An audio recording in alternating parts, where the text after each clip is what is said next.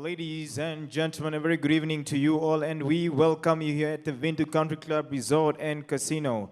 And here tonight, the MTC Nestor Sunshine Promotions is proud to present Redemption Boxing Bonanza for your entertainment. Sponsored by the best telemobile communications in the country, MTC encourages you to make your away. Co-sponsored by PST Bet, you play, we pay. Sanctioned by the Namibian Boxing and Wrestling Control Board. Your supervisor for this bout, Mr. Mini Usep. First, 4 rounds of action in the welterweight division. Your 3 judges scoring at ringside, Clement Moya, Ricky Shabalala, as well as Emmanuel Franz. The referee and the man in charge at the bell, Seblan Shimwefeni.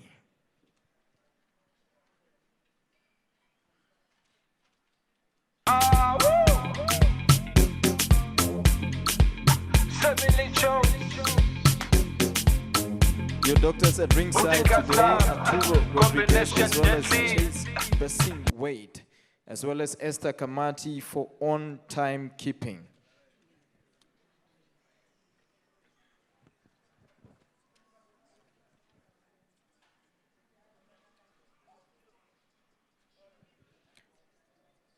Now the boxer to make way to the ring and to make entrance by the blue corner. Please welcome Jonas.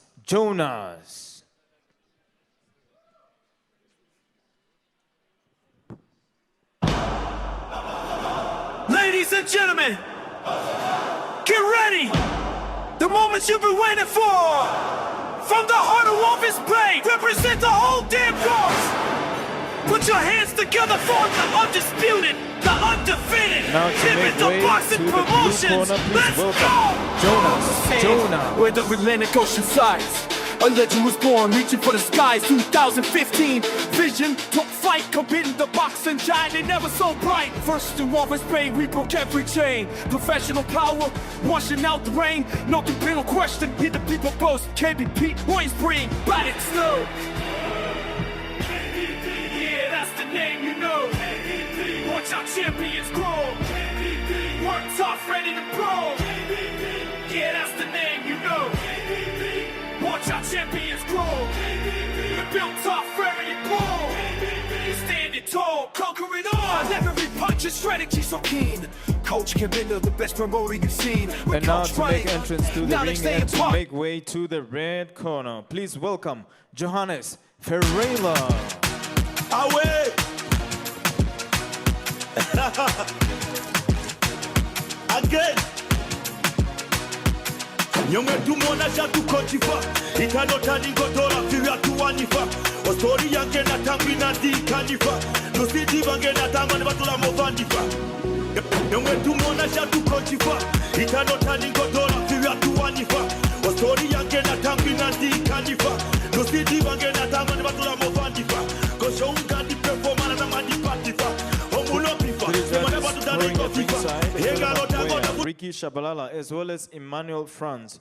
The referee and the man in charge at the bell, Seblan Shimwefeni. And now this is 4 rounds of action in the welterweight division. Introducing first, fighting from my left-hand side and fighting out of the blue corner with his coach and trainer in the black and red trunks, official weight 65.55 kgs with a record of 3 fights and 3 victories. Represents the Kambinda Boxing Club and from Walvis Bay. Boxing fans, please welcome Jonas. Answering the bell from a right-hand side as well as from the red corner with his coach and trainer. In the gold trunks, official weight 65.15 kgs with a record of 5 fights, 3 victories, 1 loss and 1 draw. Represents the MTC Kilimanjaro Boxing Club from Oshakati. Please welcome Johannes Ferreira. Now to give instructions at the bell, Seblan Shimwefeni.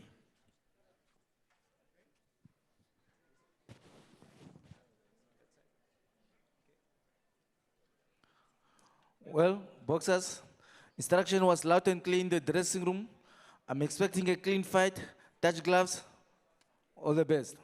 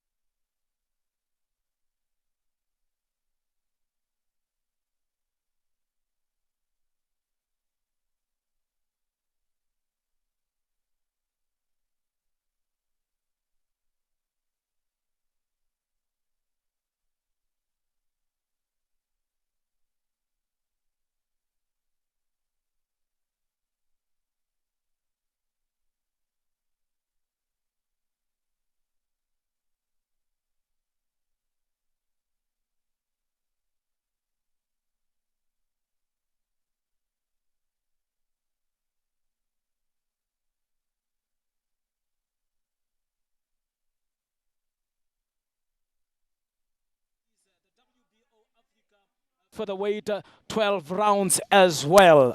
Good evening, my brother. Good evening, Donald. It's good. Thank you very much for having me. It's always a pleasure to be alongside you, ringside here, to make sure that the boxing fans, everyone in the country doesn't miss out on the action. Oh yes, as you can see, the first bout here, that is Johannes Freila versus Jonas. I mean, quickly run us through their records now. I mean, Sasha, young boxers here, you know, less experience, should one say. Perhaps that is why they are given the first bout here. Yeah. I'll start off with Jonas, the man from Valves Bay, from the Kambinda Boxing Club. Very, very, very young, energetic, full of energy. He's a boxer that is very hungry and likes to end things very fast. He has a record of 3 fights, 3 wins. It's perfect, and I don't see him wanting to lose that perfect record. And the other man on paper, he's more experienced, but he's less skilled in the ring compared to the man to Jonas. And as you can see, there are 5 wins for Johannes Freila. 3 wins, 1 loss and 1 draw. Is he going to improve his record? I think that was a low blow, but then referee really not interested. As you can see there, Johannes Freila really indicating that he was, you know, that was a low blow. Yeah, it's a low blow because, you know, one thing about Jonas is the fact that he's so hungry and he's so energetic and he wants to prove a point.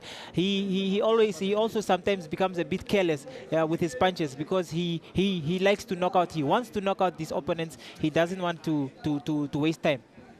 Normally, how many minutes is a boxer perhaps given to recover? Yeah, he's given as much time as to recover from the referee. For as long as the referee sees it as a clear low blow, he's given that privilege to recover from the punch. And as you can see, that is exactly what is happening now. Coach Seblan Shimwefeni is very experienced and he has been around, so he knows what he's doing. Oh, yes. And so the man is given the chance to recover. That is Johannes Freila getting a low blow there from the MTC Kilimanjaro Boxing Club. And I guess that gives both boxers a bit of a breather to perhaps catch their breath. And Jonas, you know, receiving those blows as well there from Freila. Look at those punches there going wild here between these 2 boxers. Look at that. I mean, really very hard blows here. Yeah. I like the fact that Jonas is using his reach to his advantage. He's not the taller boxer. Knowing that he's not the taller boxer, he is trying by all means to land an override which is followed by a left hook, and that is exactly how you fight against a taller boxer like Frela. Frela is very tall, so he needs to start from downstairs, from the body going up, and that is why you see that he caught him there with a low blow, because that the game plan here you can see is to start at the bottom and then you go up. Jonas there from Walfish Bay. Kambinda Boxing Club here. The last experienced boxer, that is Jonas. I mean, as the first round has come to an end, just waiting for the second round here to get us underway. I mean, perhaps too close to give this one away. Yeah, too close, but you give it to the busier boxer, and it will go none other than Jonas Juniors. He's the busier Jonas. He's the busier boxer. He has landed more cleaner punches, and Frela looks like he's in trouble. What a night for us as we are here for the main bout. That is the title fight. As you can see the two boxers really exchanging some punches. Perhaps instructions here from the coaches to say, come on guys, let's go for it and finish. So you can see that Jonas coming forward, and the young Frela, they're not giving up really. Look at that punch. Oh my goodness, very hard, isn't it? A good override. That's the override I was been speaking about in the first round, that he needs to land. Jonas needs to land an override, but he's throwing a lot of punches. He's mixing them up with the uppercuts and the overrides. Yo, and both boxers, as you can see there, Jonas throwing that punch there, and Frela holding a bit, perhaps to catch some breath. Look at that from Frela as well. These boxers are really exchanging punches here. I mean, it will be who makes that mistake of perhaps not covering well. Yeah, no. Here the moment you let your guard down, you pay for it, and that is exactly what is happening to Frela now. He's letting his guard down. He's the taller boxer. He needs to keep his guard down, and he needs to keep his distance and then throw those straight punches from the distance. But he's not doing that. He's keeping Jonas close to him, and he's getting damaged. Whoever is doing that mistake here will go down. And for now, Frela coming forward here, pushing Johannes into the corner. As you can see there, Johannes trying to get out of that corner. And now he has Frela into the corner, really throwing those punches. Look at that. Oh, look at that, on the chin. And both boxers here are orthodox for that matter. Yeah, they are both orthodox, and it's a serious exchange of punches here. Yo. And I just hope that Frela doesn't become too careless, that he leaves himself overly exposed. Wow, just the first bout here being so hectic. Look at those punches now, ducking down. There is Jonas. Oh my goodness, really very hard. I can hear the sound of those punches, Sasha. Yeah, I know, it's power blows, it's power punches. And you can see the man from the north, Frela, his power. So I think Jonas must also be careful. Even though he looks like he's the one that has the upper hand here, he needs to be careful because this man has power. And it could go anywhere as round 2 comes to an end here. Round 2 of 4 coming to an end. What a fight, Sasha. It's a good fight, good fight, Donald. Yeah, no, it's a good fight, Donald. All I can say is that they are exchanging blows. And when they're exchanging blows, it's very difficult for you to tell who's going to win this fight. It can go either way. But then the point comes in here now. There must be a smarter fighter, and there must be one who's fighting, and there must be one who's smarter between the two of them. So you cannot all be exchanging punches. So I think Jonas now, this round, he needs to be the smarter boxer. Land, move away, run away, punch, land, don't get caught here and there. And I feel like Jonas Frela, if only he can be more aggressive and try by all means to push the young man backwards, I think he stands a chance of winning this fight. Jonas needs to be a bit smarter, as he did better in the second round here. And Johannes Frela knows very well about that. He also needs to come back here in the third round to really show his abilities of perhaps knocking Jonas down here. Look at that, exchanging punches here. And the jabs here from, look at that. I mean, unbelievable here from these two young boxers. Look at that. I know it's serious punches here. Now you see Jonas ducking. That is what you said, in fact. Yeah. And he's just doing that now. Is he playing smart? But look at that punch there from Frela. Oh. Really exchanging punches here. Too close to give it away. As you can see there, Johannes Frela rather reversing here. Now his chance to really put in those punches. Look at that miss. I think Jonas is making a big mistake by standing there in front of this man who is punching so hard. So he needs to be very smart about that. He needs to move away stay away from Frela, and Frela needs to be more aggressive. Just push the young man backwards, and then you stand a chance of landing those big punches. Obviously, talking from experience, that is Sasha. He was here. He used to do this. Now, doing commentary on this. How brilliant is that? And now, look at that. Really, Frela coming forward, and it could be a matter of time here for Frela to knock out Jonas if he is not careful and now trying to come forward. What can he do?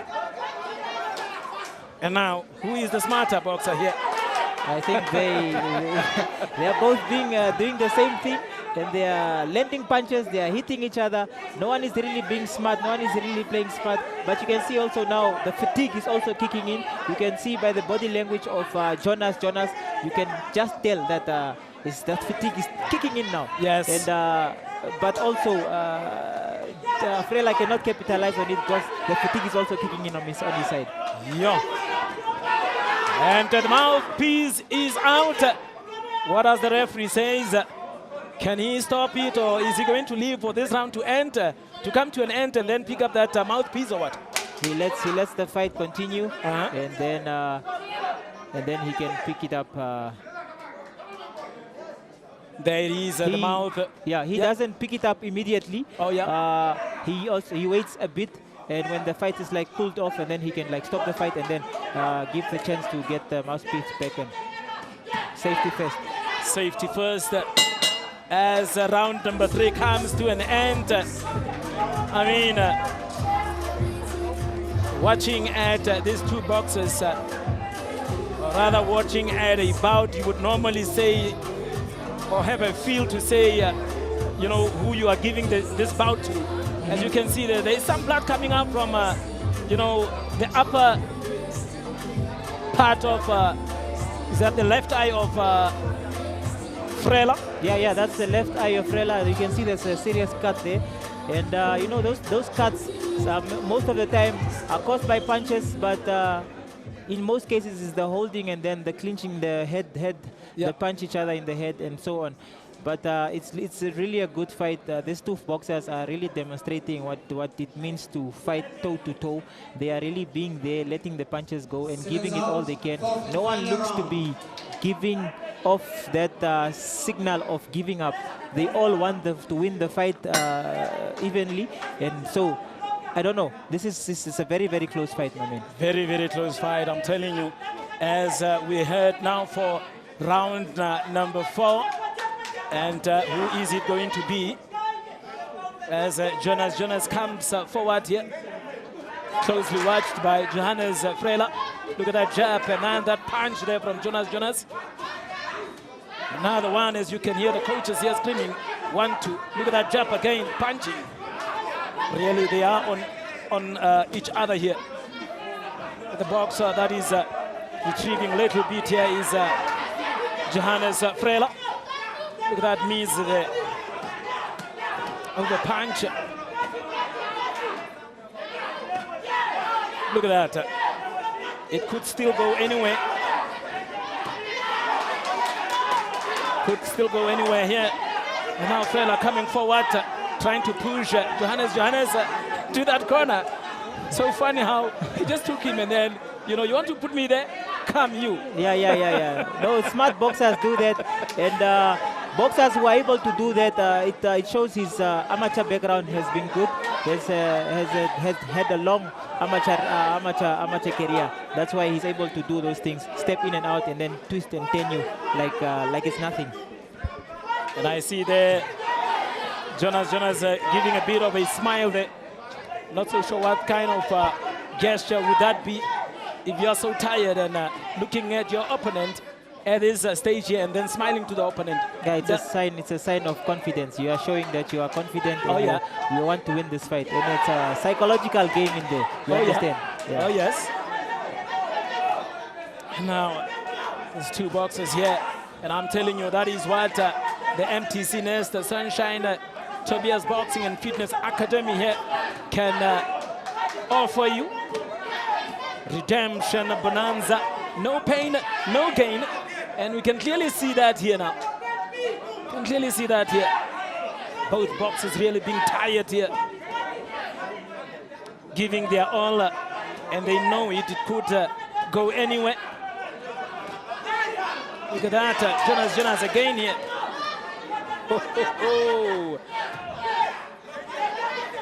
And Frela, Johannes, being very stubborn as well, Hence, that cut there on the upper side of the left eye. Yeah, no, Frela is beginning to believe more than ever that he can actually, he stands a chance he can win this fight. So you can see also the corner of Frela is very, very active here, and they are really encouraging the fighter to win this fight. 10 seconds could be over here. And it is 4 round, or rather round number 4 here for these two boxers, and it is all done. Just waiting on the referee to give us an indication as to who is going to be, whose hand is going to be lifted up here. Yeah, no, it was a good fight. It was a good icebreaker for the night. Wow. It was a good opener. I like the energy from both camps. But on my scorecards here, Jonas is slightly ahead, and I think he will just edge to victory on a split decision. If that doesn't happen, chances are this can also be a draw. Yeah. But I doubt. The young man has landed more punches. He showed that he displayed his skills, and he showed that he can land punches from all different directions. He threw the jab, the uppercuts, the right, the overright, and you can see that the young man's future is bright, and I think he wins this fight. But hands up to Frela, determined, has good heart, and you can see that he's a warrior. A warrior, and remember, we are here for 2 titles. That is the WBO Africa titles. We have Paulina's Njolo Nimus against Snami Zontuli, all the way from South Africa. They will be fighting for the WBO Africa Super Middleweight title. It is 12 rounds, and the main bout for tonight, we have Mateus the Beast Heita against Clement Loko, all the way from Benin. It is going to be the WBO Africa Featherweight title on the line here. 12 rounds as well. Vekapita Meroro is on the cards. Yeah, no, the legendary Vekapita Meroro. He has been around for so long, and I cannot wait to see him back in the ring, man. This man has been around for so long. He has 49 fights, 30 victories, and 18 losses. I mean, what a record. What a record. What a record. And imagine he is fighting a boxer that only has 2 fights, and having won those 2 as well. Good record, perfect record for, I mean, even if it's only 2, bouts. It's a good fight for the inexperienced boxer, Naftal Sheapo. It's a good way for him to pave his way to build up his career. I mean, when you start off with 2 fights, 2 wins, and then you win your 3rd fight against a man with this enormous record, the man who has been around, has gone international, yes, has won titles, and it helps your boxing record, go up there quicker than the normal way. So sky's the limit for the young man. The man must come and win, and he must give it all he can, because this man is a legendary boxer. A legendary boxer, that is Vekapita Merero, the beast. So you can see the dignitaries, very important people there. They are here to witness the main bout as well, I believe, between Mateus, the beast Heita, versus Clement Loko for the WBO Africa Featherweight Title. It is up for grabs tonight. As we go to, we rather wait for the ring announcer to come up and give us an indication as to who won, or rather who won this bout. There is the ring announcer as we wait. Let's give it up for the 2 boxers, ladies and gentlemen. After 4 rounds of action here at the Windhoek Country Club Resort and Casino, we go to the judges' scorecards. Judge Philemon sees the contest 38-38. Judge Emmanuel Franz sees the contest 36-40. And your final judge, Ricky Shabalala, sees the contest 38-38, leading the fight into a draw. Oh yes, it is a draw. Just like you have almost predicted, hence you gave it to Jonas. But your take on that draw, I mean, really good boxing that we have witnessed here in the first bout of, this redemption bonanza. Donald, it's quite a fair result, I would say. I agree with the judges, and you can see that there's a judge there. I think it's Judge Philemon Mwea. Judge Philemon Mwea gave the fight to Jonas. Oh yes. You see, so the other 2 judges gave it a draw. So that's why it's a technical draw. But then chances were Jonas was going to edge on a split decision. So close. Very close. So close. Very close indeed. But all right. Fair result. Fair result indeed. All right, now Jonas standing on 4 fights now, 3 wins and 8 draw, as whereby Johannes Frela here, statistics, standing now on 6 bouts and or rather 6 fights, winning 3, drawing 2 now, and losing only 1. Still a good record for boxing, isn't it? Still a good record. Still a good record. Still early days in his record, so he can still go back to the. These boxers can still go back to the drawing board and try and see where they can work on their mistakes. There's nothing good about being in a ring. You get to gain more experience. When you get more experience, that's where you get to learn from your mistakes and all those type of things. So it's good for the boxers, but let them go back to the drawing board. Let them go back to the different respective camps and work and put in the work. As you can see, clearly see the spectators really making their way here. Boxing fans, I guess, coming here to the Windhoek Country Club this evening tonight. This one or the other one now? I don't believe in.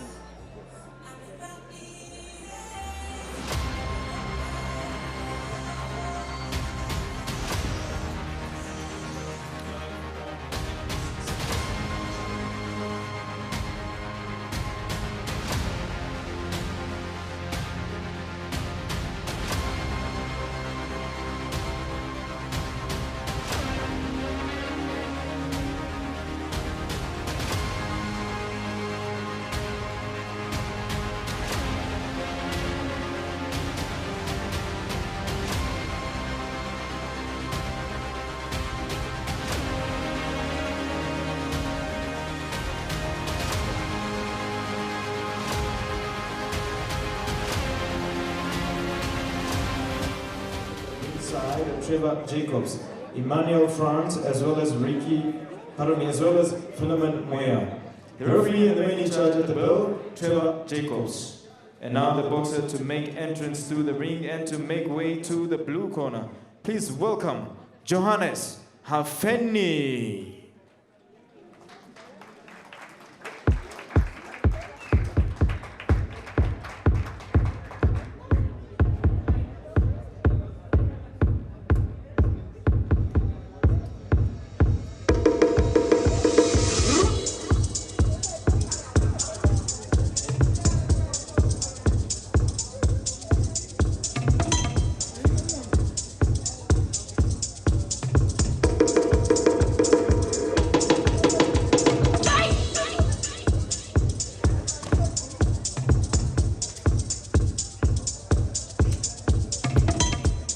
To make way to the red corner, please welcome Paulus Philippa.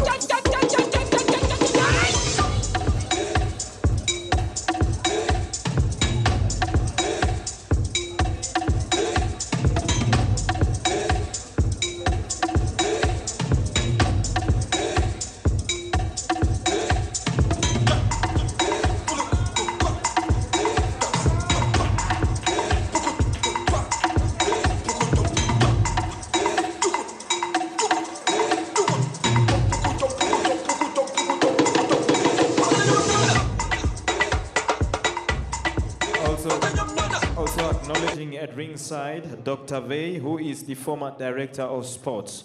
And now the boxers are here and they are ready to rock and roll. Scoring at ringside, Moses Dawana, Seblan Shimefeni, as well as Philemon Moya. The referee and the man in charge at the bell, Trevor Jacobs. Introducing first, fighting from my left-hand side and fighting out of the blue corner.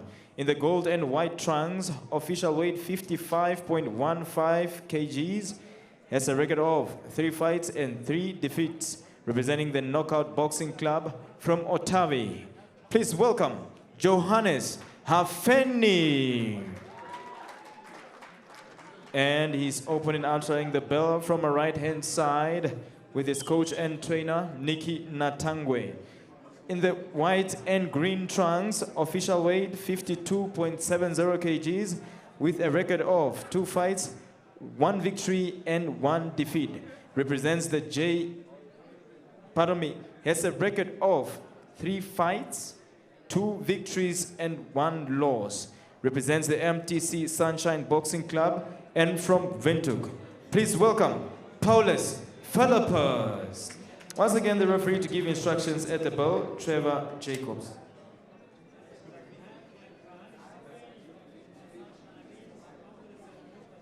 Boxers, you have received my instruction in the dressing room. It was loud and clear. Shake hands. Good luck.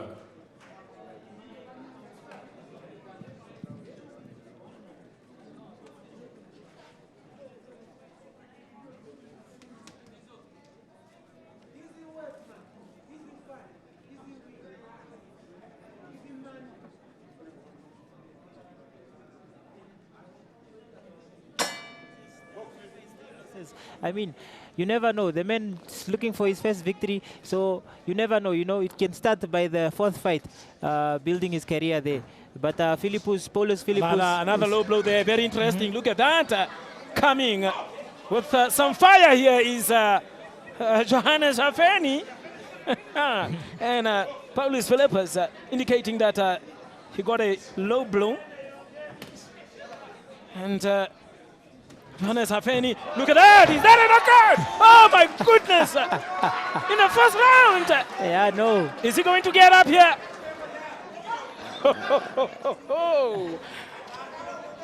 My goodness. And he's given a count. Is he good to go? I didn't see that. Would be interesting to see that action replay. And look at those exchanges! Another knockdown here by Paulus Philippus. Johannes Hafeni going down again, and the towel is thrown in. Yeah, no. Oh! Yeah, no, yeah, it no. It is all over, isn't it? It's over, it's over. Early rounds. It's over. It is over. Yeah, you can see, he's still not getting his feet. Still wobbling here. Yeah, still wobbling, and it's the power. It's the power from the young man, Paulus Philippus, and I like the composure he had, and you can see landing those punches. He knew he was the shorter boxer, so look at that. Look at that punch there from Paulus Philippus. Second one again, and it was just too much for Johannes Hafeni here. I mean, this round was just too quick for him. Look at that. And the coach decided to throw in the towel to say, my boxer, I mean, clearly, you can't. Yeah, no. I think Johannes Hafeni, judging from his actions now that we just saw here, is demonstrating how sluggish his punches were. And when you throw sluggish punches like that, you'll be made to pay for those things. So he's throwing wild and sluggish punches, so the punches are sort of lazy. And these guys work tirelessly in the gym to counter off punches like that, and that is exactly what he did. He didn't get overwhelmed. He didn't react, make too many things. He just waited he just saw the opening, and then he landed the punch, and you can see that the young man has power. Paulus Philippus knocking out Johannes Hafeni. 3 fights, or rather 4 fights now for him. 4 fights. Never tasted victory. I mean, what do you tell a boxer like Johannes Hafeni? Do you rather tell him to stop boxing, or maybe try your luck next time, or maybe we need to do things differently here? Yeah, no, it's about going back to the drawing board and doing things differently. But it's not all about doing things differently. It's about wanting to do something different. It's do you want to change? Are you putting in the effort? Because he doesn't look like he's someone that has been working hard in the gym. How can you throw 2 punches and get knocked down like that? And the way he fell down, you can. But it's boxing, isn't it? It is boxing. Yeah, no, it's boxing. I understand it's boxing, but you must look like a boxer, like someone who has been in the gym. He doesn't look like he has been working hard in the gym. I don't know. Was the fight late notice or what? What's happening? I don't know. Or was he too scared of the young man? I don't know. And there he is, the winner of this bout here, Paulus Philippus, knocking out Johannes Hafeni after the coach has thrown in that brownish white towel. The redemption fight, as you can see there on the T-shirt of Johannes Hafeni. Unfortunately, couldn't come to the party. Let's go to the ring announcer. After 1 minute and 4 seconds of the first round here at the Windhoek Country Club Resort and Casino, we have a winner by knockout. Paulus Philippus. I mean, a very simple job there for Paulus Philippus. Coming up next, we have Elias Mungela versus Philippus Mateus. That is for the Bantamweight, and it is 4 rounds for that particular bout. As we still wait for the ring announcer to bring on those boxes. Brought to you by the MTC Nestor Sunshine Promotions, sponsored by the best telemobile communications. MTC encourages you to make your away. Co-sponsored by PST Bet, you play, we pay. And now on to the third contest for tonight. This is 4 rounds of action in the Bantamweight division.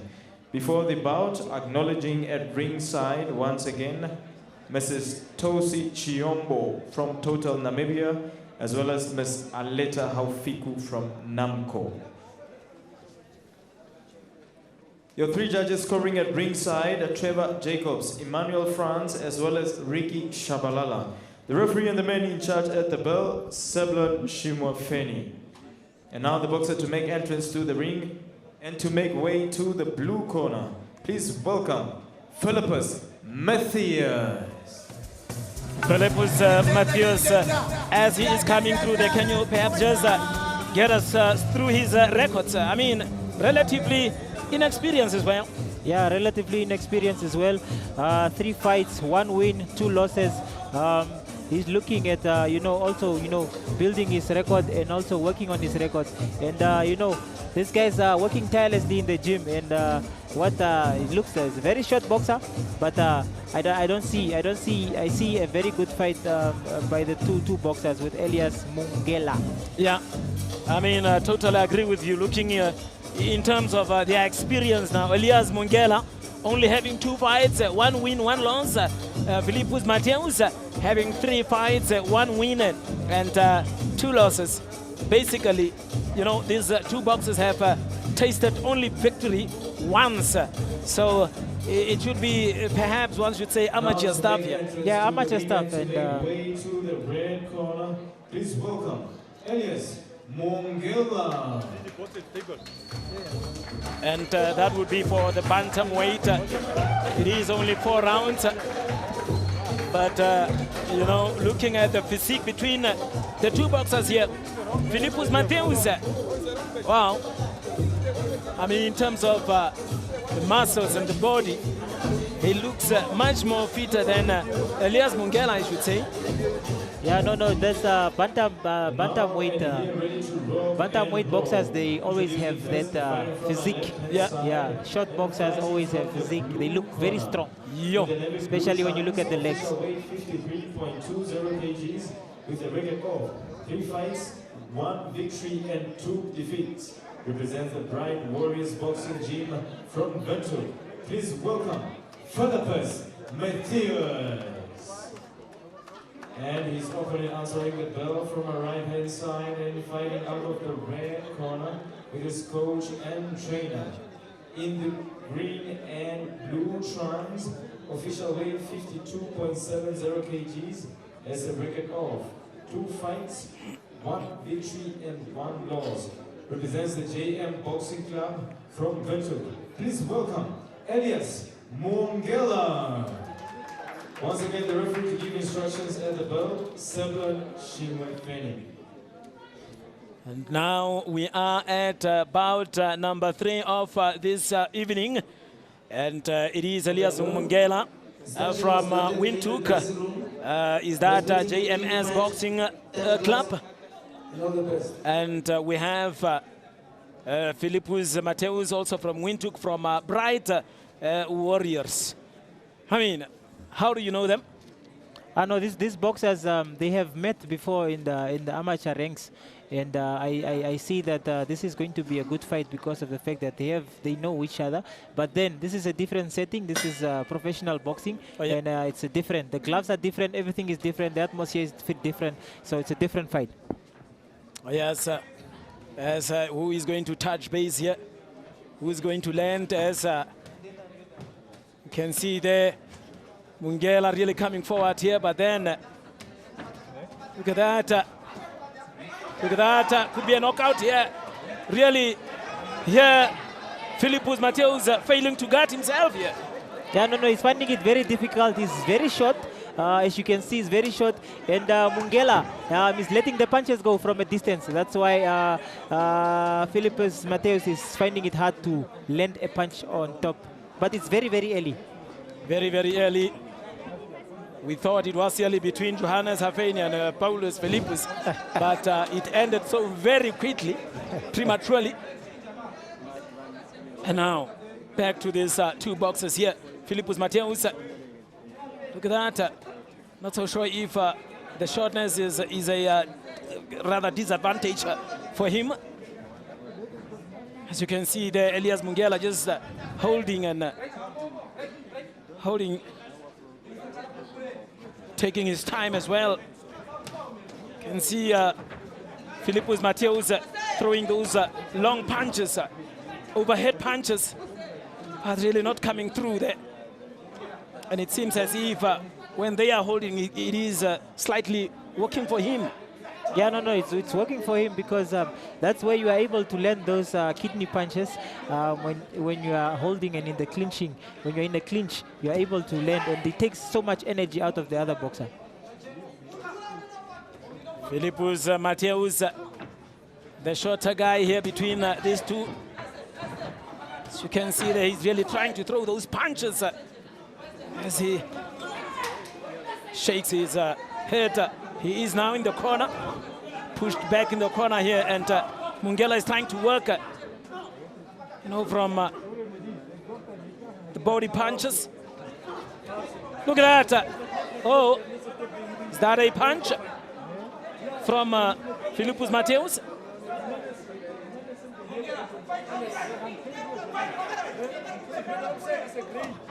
Look at that body shot there from Mungela. And here Philippus really not giving up. And they are so much at most of the time clinging on each other here. And he's really trying, or should you rather say it is a matter of time before he goes down here. But look at that punch there from Philippus Mateus. End of round one here.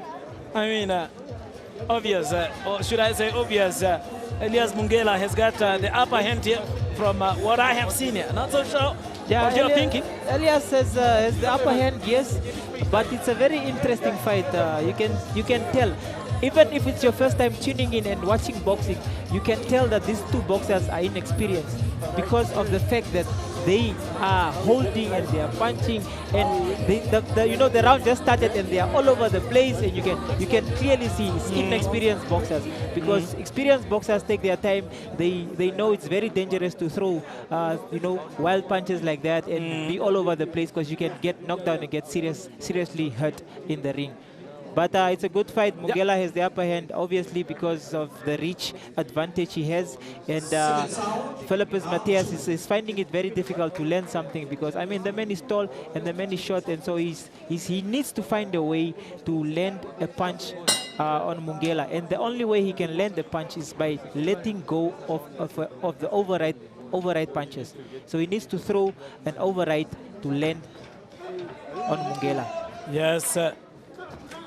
Look at that punch there from Mungela. Look at that one again, trying to put Philippus Mateus under pressure there. And Mateus knows that he needs to stay closer to Elias Mungela here. Otherwise, I just feel like the third man in the ring, Mr. Seblon Shimafeni, needs to up his game. He really needs to be close to these boxers, and he really needs to shout at these boxers to stop holding. And I think, for my liking, he's a bit far as well. But maybe he has got his reasons. Look at that. Punch again from Mungela, putting Philippus Mateus under pressure here into the corner. Rightly, as you have said now, two boxers holding each other, and the referee still, letting this go far.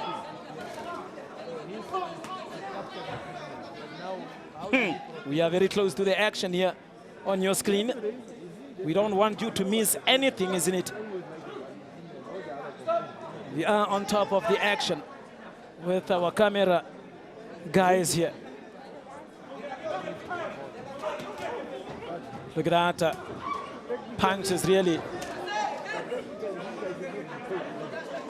And now look at that. I mean, is that allowed? I mean, no, yeah, it's probably an entertainer, but what Philippus Mateus did is not allowed in the ring. Oh, yeah. You are not allowed to turn your back around. Oh, yeah. You should always face your opponent. It's very dangerous. You can get punched at the back of your head, and you can get seriously damaged. But I mean, now Elias Mungela pushing him there from the back. I mean, that's funny. I guess that's part of teasing, isn't it? No, it's a teasing. He's trying to get in the head of Philippus Mateus, probably trying to psychologically play with him as well. Somehow boasting as well. That is Mungela coming really forward here, and was nearly a punch there, as the referee there is cautioning Elias Mungela to say, my man, please, let's have it clean here. That is what the referees normally say, isn't it? Yes, yes, and you can tell the frustration on the face of the referee as well. That is frustrated. They are making his work very difficult because he needs to be telling them and breaking them.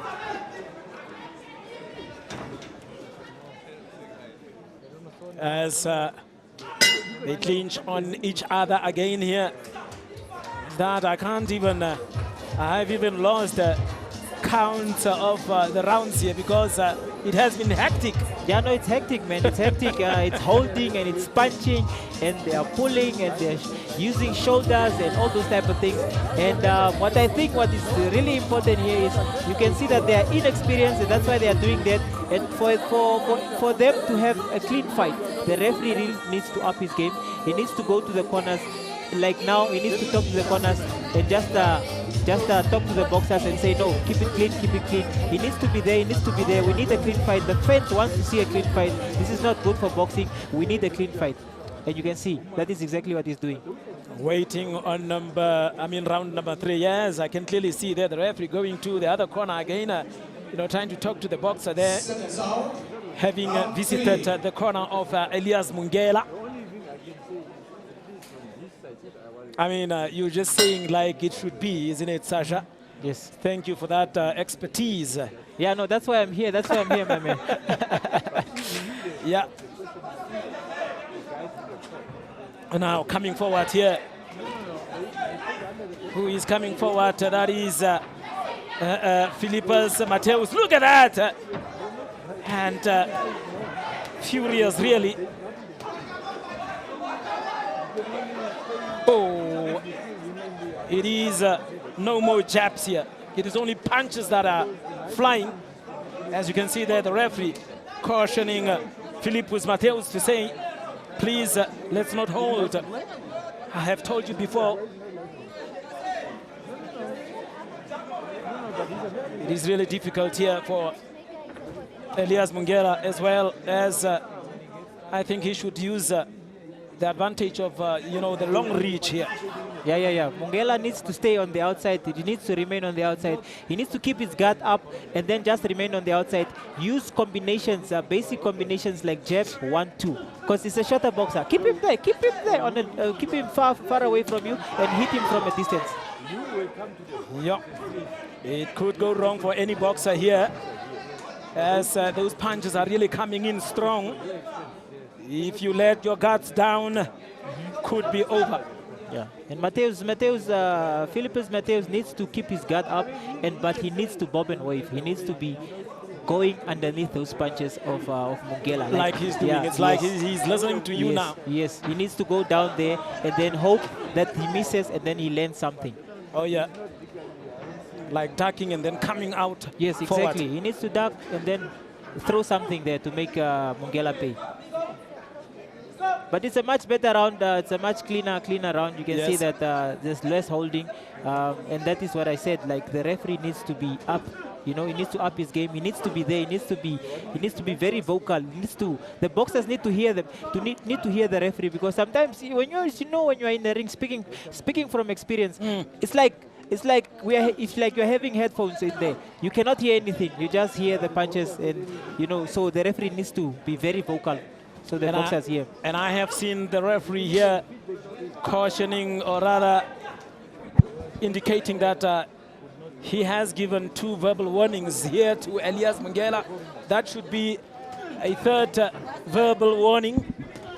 Not so sure as to how many verbal warnings can a referee give to the boxer before perhaps deducting points.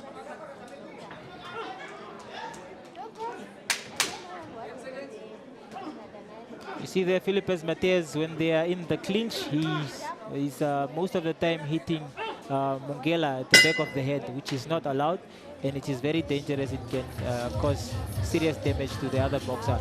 And I hope the referee can see that, and I'm sure he can see that. Semblon Shimofeni has been in the game for quite a while, and we are moving on to the 4th round. It's very, very difficult for the judges now to score this fight because of the holding and the inexperienced punching of the boxers. Very, very inexperienced, Yeah, as you can see there, the action replay.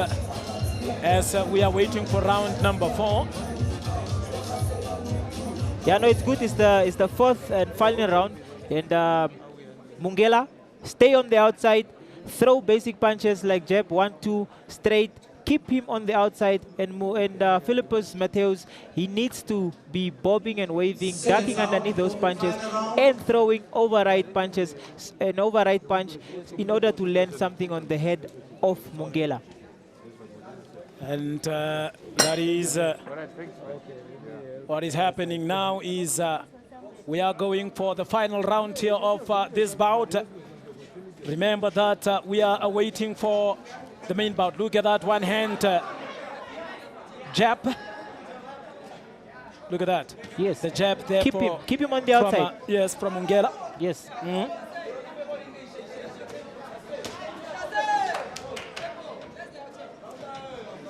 Looking overhead punch there from Philippus Mateus.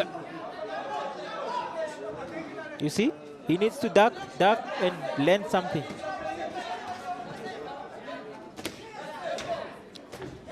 Look at that. Look at that. Another punch straight there to the nose of Philippus Mateus. And coming forward there is Philippus Mateus. Look, another punch again to the nose of Mateus. Another Matthews. Yes. And I like the fact that you can see that in this round, Mungela looks way better, because he's only doing it in the last round what he's supposed to be doing from the first round, keeping him on the outside, jab, throw a straight, keep the man on the outside. Look at that, another turnaround there by Elias Mungela. Yes, there's no way that Philippus Mateus will land something if you keep him on the outside, like the way he's doing now. But then this fight can be easy for both fighters if they have a game plan and know what they need to do. Like Philippus Mateus needs to duck, he needs to throw body punches, he needs to go underneath those punches in order to land something like that. Beautiful, you see? He just landed an override there. You see? Yes. He needs to do that. And he needs to stay close to Mungela in order to land something. And it really makes sense. Look at that. The referee again being far from action here, hence that punch coming through. Exactly. That is why I'm saying that the referee needs to be close to these boxers, because number one, they are inexperienced boxers. I will understand if you are doing it in the main bout with Mateus, Heita or something like that, where you can stay very far, because these boxers have been at the world stage. They know the rules probably. Now these two boxers are inexperienced. You need to stay there and you need to be vocal about it. Yes. As you can see, really, whenever these boxers are just saying what you have or what you are trying to, like telling them or advising them, and when they do that, it is just going according to, the plan. Yeah, it works. What you are laying out for them. Yes, it works. Look at that. And I think so far, round number 4 coming to an end. Sasha, who do you give it to? I think Mungela can easily edge to victory here in this round, in this fight, because of the fact that not only in the last round that he definitely won the last round, but he has been landing more cleaner punches, and his punches are not only cleaner but more clearer compared to Mateus Philippus. Mateus Philippus, no doubt, has landed a few punches, but it's here and there, and some punches are very awkward. So the judges look at who is more impressive. They look at who looks like he's in charge of the fight, and judging from this fight, the person who was in charge, the person who was dictating the fight, is Mungela. Yes, but Philippus Mateus also had his fair share of the cake here, touching some punches there to the face of Mungela. As you can see there, really, he had a fair of this cake. It was not only punches coming to his face, he did manage to touch the face of that is the spectators, Fikameni.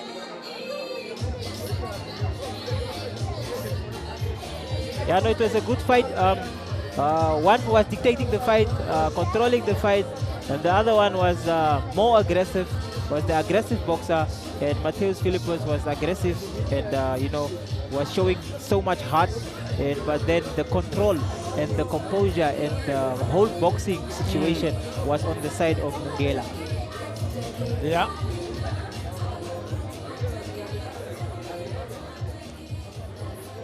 As you can see the spectators having fun here. These are the supporters of boxing, isn't it? And you can also see that Jonathan Kasheta is also in the mix of those fans. Jonathan Kasheta just recently won an African title in Tanzania. I think it was a few months ago, and he's yet to defend his title. Very, very, very good boxer, and you can see he's up with the young boxers as well. All those young men that you see there, those are amateur boxers, and they are here to see and learn and gain something, get something out of this professional event. Oh yes, and that is how it is.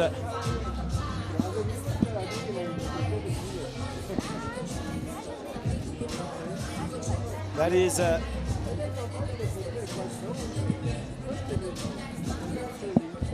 as you can still see them there again, the supporters and some boxers as well. No, it's good to see that amateur boxers are here, and all these amateur boxers, you can see they are coming from different camps all over the country. After 4 rounds of action here at the Windhoek Country Club Resort and Casino, we go to the judges' scorecards. Judge Trevor Jacobs sees the contest 39-37. Judge Emmanuel Franz sees the contest 38-38. And your final judge, Ricky Shabalala, sees the contest 39-37 to your winner by unanimous decision, Elias Mungela. Elias Mungela taking it there, improving his record to 2 wins and 3 fights with 1 loss. Still a young fighter, still inexperienced, still have years to go and meet some really meet some tough opponents in the future.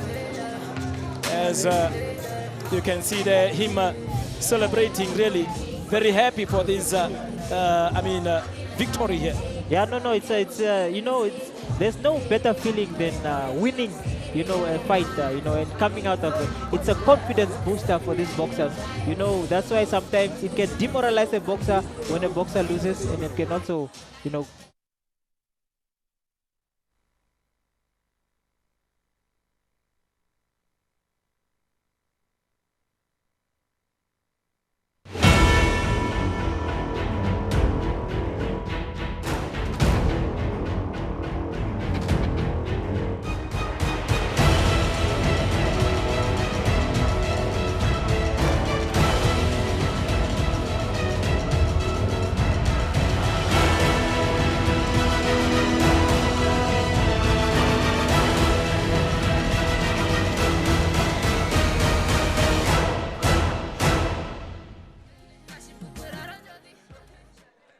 live on NBC2 as well as live on NBC Sports YouTube channel, and coming to you live from the Windhoek Country Club Resort and Casino.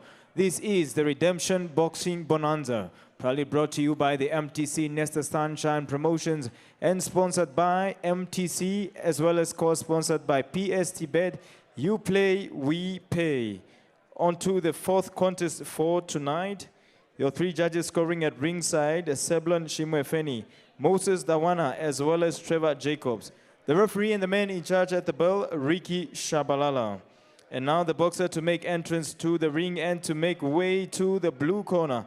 Please welcome Simon Festus.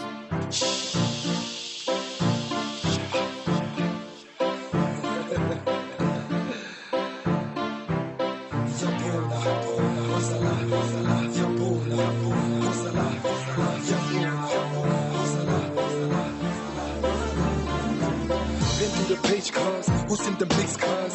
I Arafat, ghetto child, what it is, cuz I got flow, cuz I'm so heavy, cuz Becky jeans, black D, this is me. I'm born, I hold on as an A. Take the beat, this time, that's so I drop an A. Roll the dice, nine, I differentize an A. Come follow me. I'm born, I hold on as an A. Take the beat, this time, that's so I drop an A. Roll the dice, nine, I differentize an A. Come follow me. Check this out, man. Check out the baseline, homie, check the bass kick. Taking you back to school, back the basics. Geen Gomasin, Rafal Pele, did that track Rosala with the chicks on me. Heads a totty, brain sekete. The reason that I'm rapping cause my bro's my pere. Je dink is a grap, je lag met wie? Just bij mekaar, met mij zoals een rum op een vila. I got the cura here, I chase on nee. This one is different for the bass in the trunk, nee. Back in the days used to be all stars. Now we got them spinning with the back of the car. Anybody gets the right if they like the flow. So Tita Bahuman, go walk on yours, brah. Go walk on yours. Tita Bahuman, go walk on yours. Take the beat, that's so I'm up on it. Put the gangsters, line, I keep a gangster. Come follow me. Take the beat, that's so I'm up on it. Put the gangsters, line, I keep a gangster.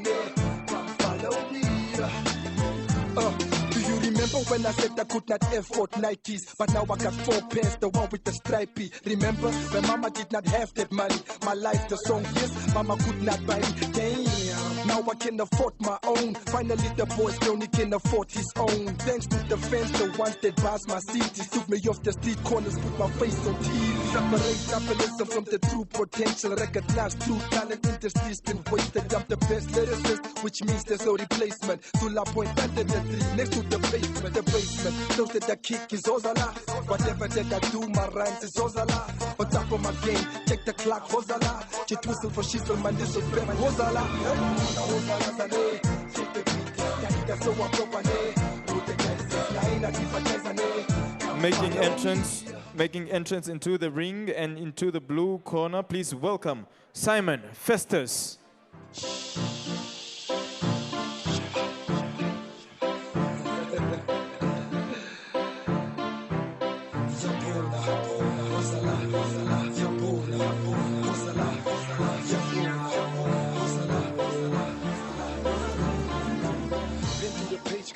Once again, your 3 judges scoring at ringside, Seblan Shimwefeni, Moses Dawana, as well as Trevor Jacobs. The referee and the man in charge at the bell, Ricky Shabalala.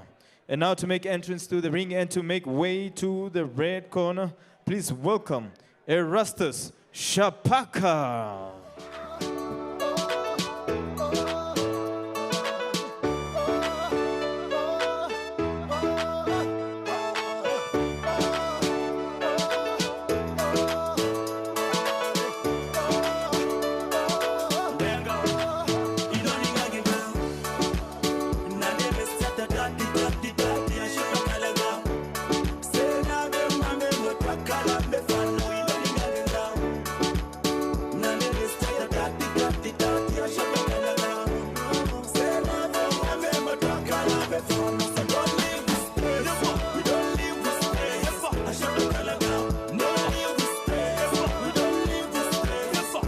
Please welcome to the red corner, Erastus Shapaka.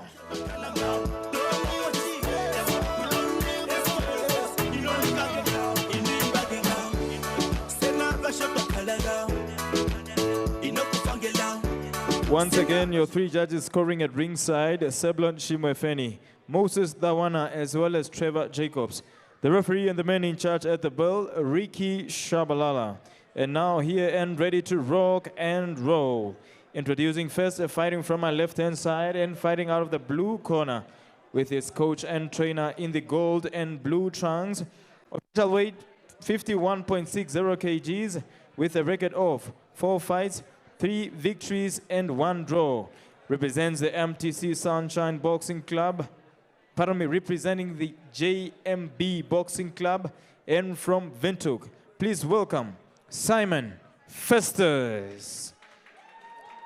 And his opponent answering the bell from my right-hand side and fighting out of the red corner with his coach and trainer SBK. In the white and red trunks, official weight 51.60 kgs, with a record of 4 fights, 3 victories and 1 draw. Representing the MTC Sunshine Boxing Club and from Windhoek, please welcome Erastus Shapaka. Once again, the referee to give instructions at the bell, Ricky Shabalala.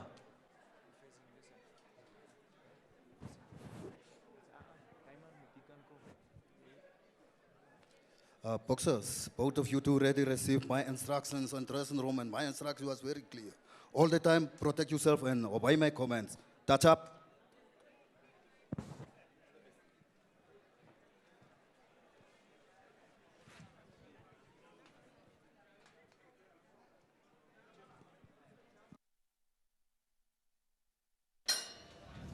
And there it is. That is round number 1 between Erastus Shapaka versus Simon Festus here. As who would come out first and test the waters here. This looks like professional boxing now. I mean, it is professional boxing, isn't it? Yes, it is professional boxing. It has matured. And you can see that they are matured, they have the experience, and they know that you need to take your time. It's the first round. You need to study your opponent. You need to check what is happening. And I just noticed one thing here. You can see that Simon Festus is coming in from the southpaw stance, and Erastus Shapaka is in the orthodox stance. So those things are worth taking note. Yes. Because they really can be changing. And what is likely to happen when it is southpaw and orthodox, Sasha? Is that when a southpaw boxer is left-handed, and he's left-handed, knowing that he's left-handed, it's always difficult for the orthodox boxer, which is now Erastus Shapaka, to see and notice that power punch, which is his left hand. His left hand is the power punch, and it's difficult for you to see it. So Erastus Shapaka needs to be very cautious and needs to look out for that left hand that is coming in. And also on the other side, the southpaw boxer also needs to. It's also difficult for him to see those right punches coming in from Shapaka. So it's not nice to fight against a southpaw or orthodox boxer when you're a southpaw. So you understand? Yeah. Round number 1 still on here. None of the two boxers here landed a clean punch, as they are still feeling each other. Really focused here, and somehow Festus going or retrieving rather. Should be perhaps careful though to be drawn into the corner here, as he is still jabbing. That is Festus. Simon really reading him very good here is Erastus Shapaka. Look at that, another punch coming through. And it's rather a look at that coming through again. So far, no clean punch. Feeling each other really. I like how relaxed Simon Festus is, and he's very comfortable boxing from the back foot. Really comfortable, but then a bit uncomfortable now with that punch coming through there from Erastus Shapaka, isn't it? And round number 1, as you can see there, Erastus Shapaka wanted to perhaps like give that friendly, what is it? What would you call that?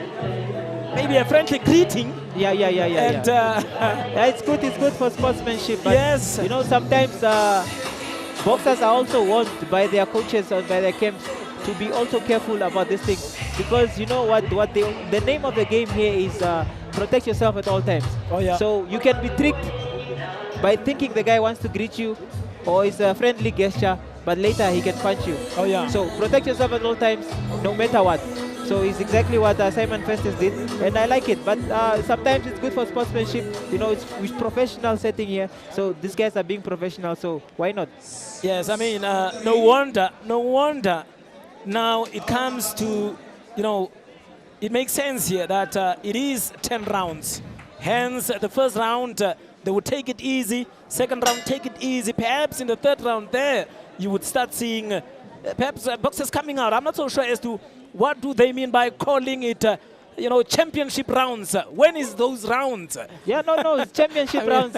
You know, it's the end. You need to give it your all. Anything can happen. That is why the reason why it's called championship rounds is all camps come and they give it all they can.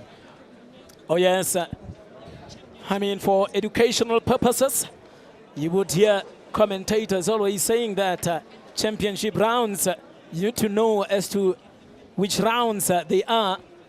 As we are going for round number 2 here. And Shapaka really being stable here.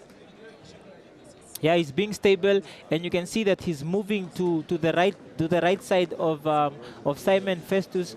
That is how you actually need to control a southpaw boxer. You don't need to go to his left side, because his left side is like going where the fire is. So stay away from the fire. And how do you stay away from the fire? Move to the right side of Festus Simon. As draws him in the corner here, that is Shapaka.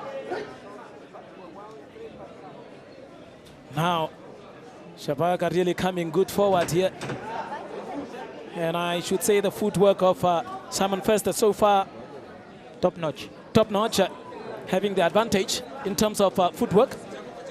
But now drawn into the corner here. Look at that, immediately reversing that, bringing Shapaka into the corner. Impressive. Yeah.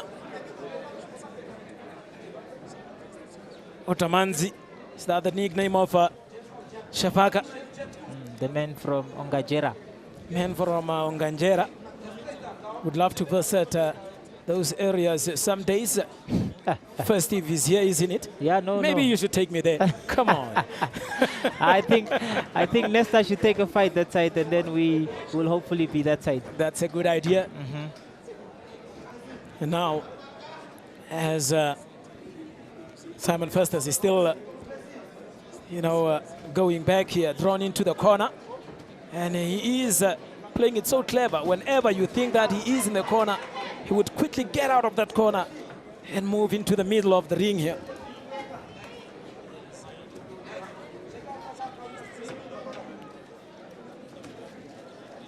And really, they are taking it very easy, isn't it? Yeah, they're taking it very easy. It's studying. No one wants to, leave themselves exposed. No one wants to let anything, you need to be very, very careful. It's experience here against experience. And who wants to lose against a boxer that is evenly good? I mean, Shapaka has, for me, being the stable boxer here, always coming forward as well, showing some power in his punches and jabs for me. Unlike first as Simon, that is very good at his footwork. Yes. Whenever Shapaka wants to draw him into that corner, he has that cleverness of just getting out so quick out of that corner. Yeah, very slick boxer. Simon Festus, very slick boxer. He likes to do those tricks. He likes to be on the back foot. He likes to be on the ropes. All his fights is always just on the back foot. And the fights he has lost them because he leaves himself on the ropes. And when you are fighting against a good boxer and you're on the ropes, it's very dangerous. But he likes that's his style of boxing. He likes moving backwards. He likes to draw his opponent in and then countering him off punches. And but what I like about Erastus Shapaka is the fact that he reminds me of a boxer. He was also a world champion, Paulo Zambunda. He reminds me of Paulo Zambunda. He's calm, aggressive. I don't know if I'm using the right term. Yeah. He's calm but aggressive. In yes. a good way. You're right. Yes. You're right. Yeah. You're right. Perhaps I could be your English teacher tonight. Okay. Nonetheless, we are still waiting for the main one. Remember, we still have Veka Peter Meroro tonight coming up against Naftali Sheyapo. And we have Harry Simon Jr. as well against Jeremiah Mere, all the way from Zimbabwe. Another one, Paulinus Jolonimos, coming up against Snamizo Ntuli. all the way from KwaZulu-Natal, South Africa, for the WBO Africa Super Middleweight title. That is 12 rounds coming up. And then the main bout, Mateus the Beast Heita versus Clement, or rather Clement, Loko, all the way from Benin. Impressive records here. What happened there? I don't think that was a knockdown. Perhaps a slip or a clash between these two boxers. Look at Simon Foster's. You would, for a moment, think that he will be drawn into that corner. But then really, coming out so fast. Yeah, and that has been the case for these 3 rounds. Yeah, the footwork is good. He's very, very good with his footwork. You can see he's the entire round, he's on his toes, basically. He's moving on his toes, and that is what makes him very quick to move out of those danger zones. Now, I think at a point, Eraste Shapaka would be a bit frustrated to say, man, I know I've got the power, but I can't just reach to this guy, and he might start taking things very quick. I don't know. Yeah, no, you can see that Eraste Shapaka is not willing to commit himself just yet because of the fact that the guy is quick on his feet and is countering him. So he doesn't want to commit himself. But he has to commit himself in order to learn something. He needs to take that chance and just go forward.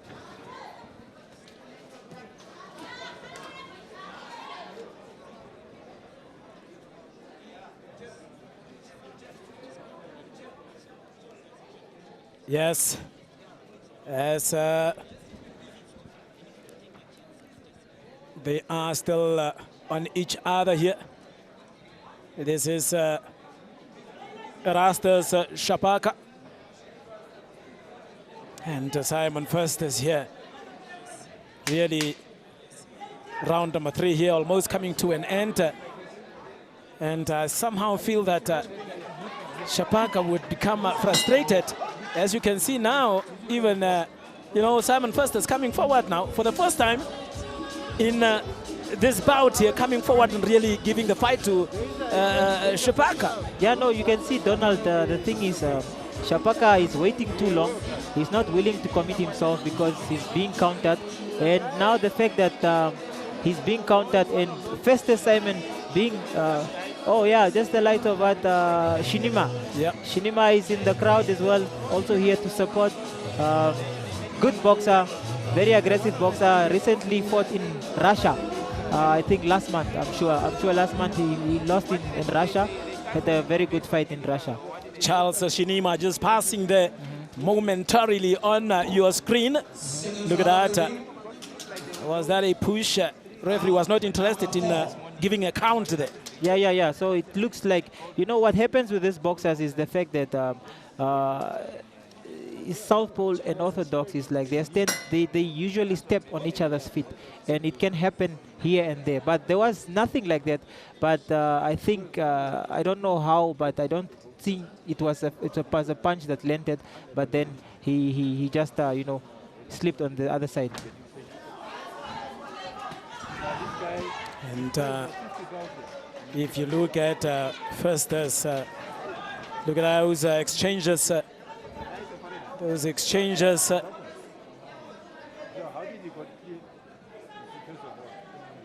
As he comes to the corner again, that is first Simon now. Shapaka trying to make use of that opportunity. And look at that smile there from Simon Firsters. Perhaps indicating that you haven't landed anything against me here.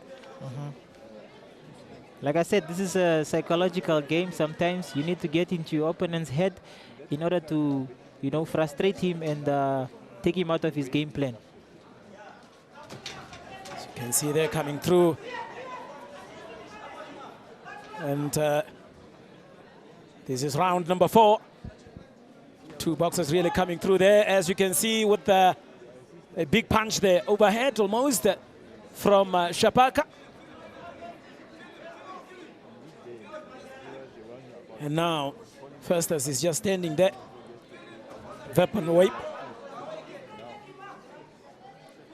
Weapon wave, yes. It's right term. And Damanzi should be watching closely there from Oganjera, looking at their homeboy here.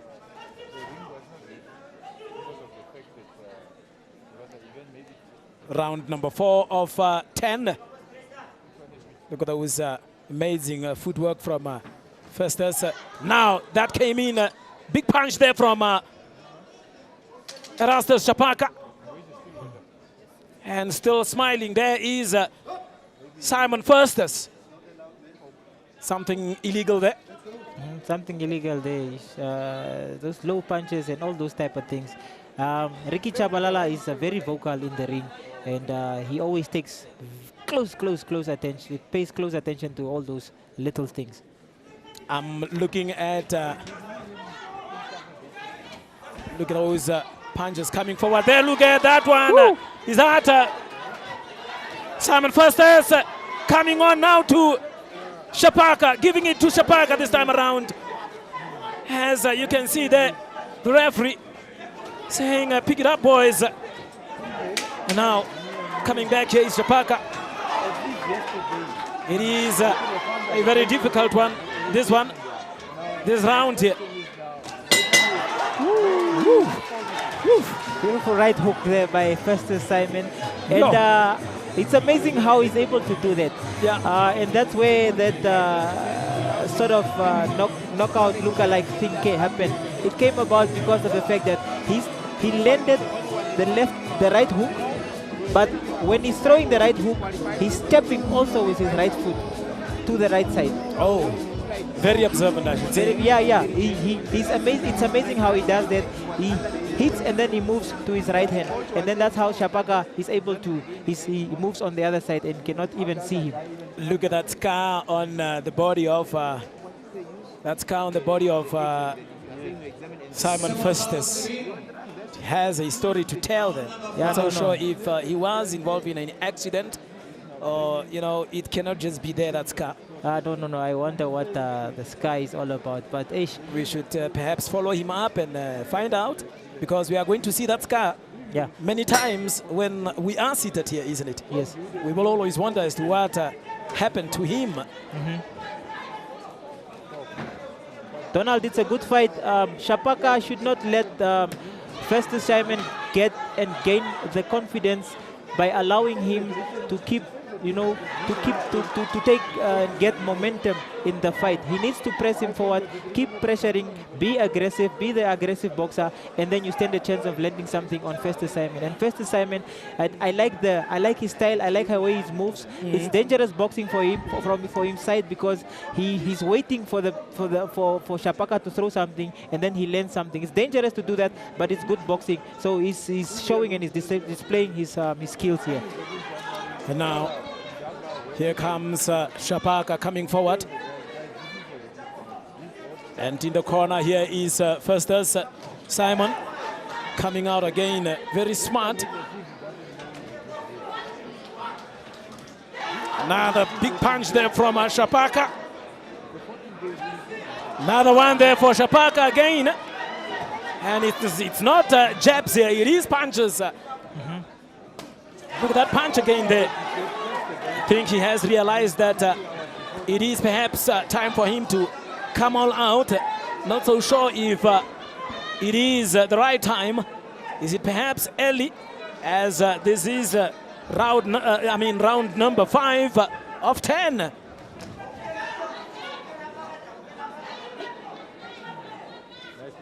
As that left jab there from Simon. Simon, double punches there, or double jabs, mixing them. And you can see really Erastus Shapaka is very determined into coming forward here. You can just clearly see that in his face. And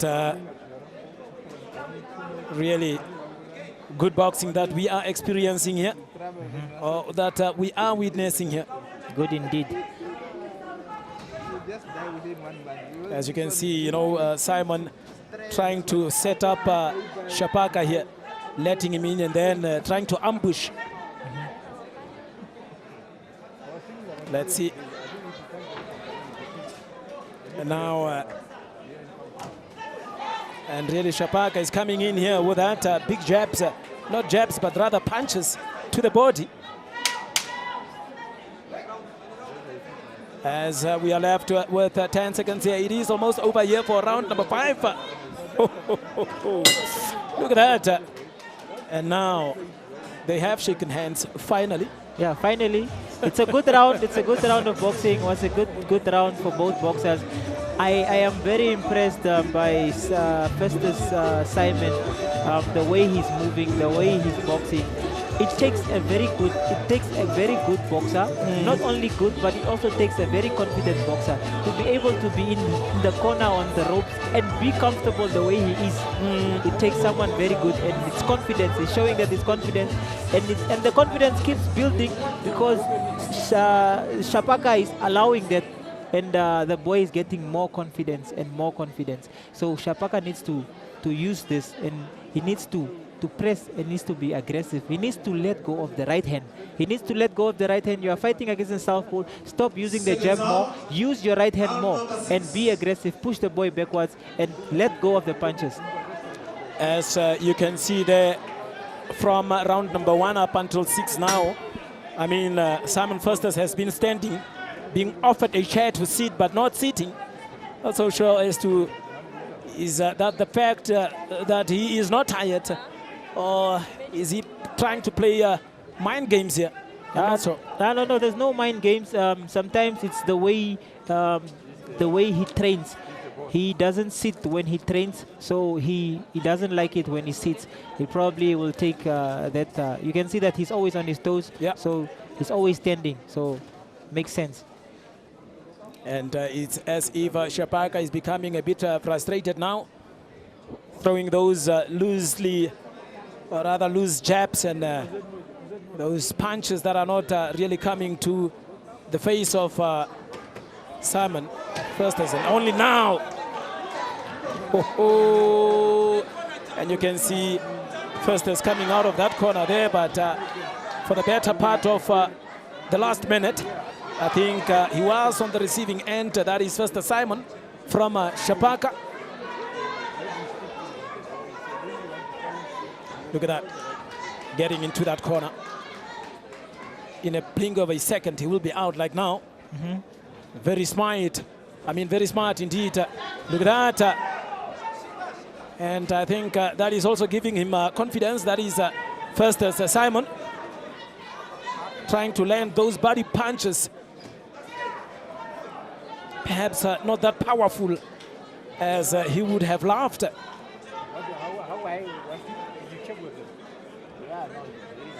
Look, now into the corner, out again. I'm not so sure if I see right here. Is he switching from orthodox to southpaw? I don't think so. Don't think so, isn't it? Look at those footwork from Simon Festus.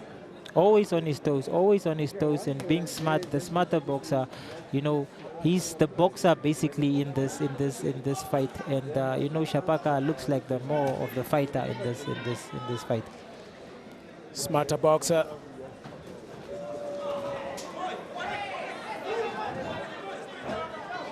Once you have passed. Once you have passed, just get into the hotel. And can see there, really smart as he is. I think for the better part of this round here, he has been on the back foot. That is Simon Festus.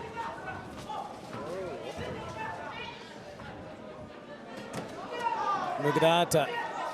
His punches really.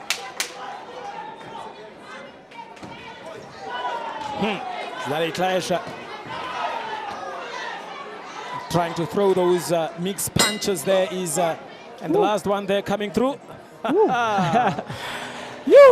I know. I'm telling you, this is intense, man. Yeah, no, it's becoming a fight, and I like the style of Festus Simon. He's really displaying his skills, and he's really confident. He's doing it, and he's very confident about doing it. And I think he needs to keep doing it. He needs to keep doing that. Keep drawing Shapaka inside. Keep landing those clean punches. You know, it doesn't take.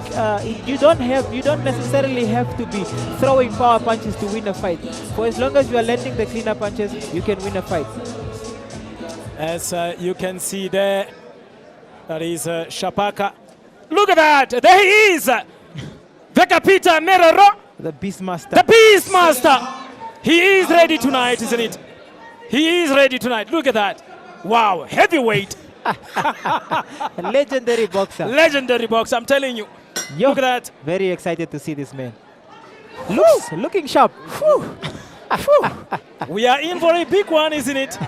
We are in for a big one. Vekapita Merero, 49 fights. And 49 fights, 30 wins, and 18 losses. Yes. Quite a record. Yes, it is round number 7 here, as we are still with you here. I am with Sasha, and I am Mampudi. We are still together, don't worry. Still coming there, still coming for the main one.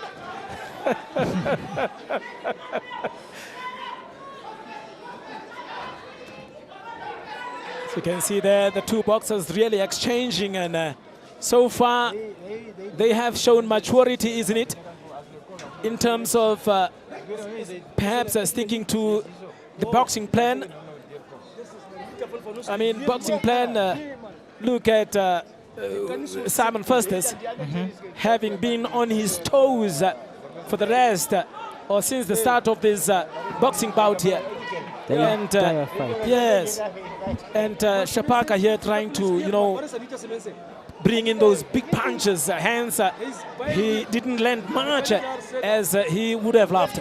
Yeah, no, Shapaka is getting frustrated because of the fact that, you know, the boy is being slick, being smart. He's not it's not necessarily outboxing him, but you see, he needs to do that. He needs to be aggressive. He needs to press the boy, because if you are taking too long, the boy is too smart and is too fast for those punches. Too smart for those punches. I'm telling you, there is 2 or 3 punches, jabs that are coming in from Shapaka.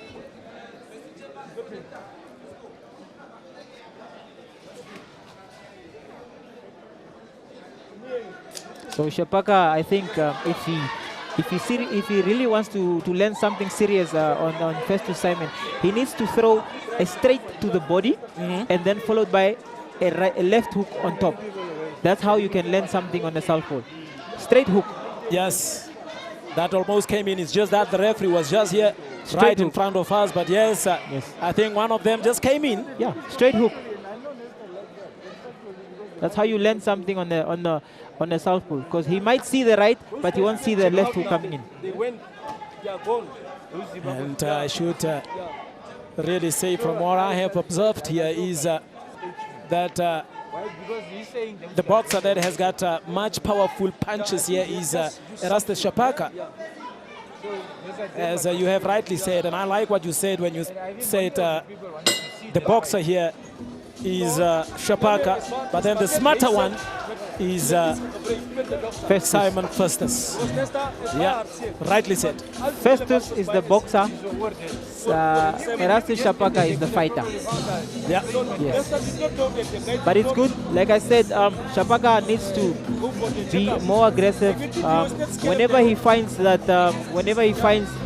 Festus Simon in the corner, he needs to press him. He needs to land punches. He needs to throw 1-2 combination, 3 punch combination, 4 punch combination. Mix it up with body punches and up. That's the only way you can learn something on this boy, because he's very smart. If you throw 2 punches, he slips and then he rolls and then he goes away. Then he runs away. Look at that. You see? 4 punch. Throw 4 punch, 3 punch. Then you learn something on this boy. But he is covering good as well. You see? Look. how he's able to dodge and just 10 out of and get out of the corner. Yeah. There is the young man again. Jonathan Kasheta. Jonathan Kasheta. Very good boxer.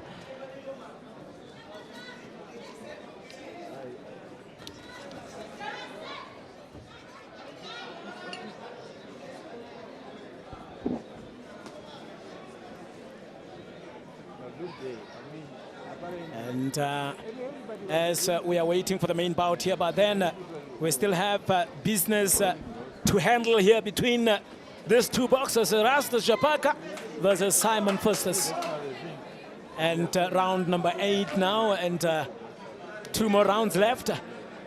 Who is it going to be so far? I mean, what have you seen between these two boxers? I think you should have made up your mind now, unless maybe there is a knockout. Who do you give it to? I give this fight to currently now.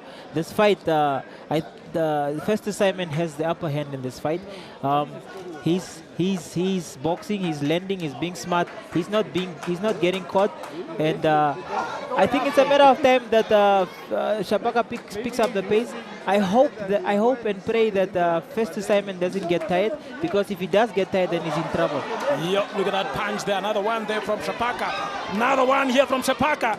And I think now he has studied Simon here. And Shapaka is very aggressive now. Look at that coming through. Kind of a caution there from the referee, the umpire.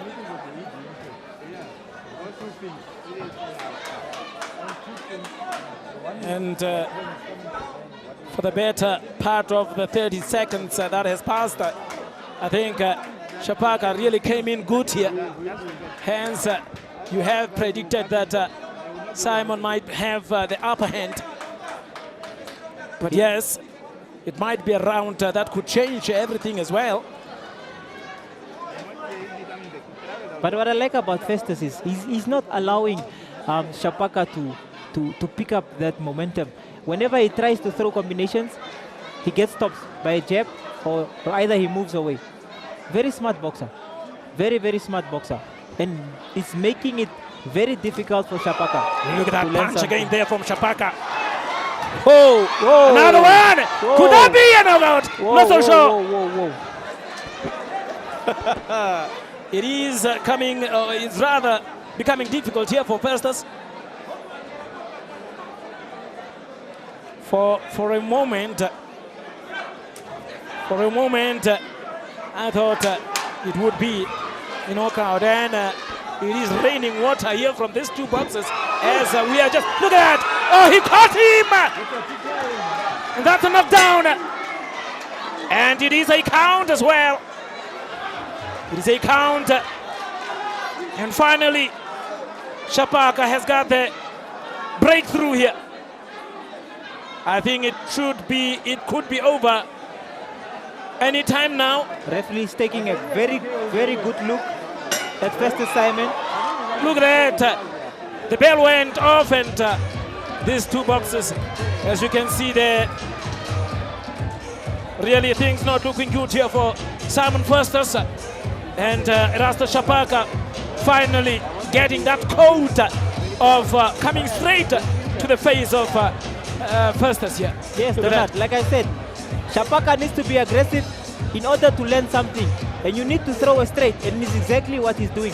Go forward, push, and pressure the boy, and hope and just see what he can do. You see there? It's amazing how you say it, Sasha. Look at that straight punch. Just what you are advocating for. He needs to let go of the right hand. Look at that. Beautiful. Straight. Right hook. And for a moment there, I thought it was over. Right hook. For a moment I thought it was over, but then look at the right hook. You see? Yo. That's how you can learn something on a southpaw boxer. Straight hook. Straight hook. And the water from Simon Festus' hair was raining on us here. Yes, yes, most definitely. And like I said, Festus Simon has been on his toes. It takes a very fit boxer to be able to be on your toes for so long. And it's only a matter of time that he starts getting tired. And like I said, when he gets tired, he's in big trouble because Shapaka is very, very aggressive, and he won't let him breathe. And now he has found the coat to the body and to the face of Festus Simon. They are just here. We are just here under them here. Can clearly see what is actually happening here. Look at those punches here. And I think Shapaka wants to end it here, isn't it? Really coming forward now. How smart is Simon going to be to get out of that corner? As always, he has managed. Going back to the corner again. Look at that punch. Big one again there for Shapaka. Oh my word. There is something wrong there. And the referee is watching on the face of Festus here. Straight hook, straight hook. Will that come in? Straight hook. Rather mixing them up there to the body. I think he caught him as well. He caught him. Shapaka really coming forward here.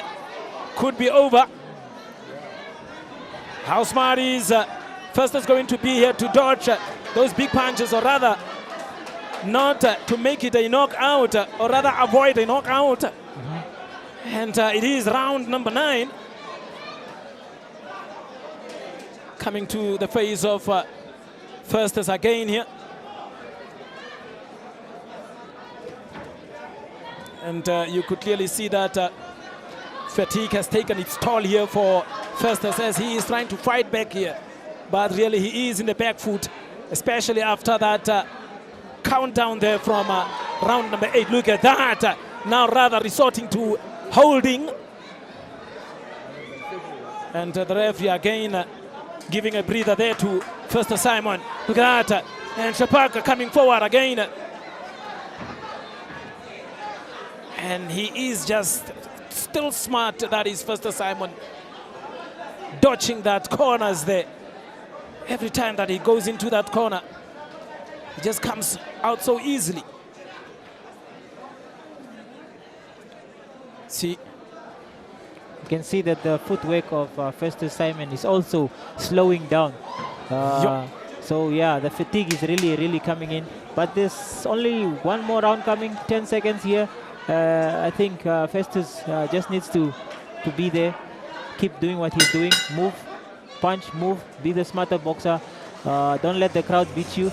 Don't let the crowd get to your head. And don't give Shapaka the chance. Don't give him that chance. Don't give him that opportunity. Don't create that platform for him, because he likes being given that space where he's given that freedom to let the punches go. So Festus Simon should just keep moving, but throw a bit more punches, you know, and for you to be able to push Shapaka backwards. But Shapaka just needs to be more aggressive. Let go of that straight hook and let go of that body punches, and then you can learn something. He can actually knock this boy out, but only if the boy allows him to.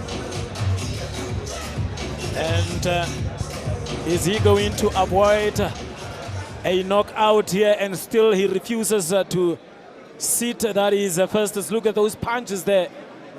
Double punches. Mixing them up there is Shapaka. Round number 10, and it is the final round of this bout. After that, we will have Naftali Shiapo versus Vekapita Meroro coming up next after this round.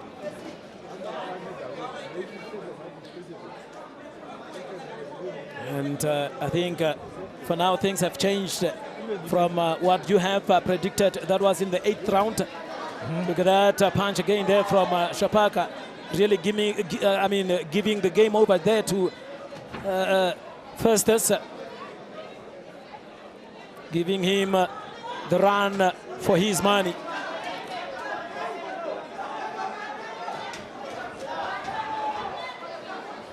As you can see there, a bit of a wobble. That is Festus. And Beautiful. he caught Shapaka on the chin there. Beautiful 1-2 combination. Yes. And I think Shapaka have relaxed things a bit now. He is not that aggressive like in the 9th round. And here the referee really has a lot to talk about. I'm not so sure what it is. Yeah, no, the referee is noticing the punches from the back of the head. Shapaka is throwing some punches in the back of the head of Festus Simon, and the referee is smart enough to pick up those wrongdoings. But Festus Simon needs to avoid staying too long in the corner. That is where the danger is. He needs to stop being in the corner, because Shapaka wants him there. I mean, as much as he is so smart to get out of that corner there, he should, by all means, get out of the corner. You see? Get out of that corner. But yes, the only time he gets caught is when he's in the corner. So he needs to avoid the corner by all means. Like now, get out of the corner. Get out of the corner. Look at that miss there. Wow. And Shapaka still coming forward here, still pushing forward. And I think he should know by now that he has the upper hand of this bout here. I mean, especially there from the 9th round.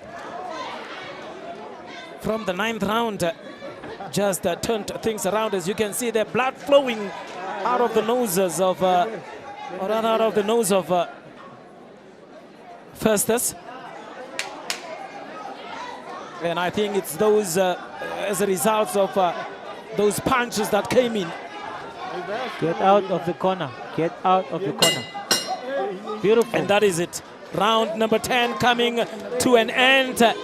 And I think we will have a winner here. So your take, Sasha, from this one here.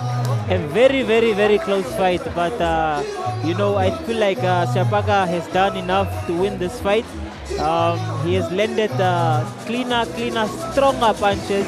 And despite the fact that Festus Simon was landing clear punches and was moving and was boxing the whole round, but towards the end of the rounds, you can see that Shapaka has been landing, and on top of that, he has a knockout also, so he has the advantage. So obviously, I'm giving the fight to Shapaka. Yes, and we will have a big one up next. Naftali Shiapo, heavyweight national title, and he will come up against Vekapita Meroro, the legend. The legend.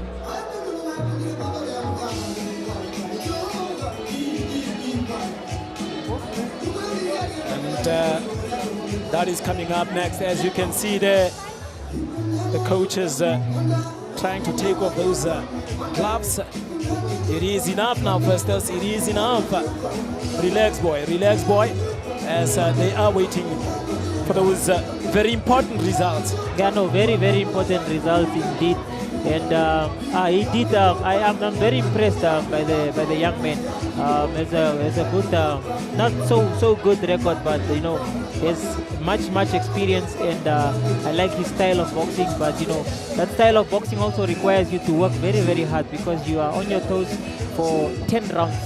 So you need to be very, very, very fit, and also you need to have that heart of a champion, the heart of a lion, in order to maintain that style of boxing. And it also requires heavy confidence, and he has the confidence. Yeah. I mean, he knows he's good at it, so that's why he has demonstrated it, he has shown it, and he has proven that he can stand there with the likes of Erastus Shapaka, who are very good and aggressive and very, very powerful.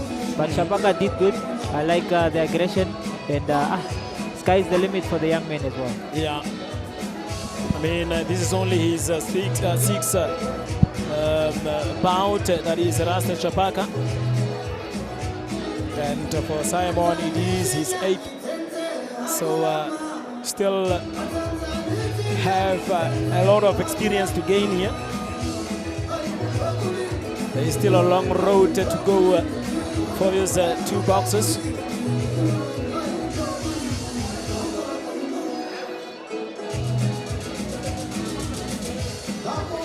There is the WBO Africa Title redemption tail of the tape.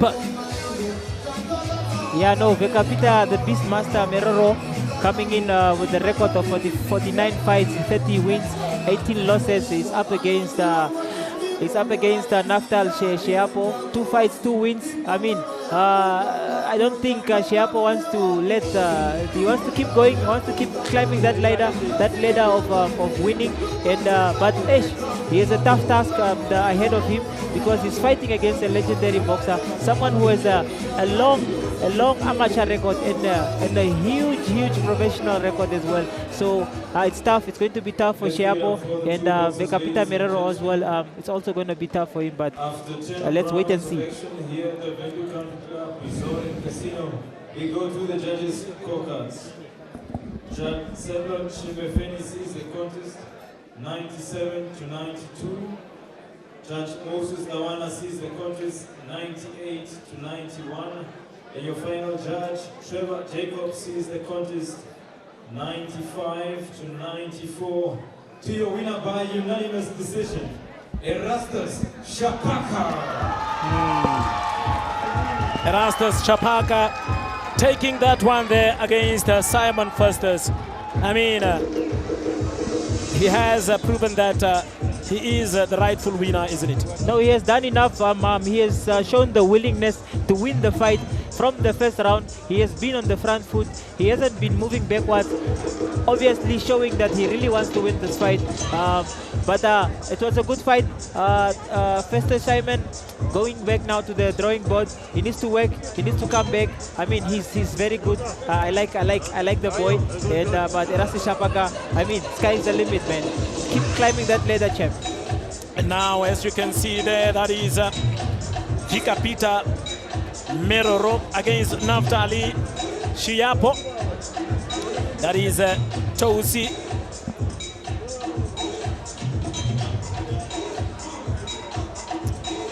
And you can see the supporters are here, really. Yeah, no, boxing fans are out here now. People are out here. No one wants to miss the main bout of Mateus Heita versus Clement Loko. So fight fans are still making their way to the arena. And who wants to miss this, man? And most importantly, this fight. Especially this one here. Vekapita Meroro versus Naftali Sheapo. Remember, we still have a few bouts to go here. We have Harry Simon Jr.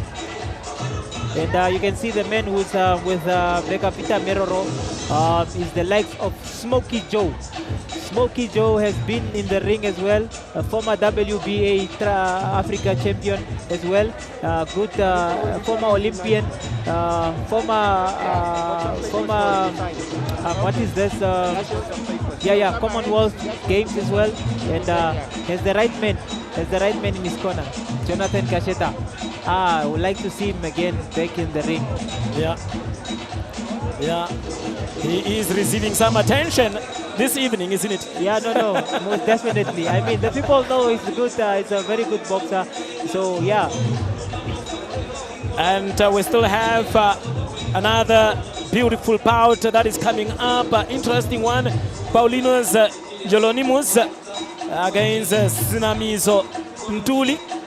The WBO Africa Super Middleweight title is up for grabs. As you can see there, Harry Simon and Mateus the Beast Heita against Clement Loko from Benin for the WBO Africa Featherweight. And we have 12 rounds on that one. AB Shihepo, my name is Tafanji Nyurenda, taking over for the Redemption Boxing Bonanza at the Windhoek Country Club Resort and Casino.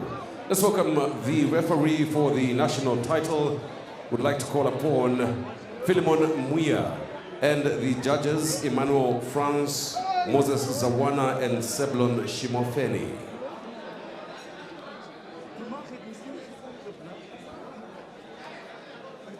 And for the national title, let's welcome to the ring, after a very, very long time, Vikapita Meroro. There he comes, Vikapita Meroro, coming through. Very famous boxer here in Namibia, legendary, really. And I'm just wondering as to what is there for him. I mean, if he had to lose after being out of action for so long, he will still come to that one. Let's listen to this beautiful piece of music. Yeah, no. The legend is here. The legend is here. The legend is here. There he is. The man who has been in the ring for 49 times, winning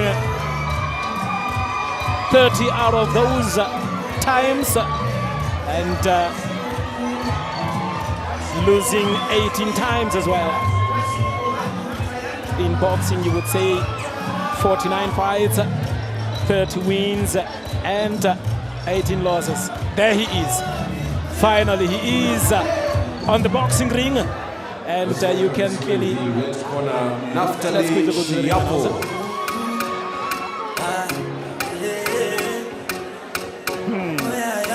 The big boys are coming out now, as you can see there. Is that everything will be alright. That is Naftali Shiapo. Big boys, big punches, heavy punches, big knockouts, big everything.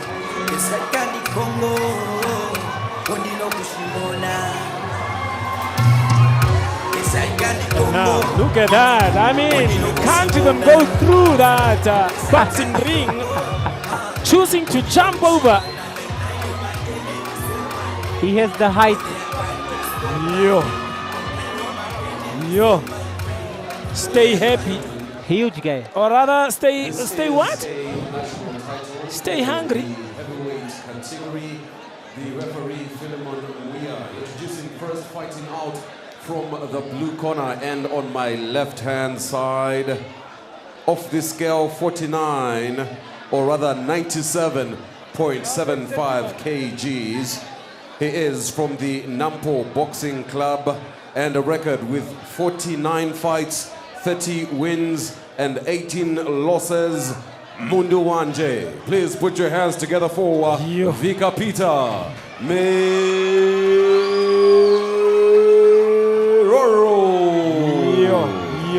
Yo. It's a big one. The challenger for the vacant national title heavyweight, fighting out from the red corner in white trunks. He is an MTC Sunshine Boxing production. He has a record of 2 fights and 2 wins. On the scale, 107 kgs from Onesi. Please put your hands together for Naftali Shiapo.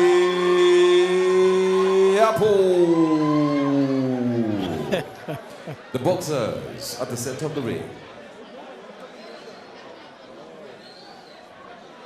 Boxers, my instruction was clear in the dressing room. Obey to command all time, protect yourself all time, touch gloves. These are big guys. Naftali Shiapo versus Vikapita Meroro. I mean, huge guys, as you can see them there, Sasha. Huge guys, huge punches, and you don't expect a lot of punches from these guys. You expect few punches, but few hard punches.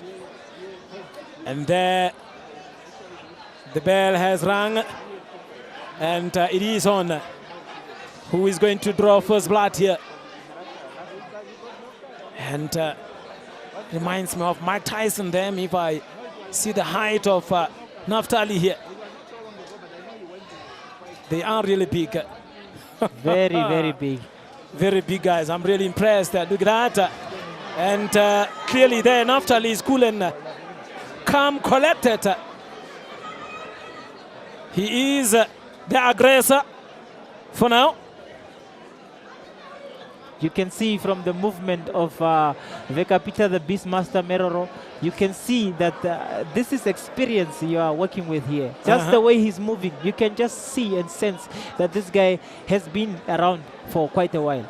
And here the stance is orthodox. Pretty good, good to go now. And the aggressor still here is Naftali Shiapo. Only 2 fights.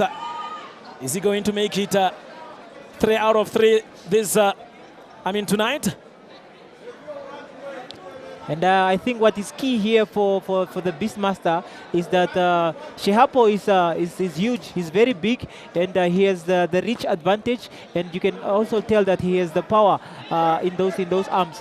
So what Vekapita needs to do is just give himself time, take it easy, and let the rounds go. As the rounds go, I don't think Shihapo will be able to cope with the Beastmaster.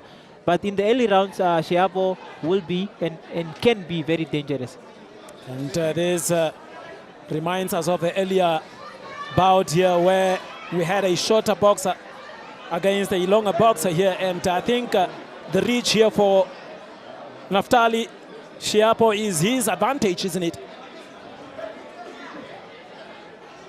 And Vekapita Meroro, what do you think he needs to do here? As clearly Shiapo here has the better, reach. Yeah, no, Shiapo has the reach, definitely has the reach, and he has the energy also now in the early rounds. So it's 10 rounds. So Vekapita needs to be very, very, very patient. He needs to be composed. He just needs to let the rounds go, and then he can start, picking up the pace in the 4th round or so. And then I think he stands a chance of beating Shiapo, because I don't see Shiapo hasn't, gone as those many rounds before. I mean, he has only two fights. Only 2 fights. The experience of Meroro help him. The Beast, not so sure, but for me, I think Shihapo is very stable here. Has got the height, has got the reach. I mean, like, advantage at every position here. Yeah, no, he has the advantage, all the advantage, but does he have the endurance to go? Does he have the endurance to go the full 10 rounds? I don't think so. But one thing I know is that Meroro has the endurance and can go the 10 rounds. So he needs to use his experience to his advantage. He needs to make Shiapo tired. He needs to just let the rounds go. Take it easy, let the rounds go, let Shiapo throw those punches, let him miss, let him get a bit tired, let him get a bit loose, and then Vekapita Meroro can start, picking up the pace. And then I know he can learn something. But make no mistake, Shiapo is very dangerous in these early rounds. He has the power, and if he learns something very, very big on Vekapita Meroro, the fact that Vekapita is it's an old boxer. He's been around. So if he gets caught by a huge punch, he can go down. Yep. Round number 2 for this one. The heavyweights of Namibia. Round number 2 again, I say. Look at that jab there from Vekapita. I think the first one that could reach the face of Shiapo. And Shiapo there not happy with how Vekapita is really taking those punches there to the body.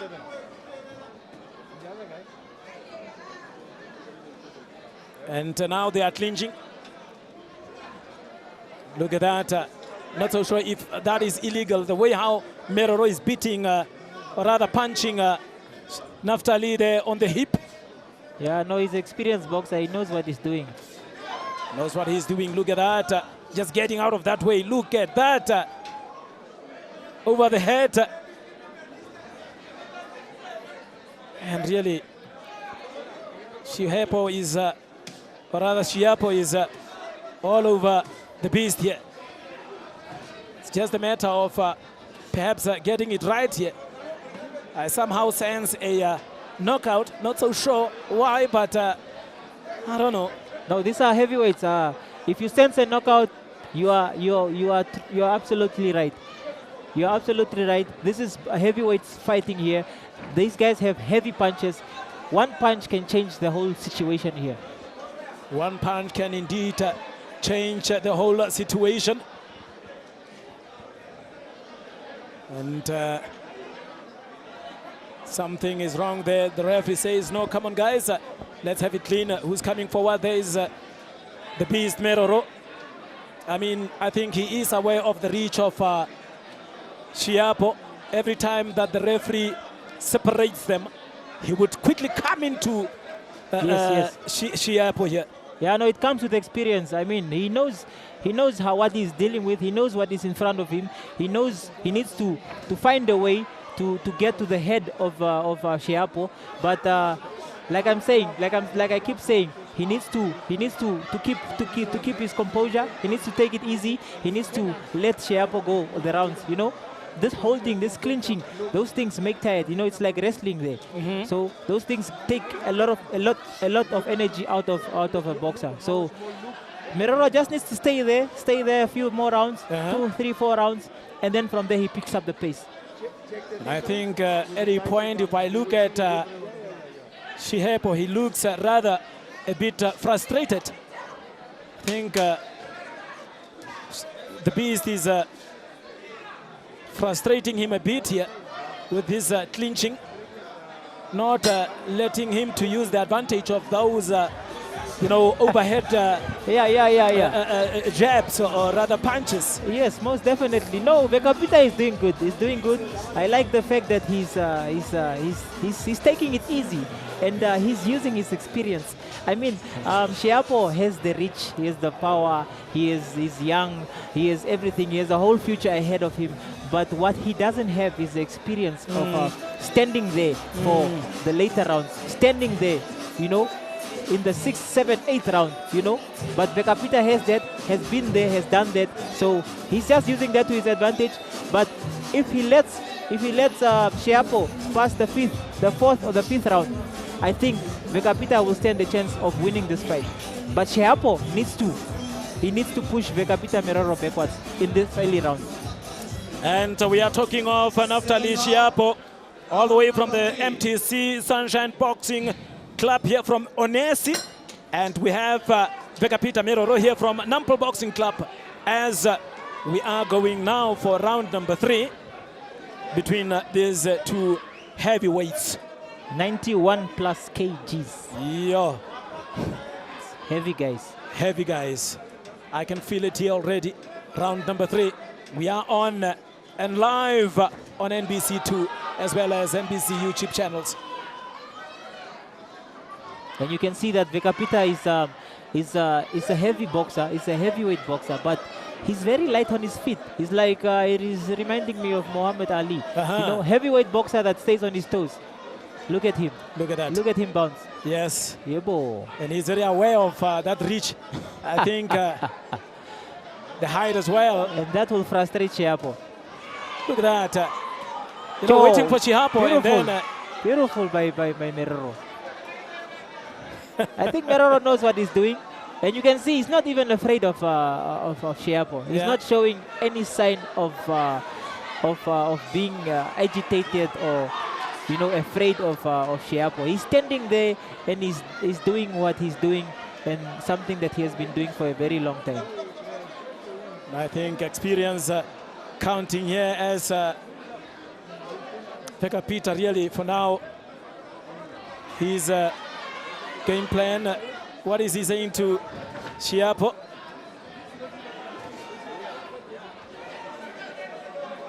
And for now, I think another jab there by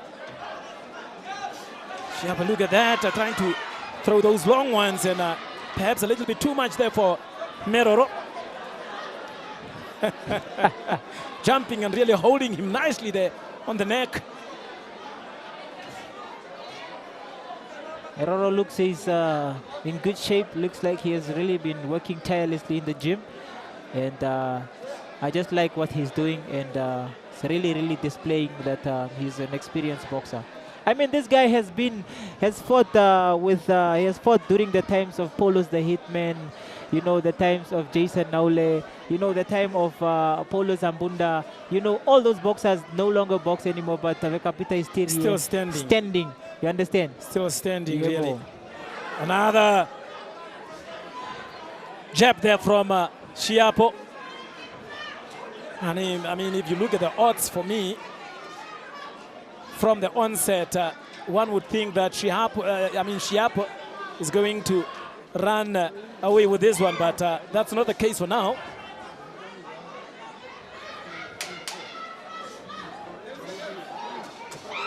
Look at those really coming on to the body of Meroro, holding him closely. And Meroro for you still standing there, round number 3 coming to an end. All waiting to see as to what is going to happen. And mind you, it is 10 rounds, 91 plus kg. It was a good round, third round for both boxers, for Vekapita especially, and also Shiapo. But Shiapo is becoming frustrated, and you can see that I see, oh, here is Harry Simon Jr. So I don't think he's fighting tonight, and probably something technical. There's the legendary Harry Simon. There is he, Harry Simon, the Terminator. He used to terminate them, isn't it, in the boxing ring? No, he used to terminate them. He used to terminate them, really. Round number 4, it is still Naftali Shiapo versus Vekapita Meroro here, as they are still standing here, the heavyweights of Namibia. National title it is. It's good, it's round 4 now. And like I said, this is the rounds that Vekapita should now start picking up the pace, or should allow him again, like 2 more rounds, and then he can pick up the pace from there onwards. And then you will see that Shiapo will start, getting tired or something. That Shiapo wants to finish this one, but with the experience of the beast here, just dodging those big punches there, big jabs. Look at that one, for that matter. Yes, dodging those big punches. Look at that. Yeah. Again, getting out of the way of that one. And really not standing back here. The beast coming up against the very huge guy, though he is also huge. But then the height of Shiapo is enormous.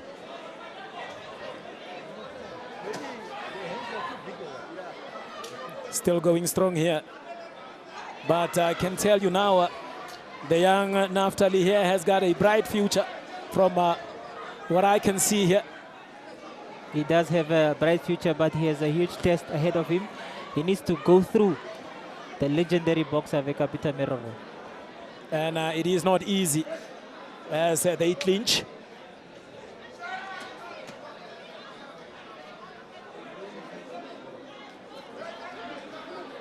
As they clinch on each other, and the referee is quite happy to leave them to themselves. Look at that. Is that a push? No, it was a push. It was a push. As Vekapita is also smiling. But I mean, for me, not so sure if he is wobbling a bit. Obviously, 4 rounds for the big boys, it would be tiring, isn't it? It will be very, very tiring.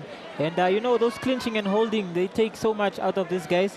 And Vekapita is using it to his advantage. I mean, this guy is not really that experienced, so Vekapita is schooling him there, teaching him a few things now, Yeah. Look at him stand there. He's not even afraid of this huge guy. Imagine, I mean, if he stays that far, Shiapo could get him. If he stays far, I think the best for Vekapita is to come closer to this huge guy here in Naftali. Missing that one. 10 seconds. And it is round number 4. Going for round number 5. Going for round number 5. And Hitman Moses, the legendary. The legendary Hitman. Yeah. Former WBO World Champion. And I see Kinda as well. Kinda alongside Harry Simon the Terminator. Oh, imagine these big names in one shot. That's a legendary table. Legendary table, legendary boxers, and legendary promoters as well. So it's good to see that they are out here, you know, to support, you know, upcoming boxers and also the ones that are still in the game, like the likes of Victor Miroro. It's good to see them. And that was when Vega Peter went down, but he was not counted. As you can see there, I think he was rather pulled down. He was pulled down and he was already on his way down, and then, you know, Shiapo followed up with a punch, and, you know, referee was already, you know, took notice of that. Beautiful. Yeah, the director of sport. Beautiful, beautiful. That's our pride. That's coming back to this one here.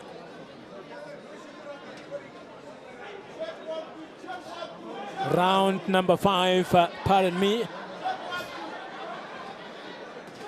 Not so sure where that 2 comes from, but yes. Look at that combination there by the Beast. And Shiapo is really looking for that powerful one, but he can't just get Vega Peter. But I really want to see Shiapo being pushed backwards, and just to see if he can be able, will he be able to fight, you know, on the back foot. Yeah. So Vega Peter needs to push him a bit backwards, so we just check. Yeah, it would be interesting if, you know, they can go to 6 or 7 rounds. I think when, you know, fatigue takes its toll. Maybe at a point, we would see the Beast coming up, really taking back Shiapo.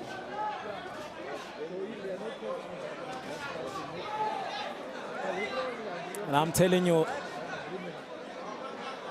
you see Vega Peter before. Look at that shot again overhead. Yes, yes. Before Vega Peter, you know, clinches and, you know, holds or something, he always, you know, jabs the body. You know, it's just, you know, taking that energy out of Shiapo every time.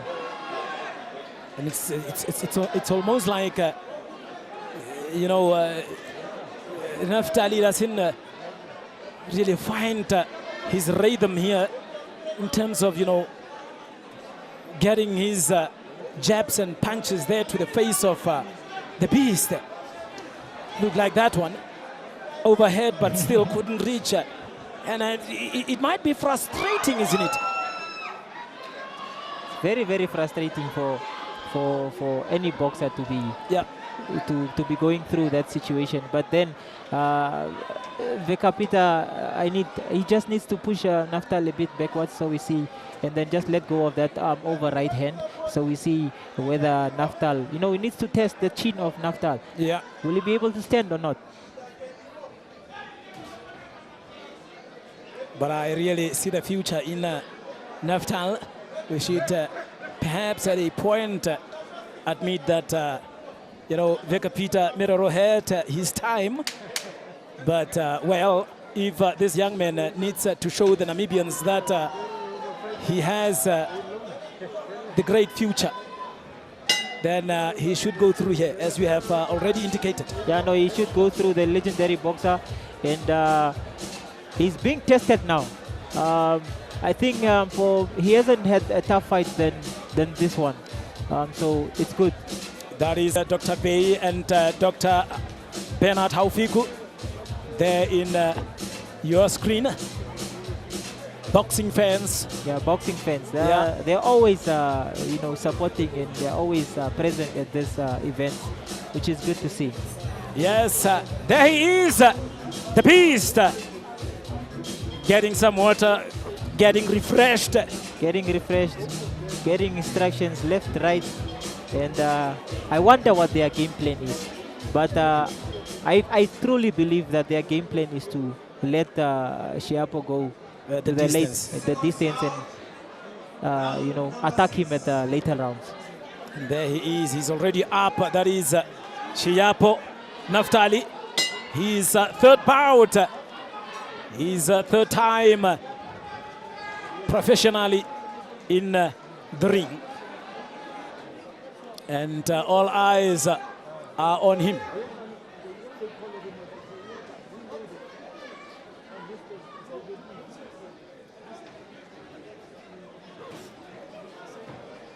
Now,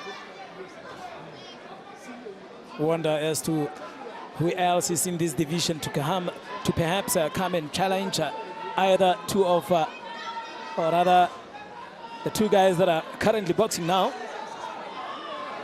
Obviously not me and you. Nice one, nice one.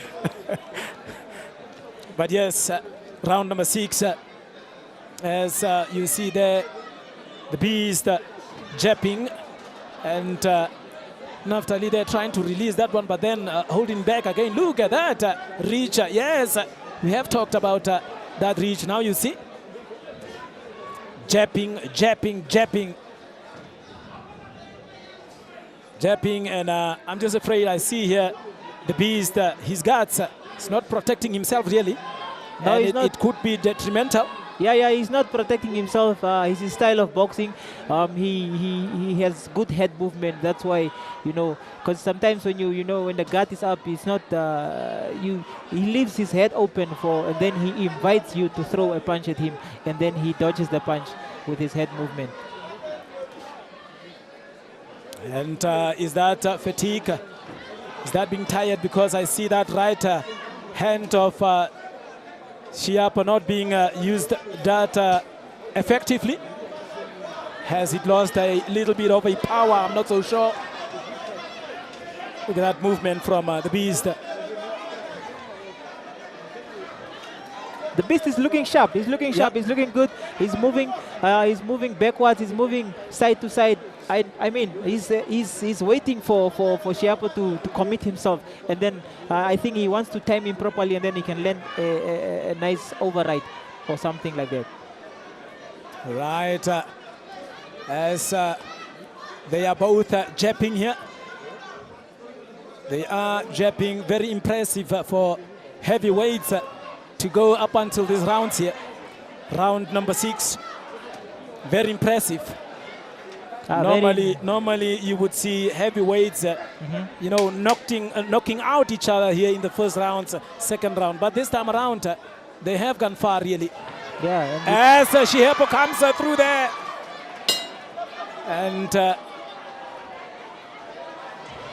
looks like it's gonna go the distance, and I like it, man. I like it.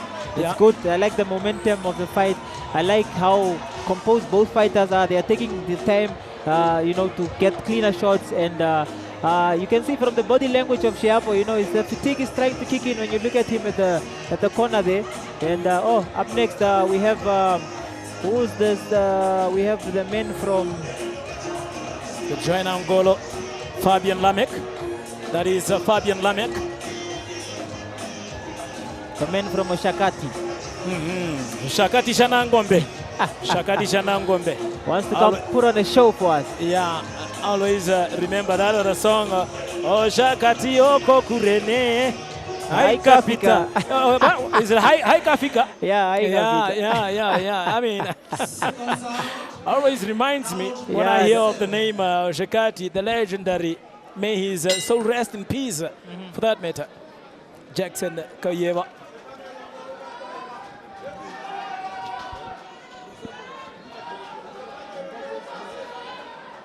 And it is round number 7. Is that it? Yes, round number 7. Round number 7 now on. And these two heavyweights are on. Look at Shiapo as if he is only starting to fight now. Looks very fresh. Look at that. Those combinations there. Look at that again. It's as if he only started fighting now. That is Shiapo. And really, the beast dodging those ones. Dodging those ones.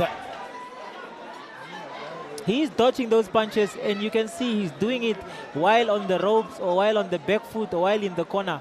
You know, experience, like I said, I've mentioned it so many times, is the experience, you know. He's so comfortable in the ring that, you know, he has been there quite a while. Look at him Look at dodging. that, Yeah. the movement there. Unbelievable, isn't it? Yeah. Beautiful, beautiful Wow. work. Beautiful work. Unbelievable for the beast.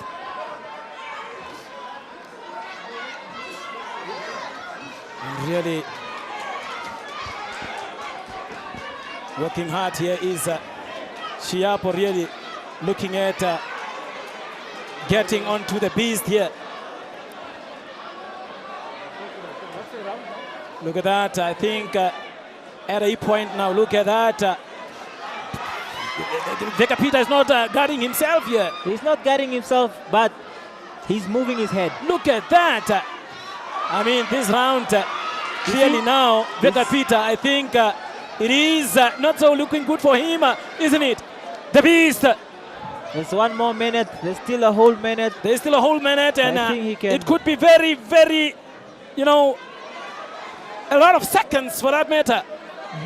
It is still a lot of seconds.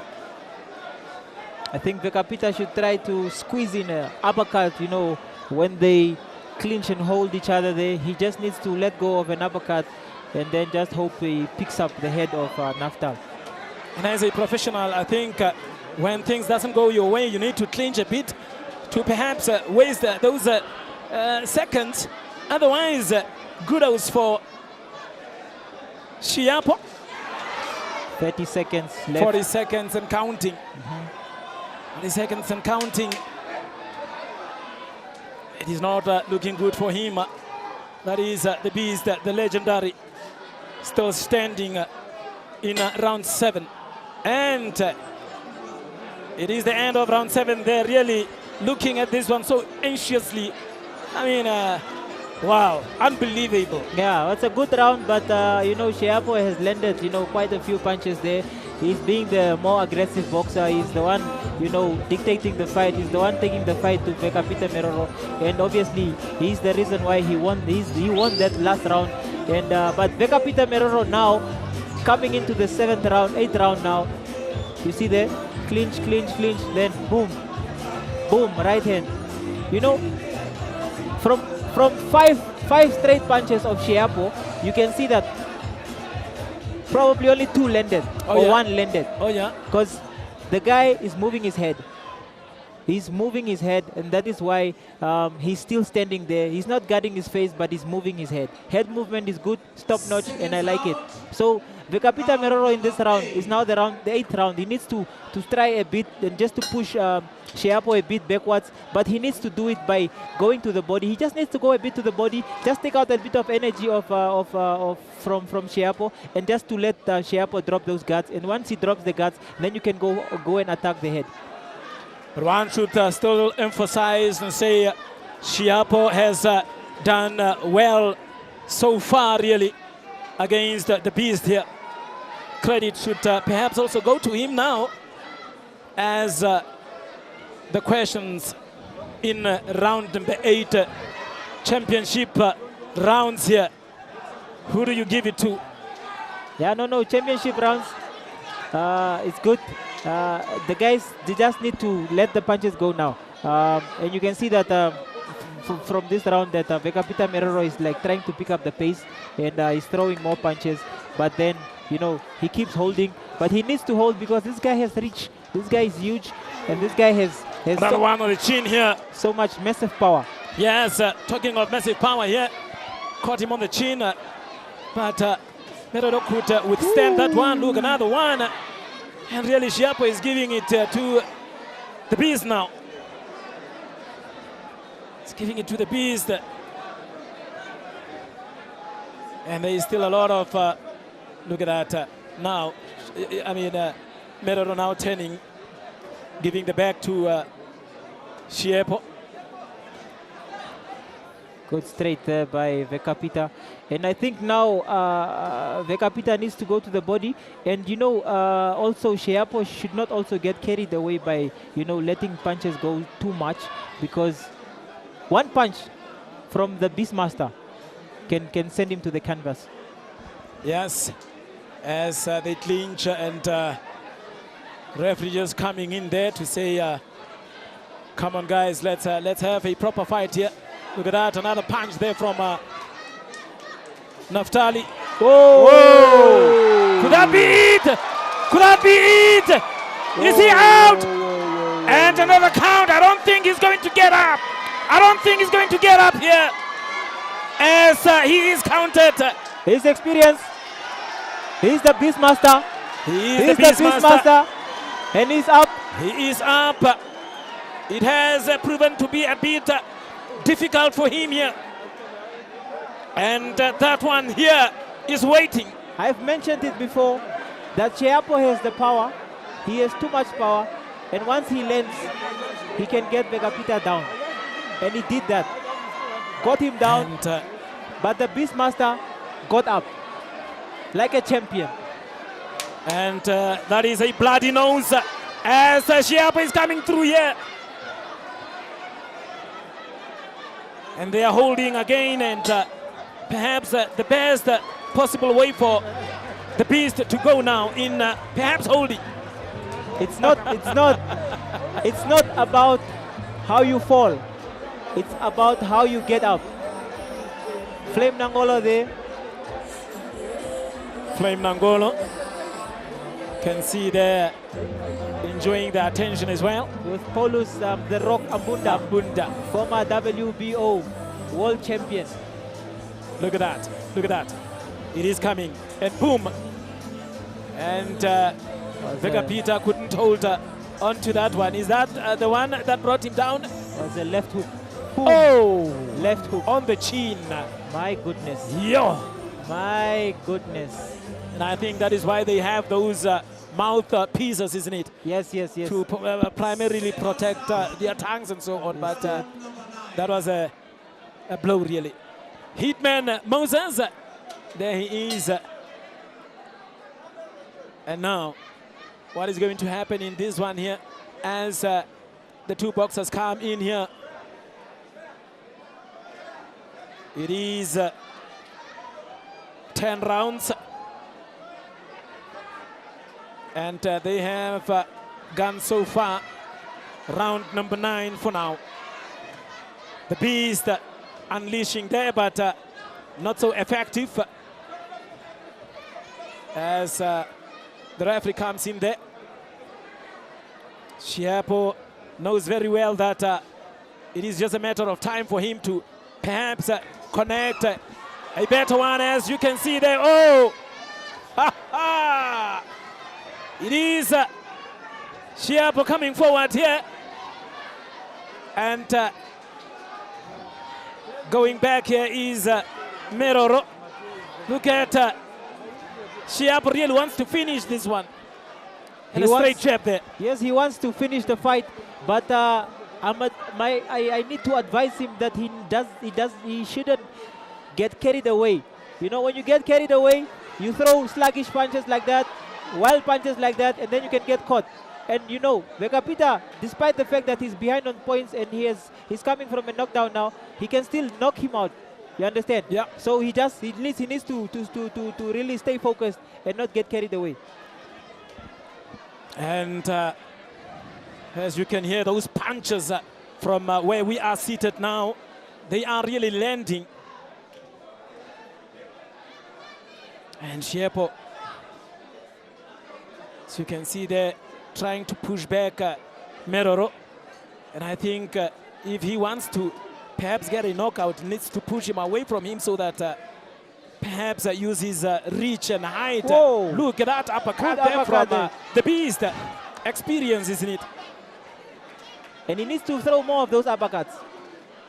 Yeah, but then it looks very tired for me now. No, he looks gassed out, but he's the Beast. He has been there. I mean, he has the experience. He knows what it takes to be in these rounds. Yeah.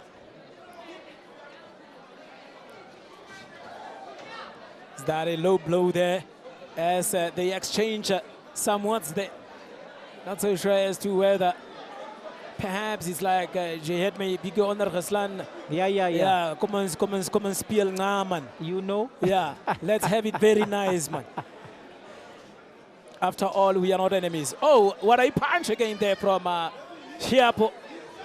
Naftali. Missing that jab there. And I can tell you, he is really over the beast now. All over the beast. 15 seconds left. Yeah. Oh. That is round number 9 coming to an end. I mean, your take of round 9 after the beast was counted? I know, you know, it's clear that Shiapo is in front, and if he wins the next round, he definitely wins the fight. But then all credits should go to the Beastmaster. He is displaying true true champion. Is a true champion. The fact that he went down, but he was able to pick himself up and keep going. Now it's now the last round coming. But credit should also go to the Beast Meroro, really. After all these years, staying away for a long time, coming back, facing a young man, hands inexperienced. Young, hungry man. Young, hungry man. Look at that uppercut. Beautiful uppercut. Followed by if straight he right. had more of those, we could have probably be talking another language now. Yeah, I know. I think now more than ever, you know, it's the last round. Vegapita should give it all he can. He should just let the punches go. I mean, it's the last round. If he wants to win this fight, he needs to try to land something big, because it's only a knockdown that will get him a win. A win here. Yes. Rightly so. Let's see. And here comes Naftali Shiapo. Naftali looking for that big one, and really not giving up here is Vikapita Meroro. Not really giving up.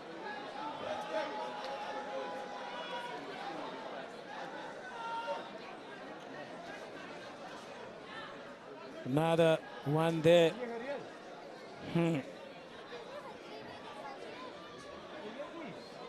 Holding on each other. I guess the tiredness or fatigue has taken its toll as well. I mean, it's not easy for two heavyweights to reach 10 rounds. It's not easy at all. Look at that.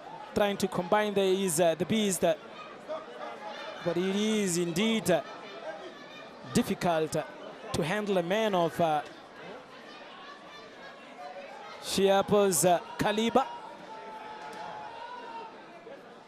especially with the height, trying to throw those uppercuts overhead, but really can't reach.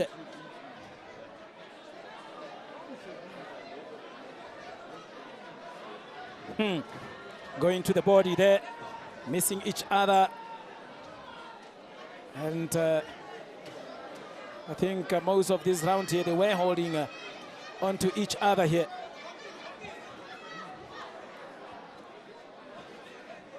And the Beast knows very well that things are not going his way. That is why perhaps we see him being the aggressor now. Yeah, no, he's being the aggressor. I mean, it's now or never, you know.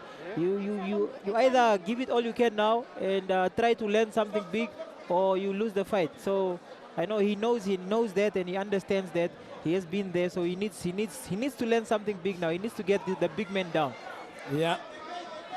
And as you can see there, really, Naftali Shiapo also wants to enter this one as he throws those overhead and mixing them up there. Very exciting stuff here at the Windhoek Country Club, and it is end of this bout here as he lifts up his fist. That is the Beast. And Naftali Shiapo, I think he knows that he has done enough this evening. And we will be waiting for those results. Remember, up next we have Joy Angolo versus Fabian Lamek. And that is the Bantamweight 6 rounds. It was definitely a good fight. It was a very good, entertaining fight. I mean, the legendary boxer, you know, came in the ring, you know, after a long time, and he came, he delivered. Okay, he was knocked down, fine, but then he was able to pick himself up, and then, like a champion, he get up. Yeah. Likes of Jeremiah Nakasila in the mix, also here to support. I wonder when he will step back in the ring. Yeah, Jeremiah Nagadila, he knows of this kind of nights. He has been involved in many of them. And today here he is taking it easy, isn't it? Yes, yes, taking it easy. Yeah, it is the MTC Nestor Sunshine Tobias Boxing and Fitness Academy Redemption Bonanza. No pain, no gain. And we are still on as the masses are here. Masses are here, people really having fun. And they are just waiting, or rather this man here is waiting to hear as to how he did stay hungry.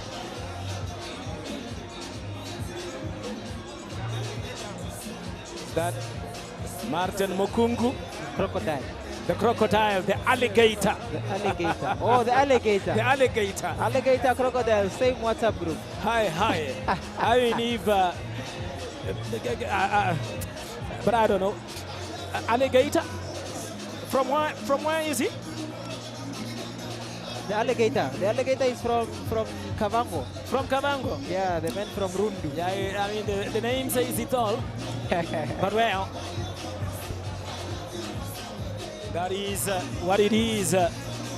As the tall man there amongst those three is waiting for, you know, those results. And it is what it is.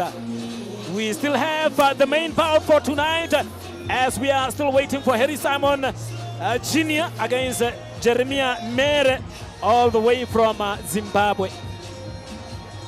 It is going to be an interesting one. Very, very interesting fight, you know. Okay, here is the repeat here of Bekapita Meroro. You know, but that was quite a hard punch for him. Punch, eh? But he was seeing all the punches coming, but he couldn't see the left hook. You see, because he was paying attention to the right, and then the left hook just came from nowhere. You understand? Yep. It came from nowhere, and then it caught him just on his chin. That's why the mouthpiece also ended up out of his mouth. I'm just wondering as to where to from here for Meroro if he loses this one. Not so sure as to where to for him. But I mean, he has been around, isn't it? He should be okay with no, he should. Taking this one and say, come on, guys, you might, or I might take one or two again, but... yeah, you cannot really count him out. Yes. I mean, despite the fact that he, you know, displayed good show here. So I mean, he still has something left in him, and I think this fight deserves a rematch. You know, in the future, you don't know, you never know. It's been a good 10 rounds of boxing from the two boxers. A round of applause, please, ladies and gentlemen. The scorecard from the three judges. Emmanuel France scored about 99-90. Moses Zawana scored about 97-92. Semlon Shimofeni scored about 96-93. A winner by unanimous decision, and the new Namibian heavyweight champion, Naftali Shapaka. Yes, as you can see there, the champion coming up. And I should let you know now officially that bout number 7, that is Harry Simon Jr. versus Jeremiah Mere, all the way from Zimbabwe. is called off. Called off. Yeah, it is called off due to, Jeremiah Mere. He's having high blood, or his blood is rather high, so couldn't really compete in this redemption bonanza. Yeah, so officially, it is called off. Yeah, Suffering from high blood. High blood pressure, those things, in the sport of boxing, those things are taken very seriously. That's why the Boxing and Wrestling Control Board is there, is to ensure that the safety of the boxers, there is Simon Jr., is to ensure that the safety of the boxers is #1 priority. You understand? So if the doctor says no, then there's no way you're going to fight. Let's go to the ring announcer. For the Redemption Boxing Bonanza.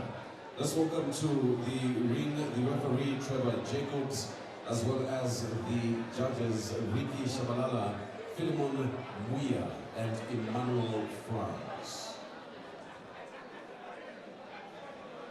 And up next we have Joy Nangolo versus Fabian Lamek. And to make way to the blue corner, Fabian Lamek.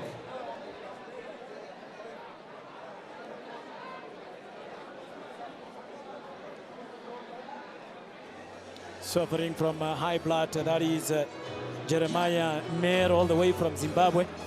Really very bad, isn't it, for a boxer to come all the way and at the last moment, at the last moments, being told that you can't compete because you have this problem, and really we cannot risk it. Yeah, we cannot. It's not worth taking the risk, risking a boxer with high blood pressure to come in the ring. It's not good for the sport. Anything can happen. We had terrible incidents happen in history before throughout in boxing, where you have incidences of boxers, unfortunately passing away and stuff like that. So we must take those necessary precautions, before the fight.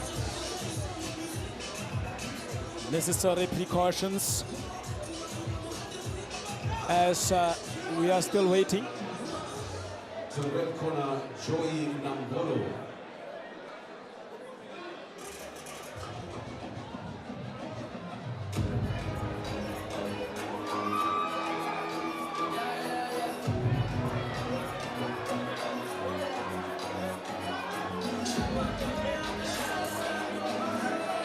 Yes, there they are.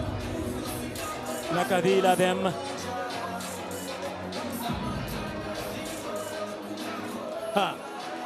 And we have a pretty boy here.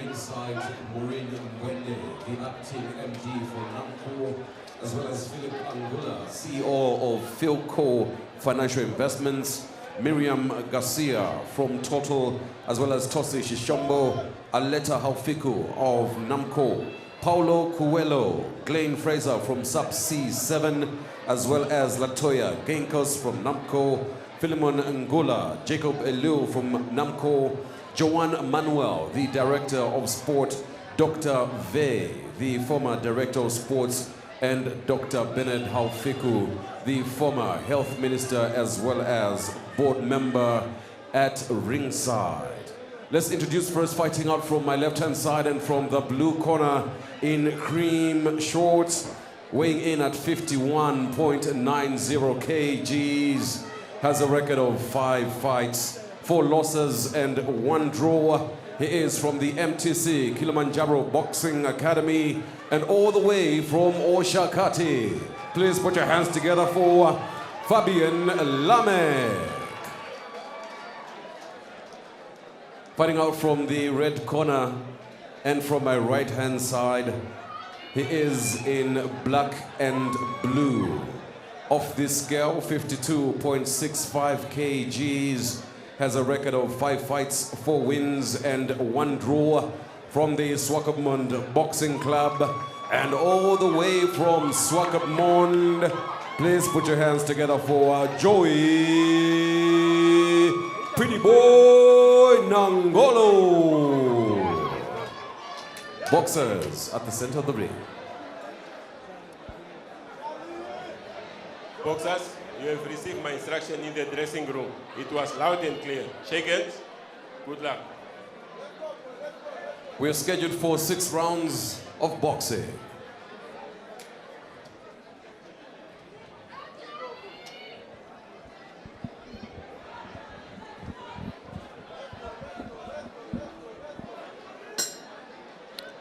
And there they are, there are two boxers.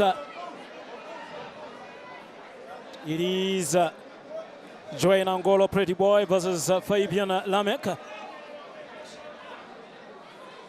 And who is coming forward here? Wow.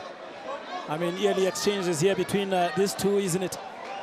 Yeah, no, it's a good fight. And not only that, the fact that Joy Nangolo is very good, very aggressive, and I see him winning this fight by knockout, and not underestimating the Fabian Lamek, but I just know that Joy Nangolo is very good. And Joy Nangolo here coming in with 5 fights, 4 wins and 1 draw. And Fabian Lamek as well coming in here with 5 fights, 4 losses and 1 draw. So Fabian Lamek here never won a bout. And I don't think he's gonna win this bout either. But why? I don't know. I've followed Joy Nangolo for quite a while, and all his fights, he delivers.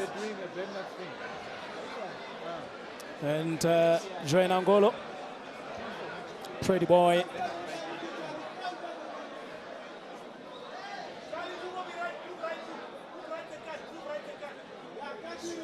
Putting the young man there under pressure. What happened there? Is that a countdown? Caught him on his body here. Caught him and couldn't recover, or cannot recover, it seems. It is all over. Can you believe that? Look at that acrobatic jump. How safe is that even? Yo.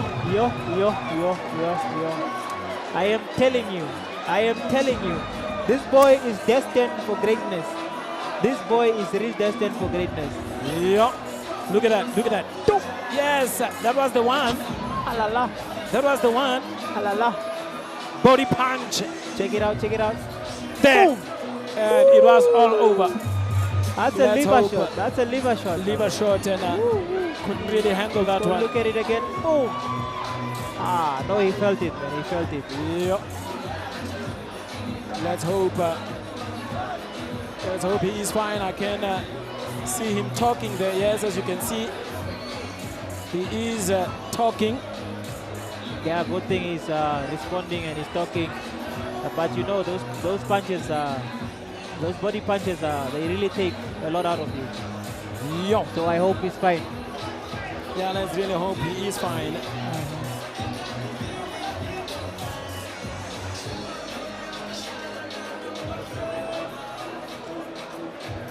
And look at that body punch. It was just too heavy for him. No, he felt it. He felt it. Most definitely. He really felt it, And couldn't really recover from that one. And just notice the timing here. Like, he was busy throwing a right hand, but then when he went down, that is just, it's just pure technique. It's pure reflexes, Because when Joy Nangolo went down, obviously his instincts already told him come up with an uppercut, and then he just came to the body, boom, the body punch. And those are things that you do in the gym, in and out of the gym. And it was all over. Very short one here. Just like that.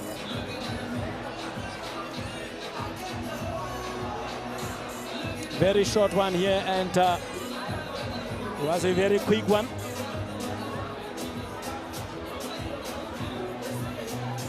And Joy Nangolo, Pretty Boy, he's pretty.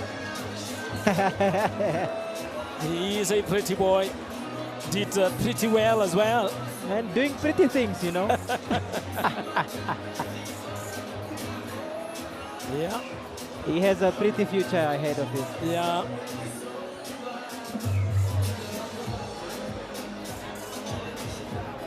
there it is, the pretty boy. Pretty boy has done well so far by getting that knockout. Boom! And it was done. Just like that. Just like that. One punch can change the whole fight. And that was the first round. And you know, before they got into the ring, I said that I see Joy Nangola winning this fight by a knockout. Oh yeah. And I didn't see it happening so fast, but it just happened like that. Yeah, caught us by surprise, all of us. Yeah, but Fabian Lamek has got a good body for a boxer indeed. But yeah, up next we have Denzel Silvanus versus Samuel Miatumbunge, all the way from Wolfish Bay as well. And we will have Paulinos Njolonimus coming up against Snamiso Ntuli for the WBO Africa Super Middleweight title, and that is 12 rounds. And then the main bout would be Mateus the Beast Heita against Clement Loko from Benin, and they will be fighting for the WBO Africa Featherweight, and that is 12 rounds. So still interesting matches, or rather boxing bouts to come. Yeah. The action is just starting. There's still exciting fights to look forward to. And no, don't. I'm advising the boxing fans to not leave their chairs. Don't move a muscle, because you'll miss punches like that. Boom. You will miss punches. Don't blink an eye. Don't leave us for now. You will miss a lot.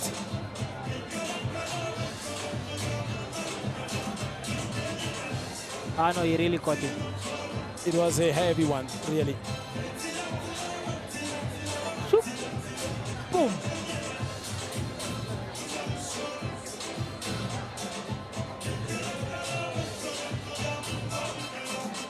And what are they deliberating on now? Because I think should be a straightforward thing to say who is the winner here. Yeah, I don't know what's the hold-up. I really don't understand what's the hold-up. I think they were just trying to make sure that the boxer is safe because of the way he went down. But clearly now you can see that we are still going on with the show. We're just waiting for the results to be announced, and then we move on with the show. We still have the big one here for the main bout. Mateus the Beast Heita coming up against Clement Loko, all the way from Benin, and they will be, fighting for the WBO Africa Featherweight, and it is 12 rounds. There it is, still coming up, isn't it? Clement Loko, Mateus the Beast Heita. Very interesting one, that one, isn't it? Yeah, very interesting. And when you look at the record as well, yes. It's very, very, very interesting. Mateus Heita is 15 fights, 14 wins and 1 loss. And Clement Loko has 12 fights, 11 wins and 1 loss. So evenly matched. It's a good matchup, and I cannot really wait to see Mateus Heita coming back to the ring, and after he suffered his loss in the USA, and I think now he's back home. I think there's no reason to look backwards. I think he just needs to look forward now, go on and get back to those winning ways. And still coming up here is Denzel Silvanus versus Samuel, and that is Miatumbunge. Not so sure what is going on here, really, because as I have said, should have been a straightforward thing here. Not so sure what the delay is, really. But well, yes. After 1 minute and 52 seconds of the first round, winner by KO, Joe Pretty Boy Nangolo. Joy Nangolo taking that one, Pretty Boy. Look at that, for the last time. How safe is that for a boxer? I mean, you might dislocate your ankle or something. I don't know. Yeah, no, it's possible, but you know, he's an athlete, so he's in and out of the gym, so he's able to do those things. And good, you know, it's also displaying his confidence, you know. The officials for the final supporting bout. There it is. Can't get enough of that one, isn't it? Try to get him back, but then, you know, the liver will tell you to say enough is enough. Yeah, no, it's good that there's a replay because a lot of people didn't see that one coming. Yeah. They didn't see it coming, so replay, then you see exactly at the liver. Liver shot. Yeah. Dangerous punch. Very, very dangerous. So you can see there the winner being announced, but yes, as we are waiting for the next boxers here, Denzel Sylvanus and Samuel all the way from Walfish Bay.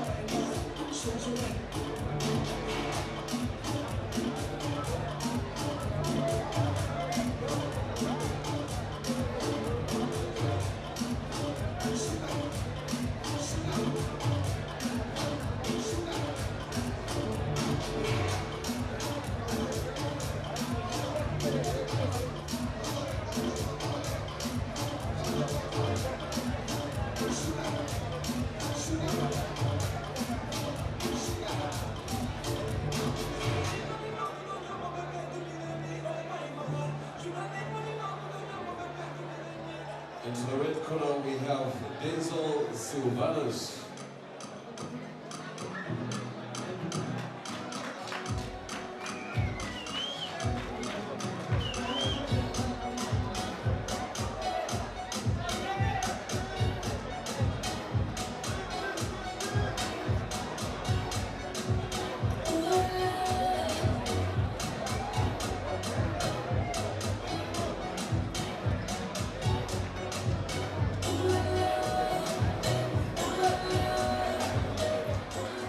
Ladies and gentlemen, for the final supporting bout for the next match from the Windhoek Country Club Resort and Casino, in blue and white trimming from my left-hand side and from the blue corner, on the scale 58 kgs, has a record of 4 fights, 3 wins and 1 draw from JMB Boxing Club and from the coastal town of Walfish Bay. Let's put our hands together for Samuel Mbatubange. And on my right-hand side and from the red corner in black and white shorts or trunks, off the scale 60.80 kgs, has a record of 3 fights, 2 wins and 1 loss. He is a Sunshine production and from the capital city, Windhoek. Please put your hands together for Denzel Sylvanus. The boxers at the center of the ring. There is the legendary, we will never keep quiet whenever we see him on the screens, isn't it? Harry Simon, the Terminator. And as they come on here, the 2 boxers, it is Denzel here with 3 fights, 2 wins and 1 draw, has never lost, and Samuel Mbatubange here with 4 fights, 3 losses and 1 draw. So he has never won.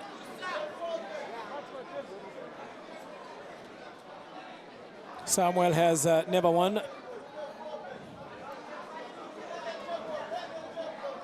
And there is Denzel coming forth here, trying those jabs And both of these boxers here are fighting you know, they are fighting orthodox style or stance.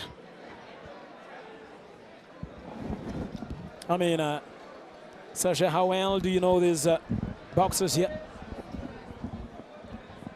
No, I know the fact that Denzel is a very good boxer, very aggressive. He can entertain. He's an entertainer as well. He is surprisingly also from the coast. He's also from Walvis Bay. He started his boxing career there as an amateur boxer and then moved to the capital. So these boys, they know each other. They have been, you know, they have fought, you know, at the amateur level as well. So they know each other very well. Know each other very well, and the jab there from, look at that, the jab there from Denzel Sylvanus looks promising. Hans Samuel here doesn't really give in, not intimidated by that jab. Look at that.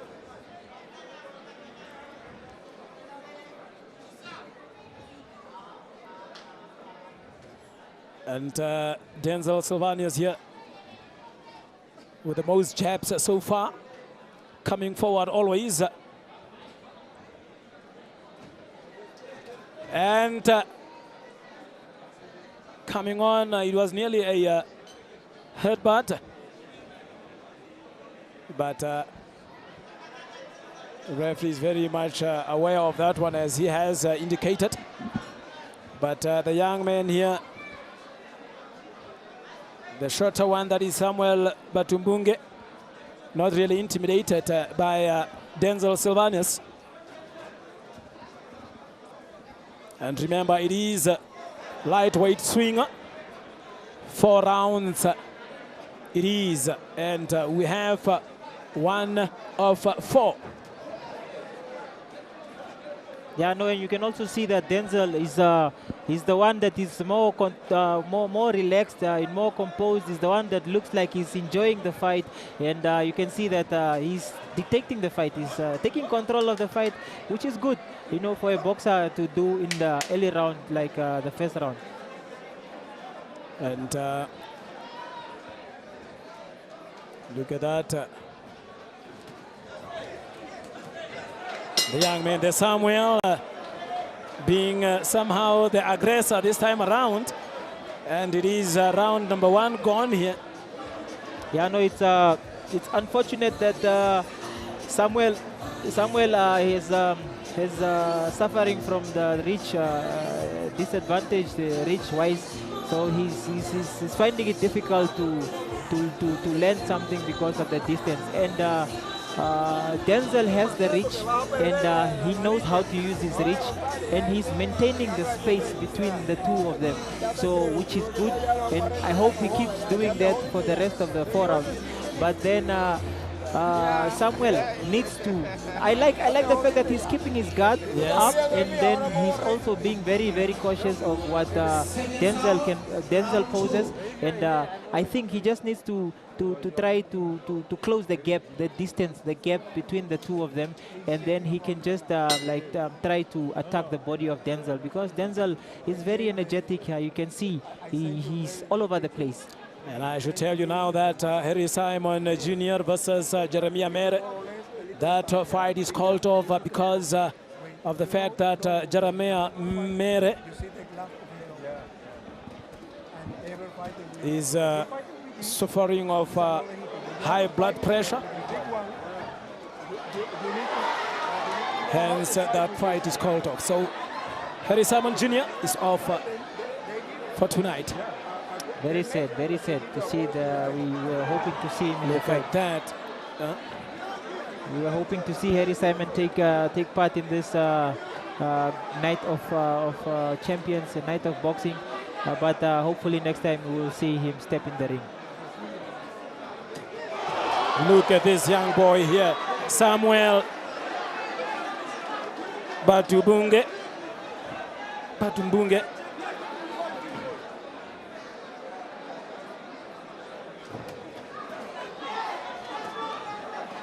Really giving tough punches here to Denzel. And Denzel also not really giving it, or rather giving it away. Oh! That was a hard one. Really, this young man, unbelievable that he is still standing his ground here. That was a beautiful straight right hand. Another jab there from Denzel. I like a boxer that uses his jab. Look at that from the young man Samuel. Look at that long jab. I mean straight jab rather.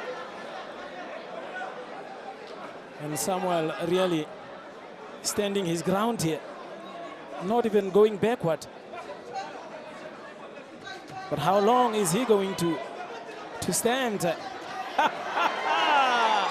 Look at that.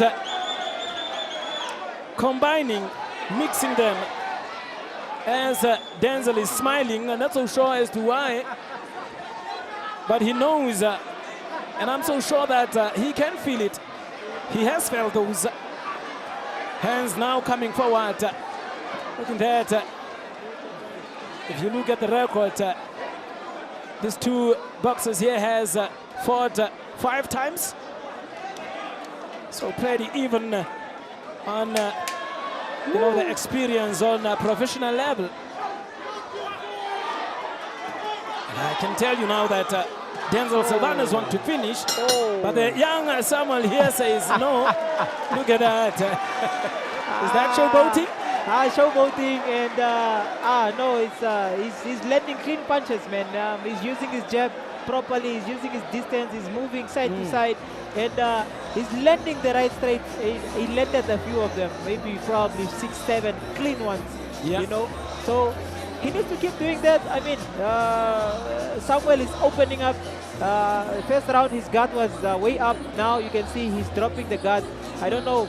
Maybe the third round, I think Denzel also stands a chance of knocking this guy out. So he just needs to keep doing what he's doing, and he just needs to pick up the pace a bit, just hit more, give more combinations and more punches. Look at those.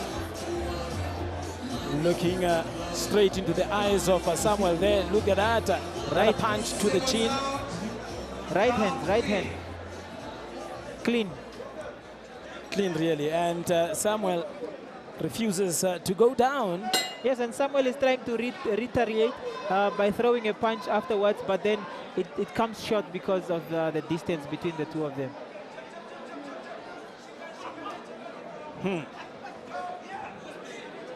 And Samuel coming through their hands. The jab of Denzel Sylvanus still very active here. Oh. Is that it? The young Samuel here is refusing to go down. And he says, let's go. It is on.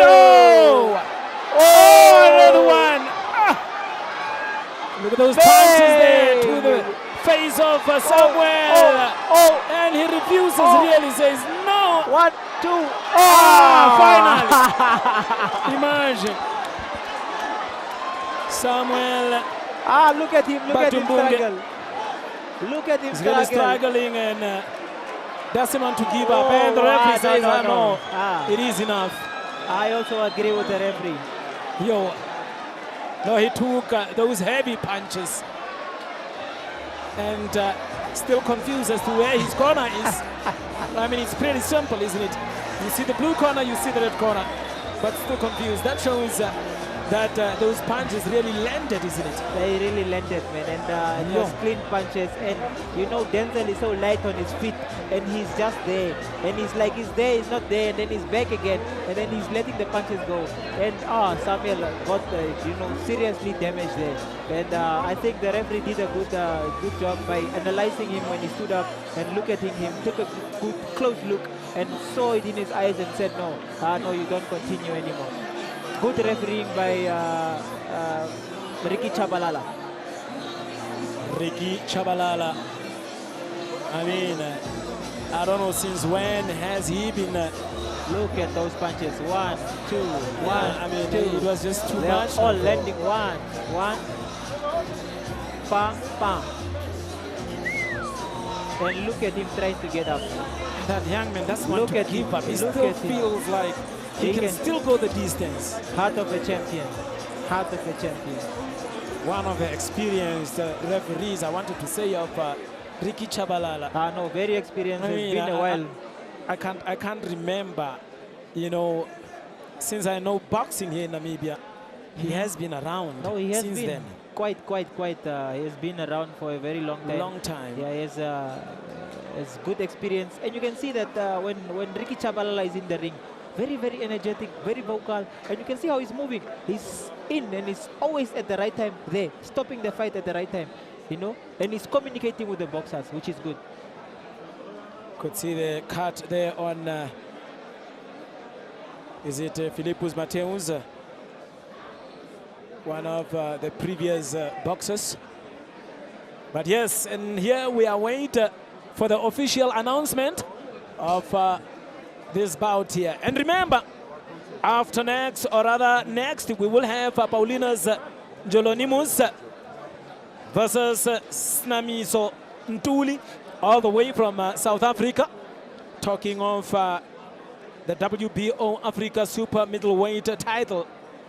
So, who is going with this title? Let's go to the ring announcer. Joining us after 56 seconds of the third round, and winner by knockout, Denzel Sylvanus.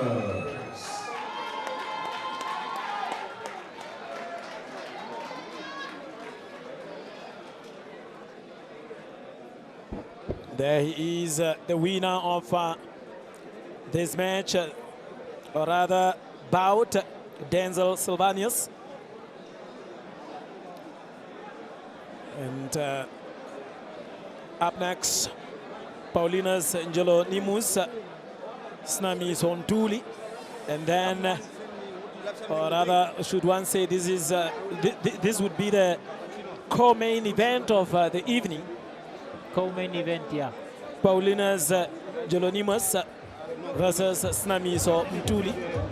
And if we come back, I would love us to look at that record, or the record of these two boxes.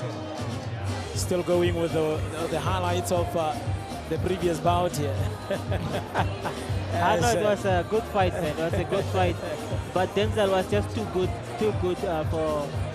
for the young man, Samuel, to handle. He couldn't handle the pressure, couldn't handle the speed of Denzel, you know, and also the movement of Denzel, his footwork, everything about Denzel, you know. So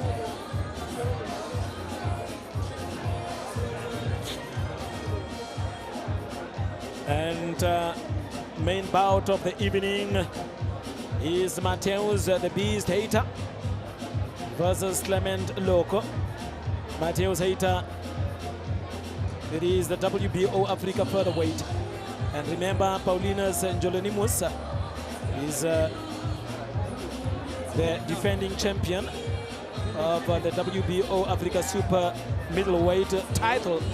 So Snamiso Ntuli will be looking at taking this one back home to South Africa, specifically KwaZulu Natal. KwaZulu Natal. Yeah. KZN. KZN. The only province with a surname in South Africa. South Africa. Yeah. The only province with a surname. Yeah, KwaZulu. KwaZulu Natal. Yes, yes. Yeah.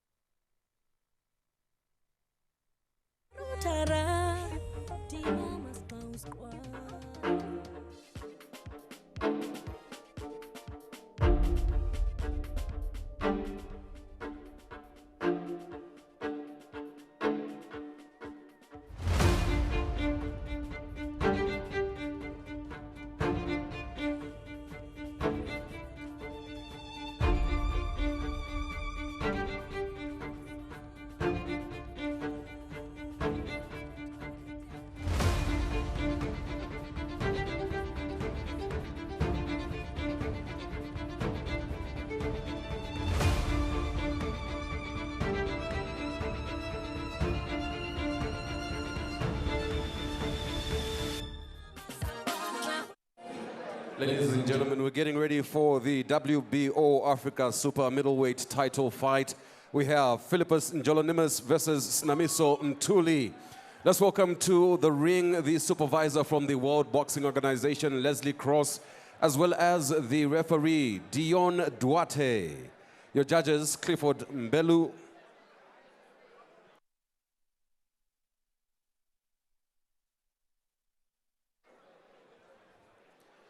Your judges, Clifford Mbelu of South Africa, Lazy Nainda of Namibia, as well as Patrick Esterhuizen scoring for Namibia.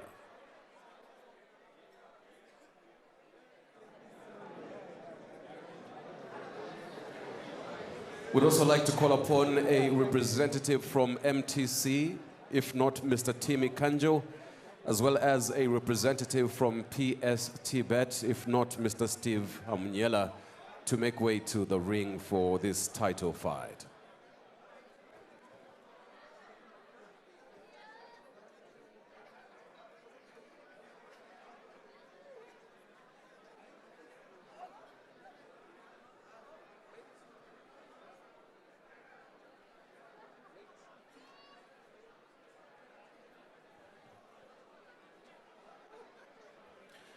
As well as Anita Shombe from the boxing border to make way to the ring.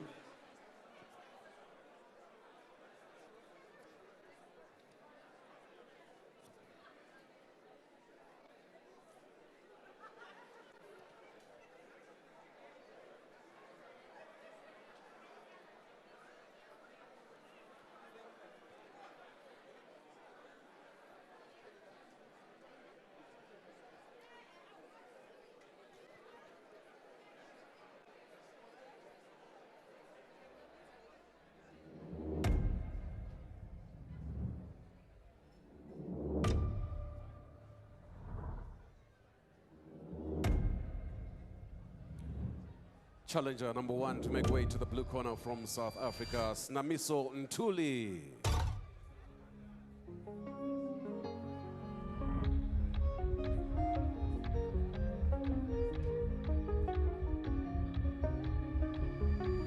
Aye, ngicela ungipheleze, ngifuna uphumele. Awu, ayasibangene siyaliyona. Baba ngiyafisa nami uphumele, izono zami baba ngithethele, imithandazo yami iphumele, indlela yekanyeni baba ungipheleze.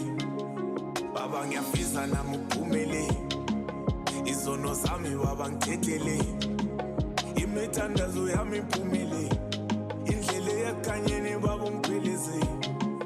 Baba ngiyafisa nami uphumele, izono zami baba ngithethele, imithandazo yami baba iphumele, indlela yekanyeni baba ungipheleze. Baba ngiyafisa nami uphumele, izono zami baba ngithethele, imithandazo yami baba iphumele, indlela yekanyeni baba ungipheleze. Baba ngiyafisa uphumele, izono zami baba ngithethele. Let's welcome Paulinus Njolonimus.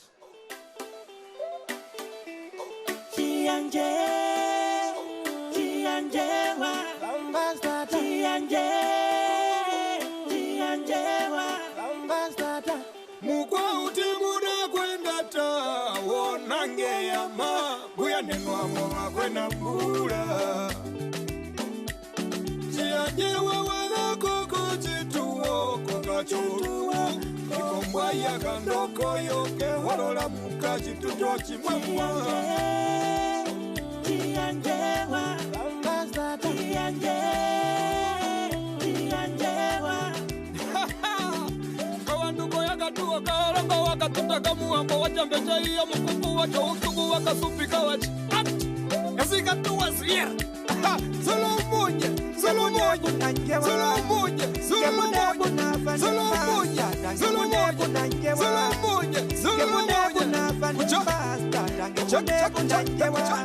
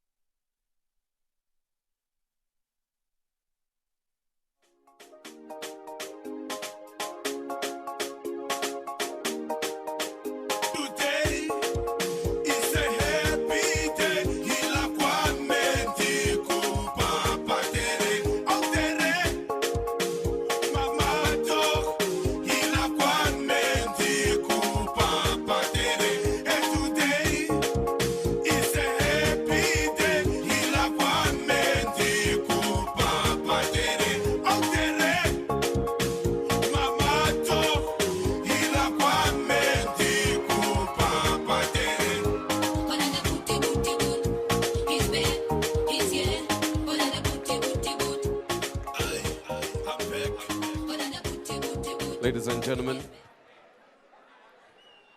may we all rise for the national anthems. Before that, it is all happening at the Windhoek Country Club Resort and Casino. This is the Redemption Boxing Bonanza, promoted by award winner Nestor Tobias under the MTC, Nestor Sunshine Boxing and Fitness Academy, sanctioned by the Namibia Boxing Control Board as well as the World Boxing Organization, WBO.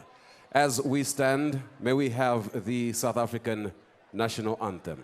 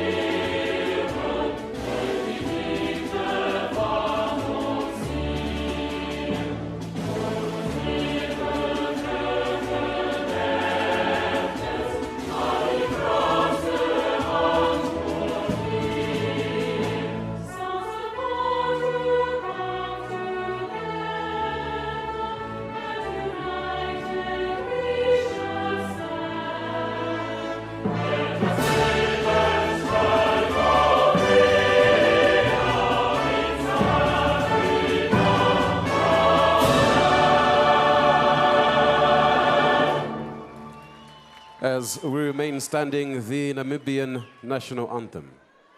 Namibia, land of the brave freedom fight, we have won. Glory to their bravery, whose blood waters our freedom. We give our love and loyalty, together in unity, contrasting beautiful Namibia, Namibia, our country, beloved land of savannas, hold high the banner of liberty. Namibia, our country, Namibia, motherland, we love thee. Thank you very much. You may be seated. Thank you very much to our representatives from MTC PS Tibet. Thank you.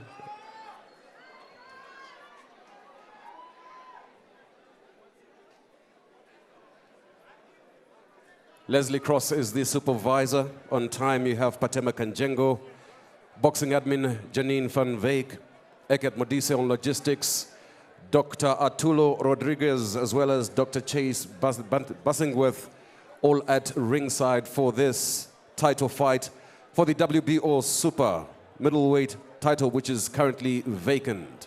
All thanks to MTC. Make the connection, as well as PS Tibet. You play, we pay. Introducing first, fighting out from the left-hand side and from the blue corner in silver and gold trimming. He came off the scale 75.05 kgs, has a record of 16 fights, 12 wins, 3 losses, and 1 draw. From Elite Revelation Fitness Gym and from KwaZulu-Natal, Please put your hands together for the challenger, Snamiso Ntuli. On my right-hand side, he is with his trainers SBK as well as Nestor, Tobias. He is in white and blue with gold trimming. He steps into the ring to vie for the vacant title. Off the scale, 76 kgs, has a record of 20 fights, 19 wins, and 1 loss. He is a product of the Nestor Sunshine Boxing and Fitness Academy. He is in the ring as a former champion. He is the WBO former Africa super middleweight champion. He is fighting for the land of the brave. He is fighting with pride. Ladies and gentlemen, please put your hands together for the challenger from the land of the brave. Philippus John Jolonimas.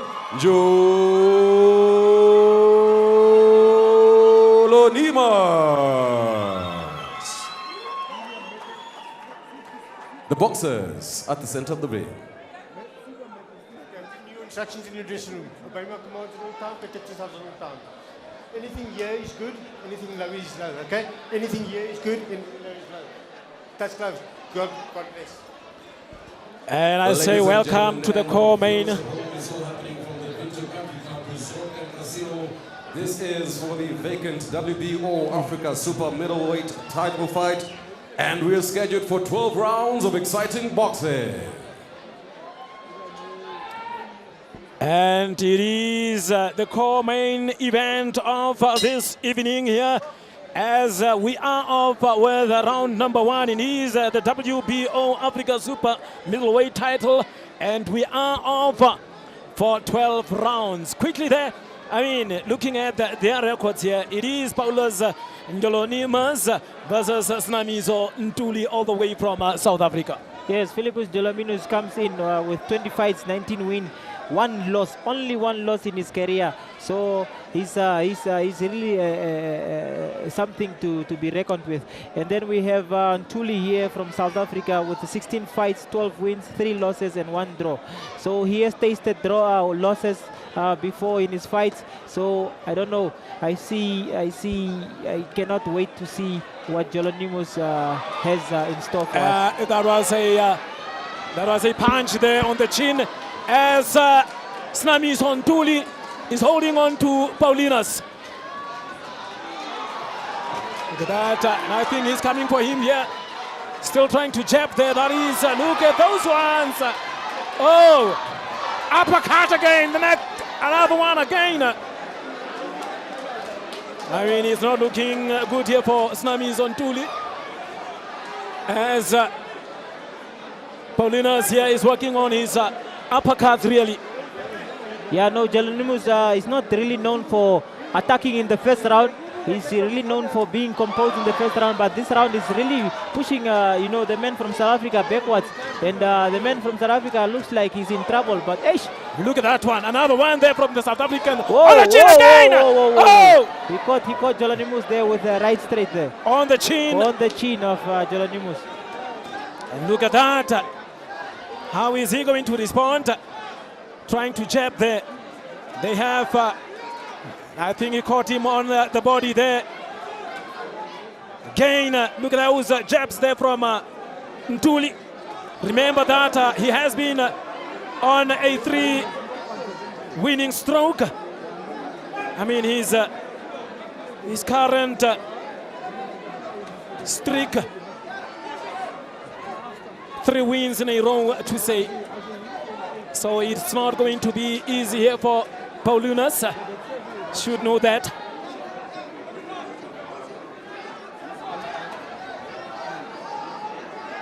I think Njolonimas just needs to relax a bit and then just study his opponent.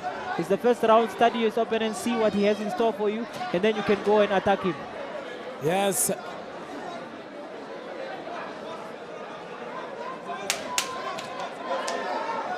This is not the first time that these two were to fight.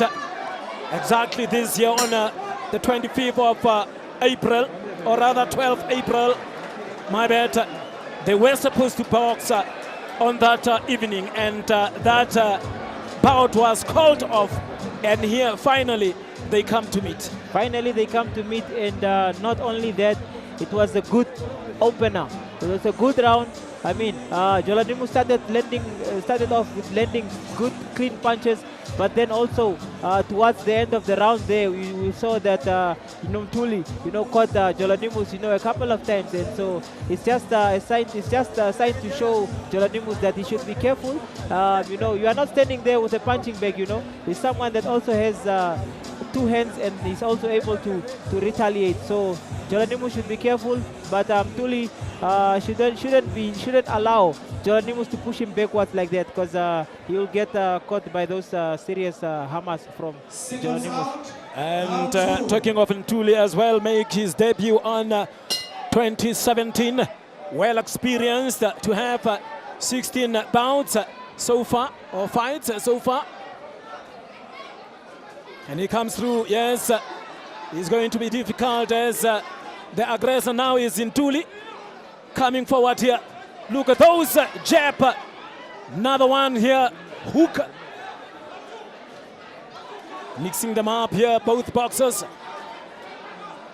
And I think now Paulinus is working on those uppercut. Hands really. Snamiso Ntuli coming up very good here, going to the body.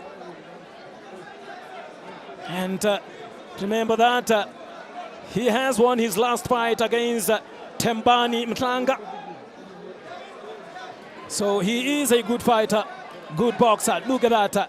On the ropes here is Paulinus. Paulinus is on the ropes. Perhaps doesn't have those skills of coming off those ropes, but then a straight jab there, or rather a punch. And still the aggressor there is Ntuli. Look at that, going to the body really. And here we are talking of 12 rounds. It is a title fight. Against the ropes again. Here is Paulinus into the corner.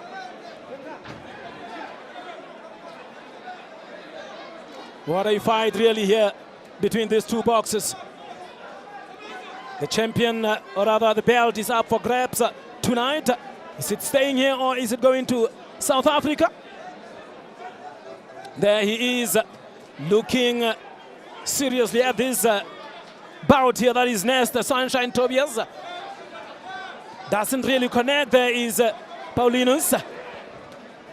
Look at that, going to the chin of Ntuli. Holding each other there. Is that a sign of getting tired? Not so sure, as he is looking eagerly at this one. That is Nestor, Sunshine Tobias.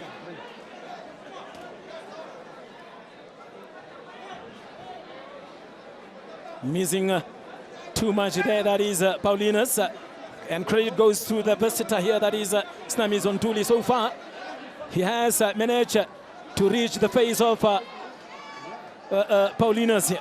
Yes, most definitely. And I think Ntuli is doing a good job by staying close to Jolanimus, because Jolanimus has long arms. So when you are close to him, he finds it very difficult to let go of his punches, because he wants to stretch those arms, but he's not able to when you are close to him.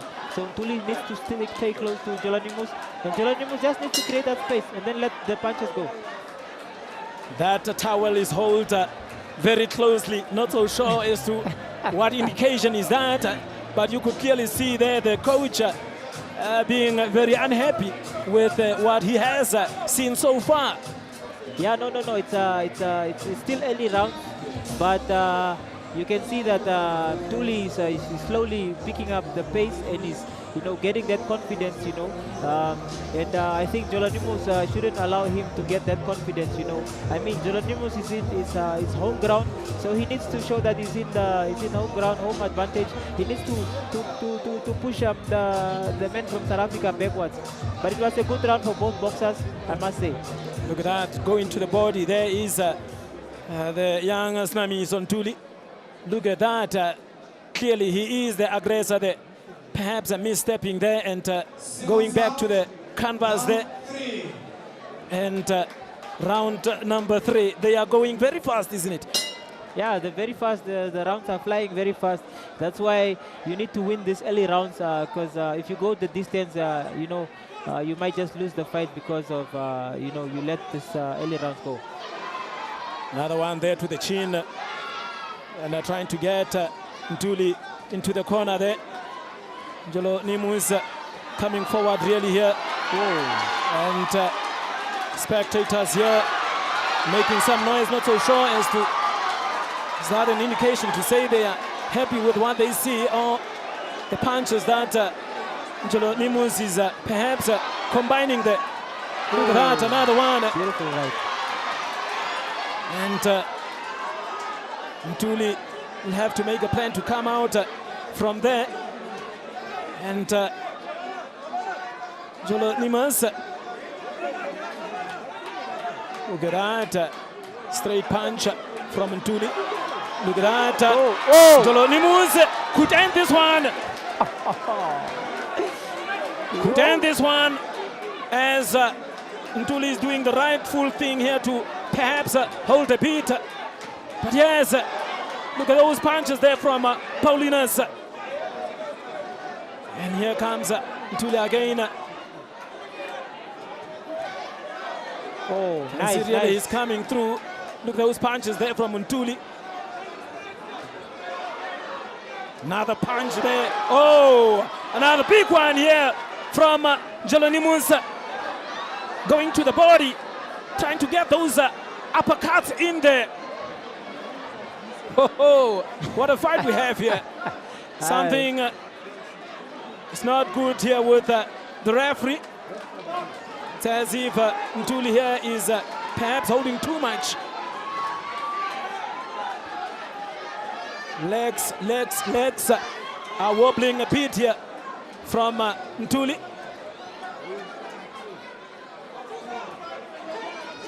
It is not easy. Look at those overhead punches there from Ntuli. Couldn't really reach the head of Njolo Nimus.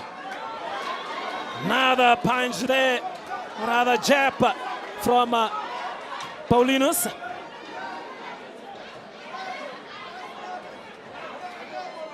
And I see here the guards of Paulinus and Njolo Nimus are not really up there. Look at that, another one there from Ntuli. I mean, if he is not careful, he might be hit.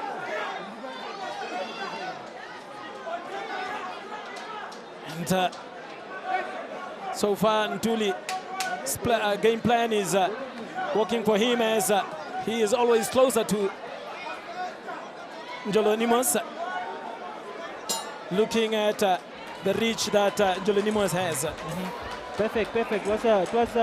It was really a good round for both boxers. I mean, the first part of that round, Njolo Nimus was really landing the punches.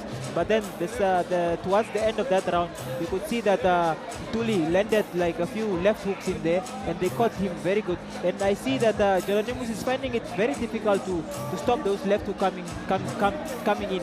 So I don't know whether they are coming from very low, that he cannot see them when they come up, or is it just his hand that is too low for him to notice or block those left hooks coming in. Just look at that, coming all the way and not really landing significant punches there from Njolo Nimus, isn't it? Yes, just keep an eye on that left hook of Ntuli. See there, boom, again, boom. It can get your wind out here. It can get you down if you're not careful from either boxes. Could still go anywhere. This Bout could still go anywhere here. Look at those combinations there from Ntuli.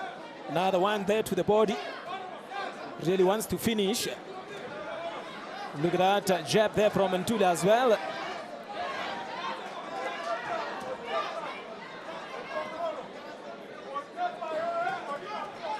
Look at those combinations there. Again, Jolonimus also reaching out there. Oh! That could be dangerous, isn't it? And I can see some fans already holding their mouths here. Perhaps indicating that they don't see the young Namibian here. There's serious exchange of punches here. Serious ones. It could go anywhere. And there are those that are holding their heads as well. Not so sure. Look at that. Another punch.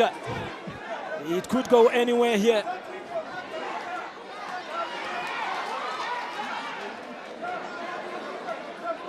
Holding on to each other. I think the referee has been very busy this time around.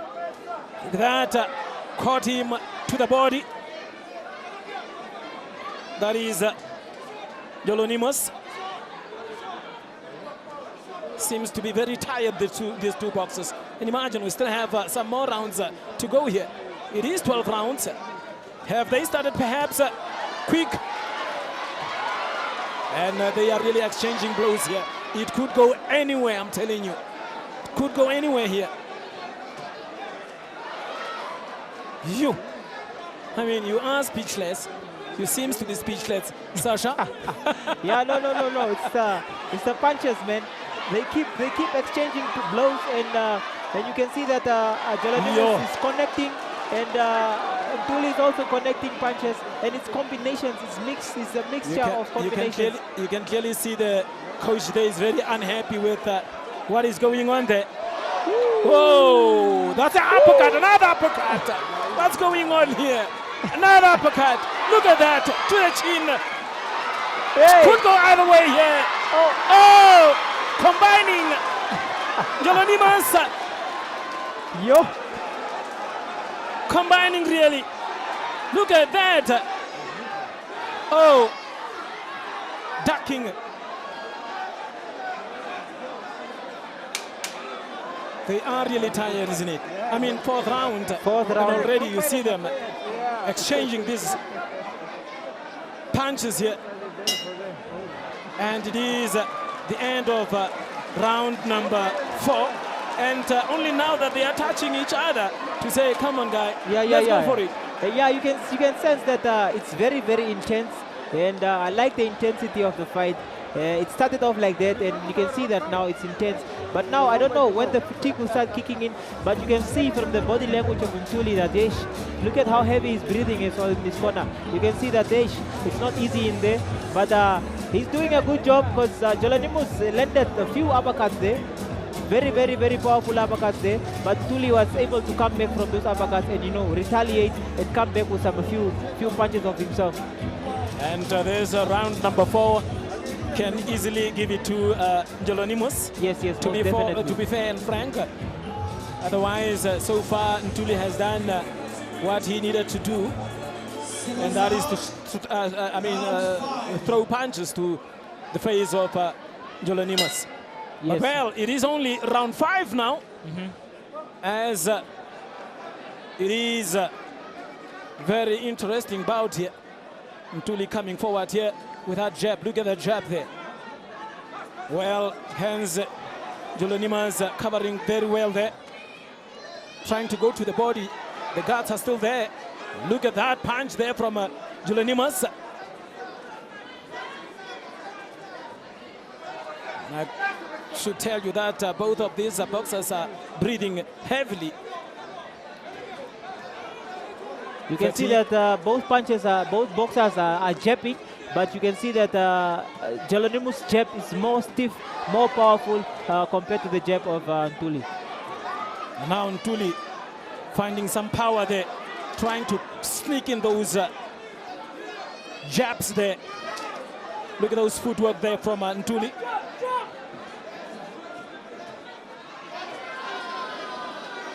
And Paulinus is not punching.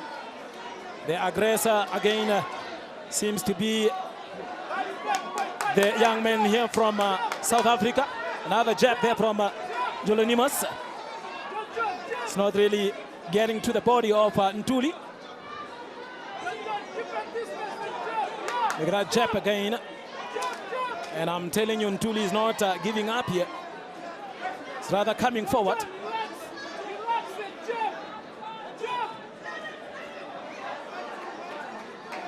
Another jab there.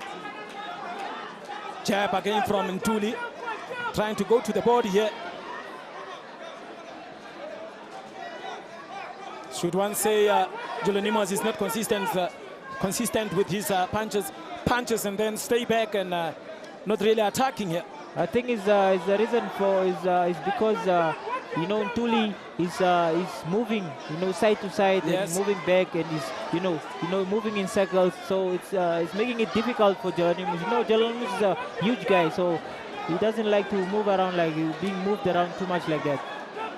And another jab there, another one again from Jolanimus. And I'm telling you, jabs are also coming from Ntuli here, not giving up at all, not being discouraged from the spectators here, as most of them are screaming for Jolanimus. Look at that jab again. Oh.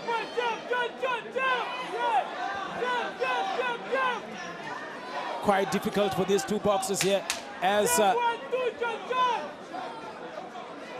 Ntuli comes out of that corner, and he is really going with those jabs.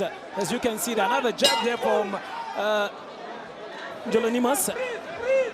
I mean, so far, so good for these two boxers. It's very difficult to give it away to any of them. Yeah, no, so far so good for the two boxers. But what I think Jolanimus should be doing now is he needs to throw a three-punch combination. This three-punch combination should be a jab, a double jab straight. He needs to use a double jab straight to land straight in the face. You see there, if he only doubles it up and then he follows it up with a straight, and it will land perfectly on the face of Ntuli. But Ntuli, on the other hand, needs to jab the body and then come on top with a straight. And then that's the only way he can land something on Jolanimus, because Jolanimus' guard is so high that he knows how to block, and he's very good at blocking those punches. So the sooner Ntuli just jabs him downstairs and then he goes up with a straight, and then he will land something nice. As we await for round number 6. Look at that, really. He has been very busy as well. Snamiso Ntuli has been very busy. And now, round number 6. Paulus Jolanimus versus Snamiso Ntuli. WBO Africa Super Middleweight title is on the line here. Who is it going to be? Ntuli needs to jab the body. Jab the body, come on top with a straight right hand. And then you will land something nice. And that is what he is doing now currently, you know, jabbing to the face and then coming up again, as you can see there. Ntuli is coming up, both boxers punching, trying to go to the body there. Look at that, overhead again from Ntuli. Look at those two combinations, as you have said. I think Jolanimus for now is, blocking, or rather covering his guards here. Still the more aggressive boxer here for me is Ntuli, for now at least. John just needs to double jab and then follow it up with a straight. Double jab straight. I think he'll be able to knock him out. Now, just there. Just double it up. That is why I'm saying he's not consistent. Look at that jab again, and then double it up. And then he gets quiet, isn't it? Yeah. And there it is. Ntuli again with those jabs, really working very hard. Comes from the gym. Look at those. He is the one. Look at that jab again. Clean jab. Like you have said, Jolanimus is not following up those jabs, which could prove it. Which could prove to be a problem for him. He needs to follow up on that jab. He either doubles it up, or he can throw a jab and then follow it up with a left hook, and then he can throw a right straight afterwards. Look at that jab. Jolanimus. Look at that body shot there from Ntuli. Now holding each other.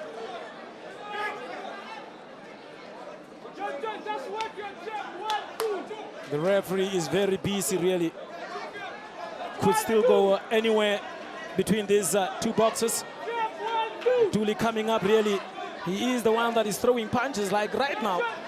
2, 3, 4 punches again. And now one again here. Both boxers throwing. Yes, Tuli is the busier boxer of the two. Yes. The busier boxer, but who's the more effective boxer?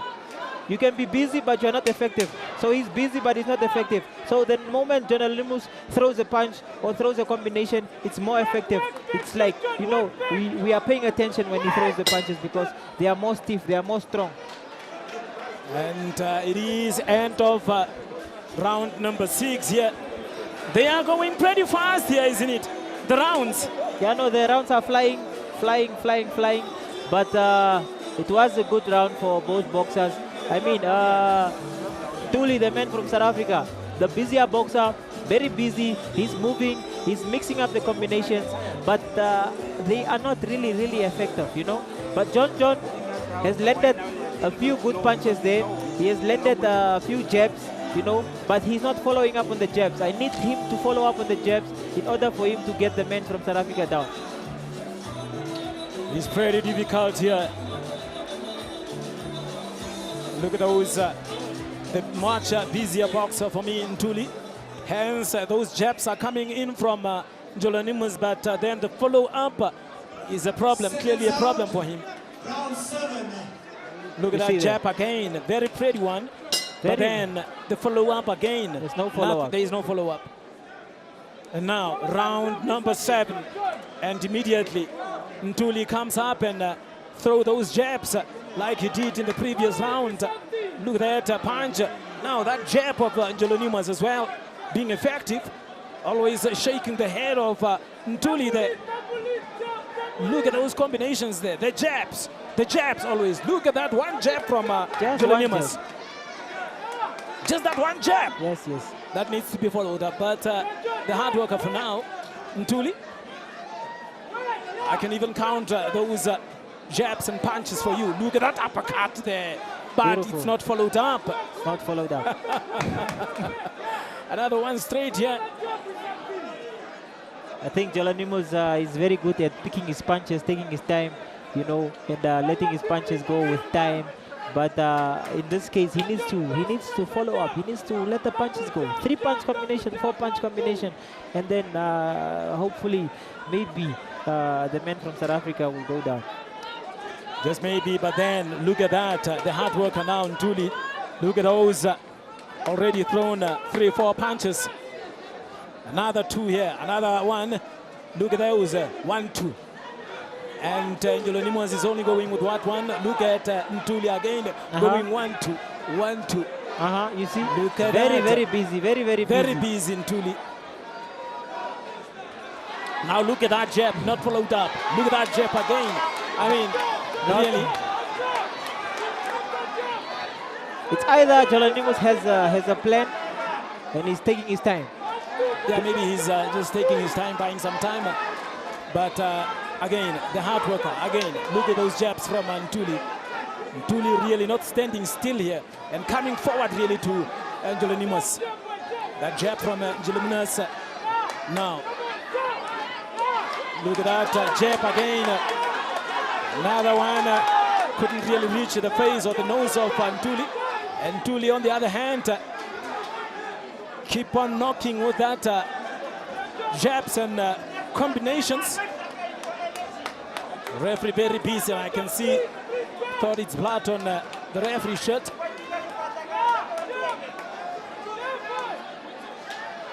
Look at those 1, 2, 3. Those combinations there from Ntuli.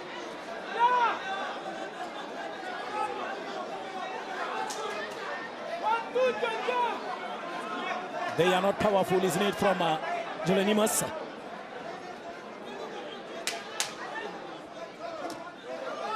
One, two, 1, 2, 1, 2. Really working very hard. Look at those ones. Going to the body of Jolanimus. Body punches. Yes. And it is round number 7 that comes to an end as we wait for round number 3. I mean, round number 8, pardon me. A good round for... I'll give this round to Ntuli. He is the busier boxer. Yes. He's landing more punches compared to Jolanimus. It's just the fact that whenever Jolanimus lands a punch, the crowd goes, goes and then they are a bit loud, and then it seems as if he's the busier boxer. But the busier boxer here is Mtuli, and all credit to him. But he needs to try to find a way to open the guard, that high guard of Jolanimus. There is Clement Loko up next against Mateus the Beast Heita. Look at him. I think he is ready to come on after this one. This is the main bout after this one. This is actually the core main event of the evening. But then we have the main bout. Can't wait to see. Can't wait for that one either. As we go for round number 8, championship rounds. Championship we rounds. are coming there. We are coming there. So who is the champion? The champion needs to show us now. Look at Mtuli. Mtuli coming really forward here. Coming, doing what he did in the last round, and that is really those jabs. He is not standing still so far. He has put in some maybe 6, 7 jabs without Jolanimus really replying here. Yeah. Honestly. Can even start counting. 1, 2, 1, 1, 2, 1, 1, 2, 3. Yes. 1. Now,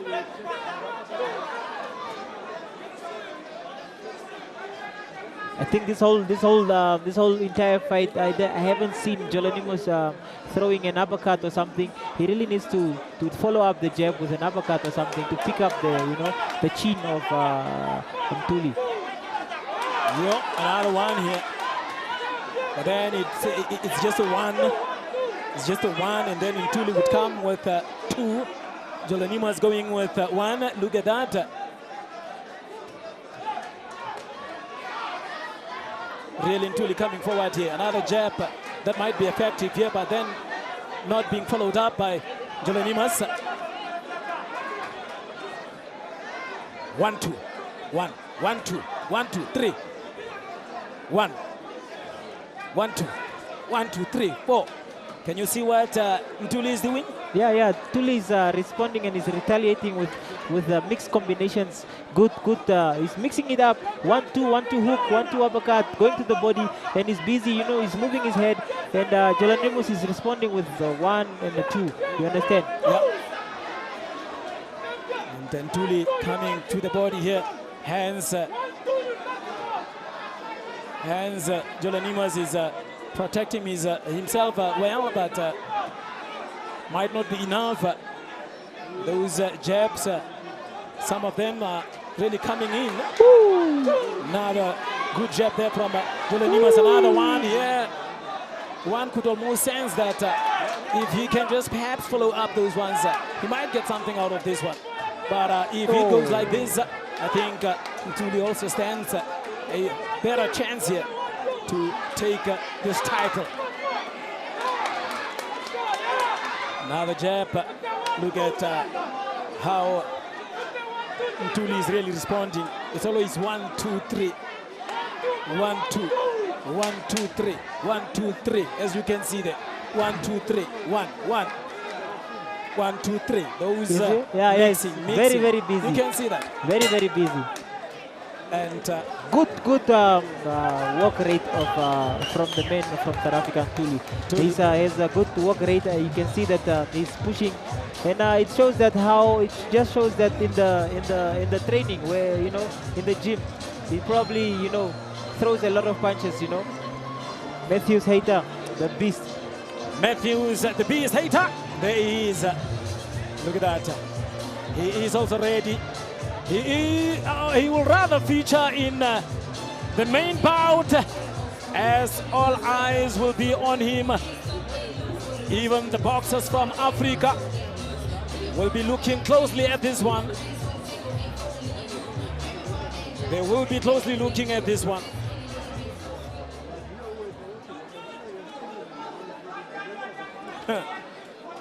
It's going to be a big one after this one. Yeah, no. Hence, I feel this one is also very big here. Something might just happen. Yeah, something might just happen. Something big might just happen. We still have 2 more rounds. 2 more rounds. Wow. They have gone very fast here. I think it's 4 more rounds, isn't it? 4 more rounds. 4 more rounds here. Now the jab there from Tulenimas. And coming back here, Ntuli with that combination from the body to the face here. Look at that. That jab is always moving. That jab is always moving. Very busy, very busy Very boxer. busy.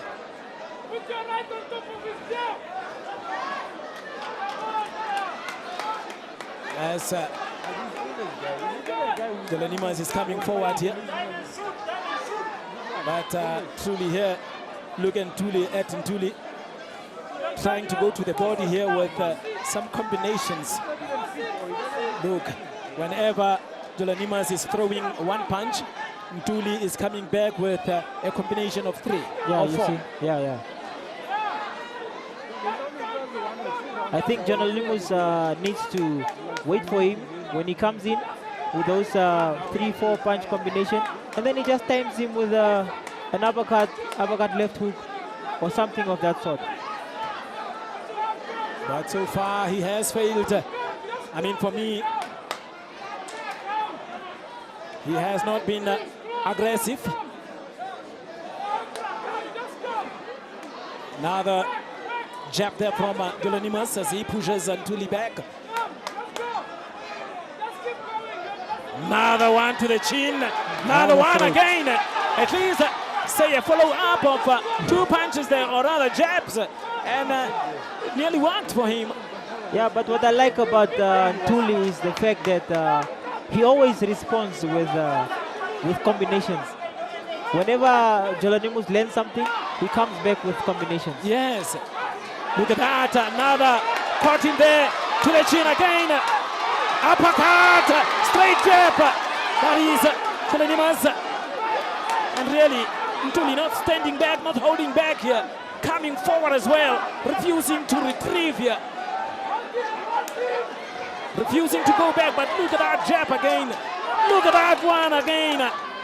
But then, Mr. Jab, that is Ntuli, really not giving up, always coming up. Look at that, still jabbing. And the mouthpiece! Mouthpiece! Could this be it? Could this be it? No, and he is talking. Look at that. The mouthpiece of Ntuli is out. There's a lot going on here. Yo. All right. As Ntuli comes forward here. He has taken his time. Tulenimas, look at those punches and jabs. And funny enough is that they go straight to the head of Yeah, exactly. Jonalimus' punches are very, very accurate. Stiff, solid, and accurate. And you know, he takes time to throw these punches, but when he lets these punches go, he really makes sure they land, and they land straight on the face of Ntuli.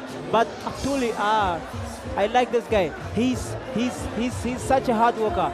He's such a lion in there. He gets punched, but he always retaliates. He's standing and he's retaliating, and he's coming back with combinations. And I love that about him. I love that about him. And for his credit as well, whenever the round comes to an end and they have to start another round, he always seems to be the one that is a bit fresher. That is Chester and Gadira Amomo. Those are our celebrities, isn't it?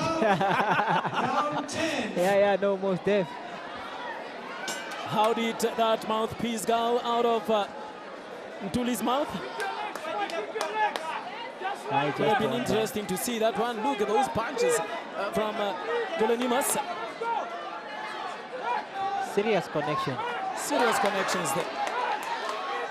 Now, championship rounds. It is, look at those combinations from Ntuli. Look at that. Go into the body as well.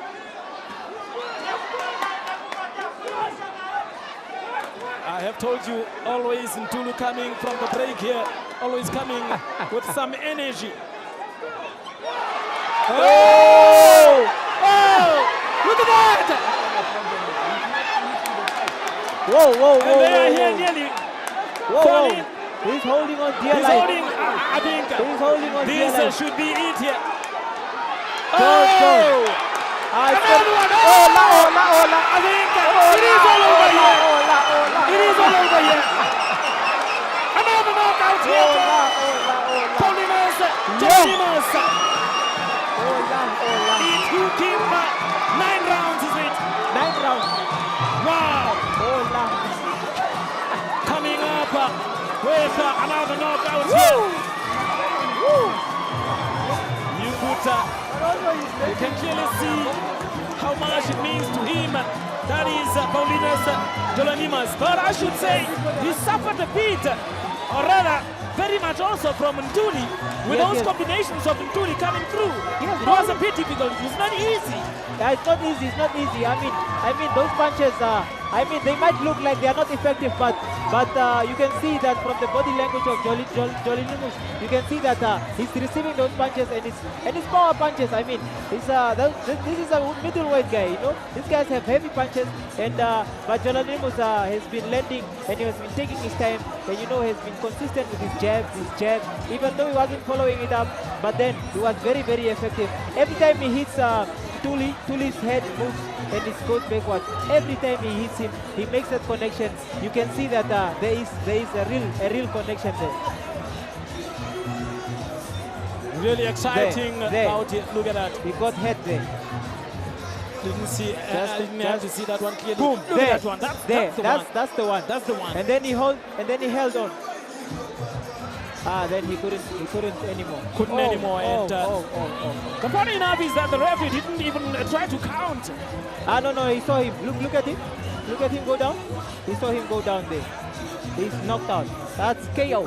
It doesn't. Oh yeah, even the head is going Yeah, out yeah, of the, that's a KO. That's out a of KO. out of the ring there. Yo, look at that. Hola. Look at, couldn't even hold, as you could see there. And these ones are happy. Yeah, no, they're very happy. I mean, John Jelenimus is a very famous guy. You know, has a lot of fans. And, you know, the boxing fans and boxing lovers came out in numbers. The arena is filled. It's good, man. It's good. As we go to the ring announcer. We'd like to call upon a representative from PST Bet, if not Mr. Steve Amiel, to come and hand over the belt to the winner.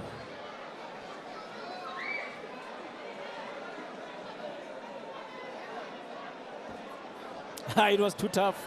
It was too tough.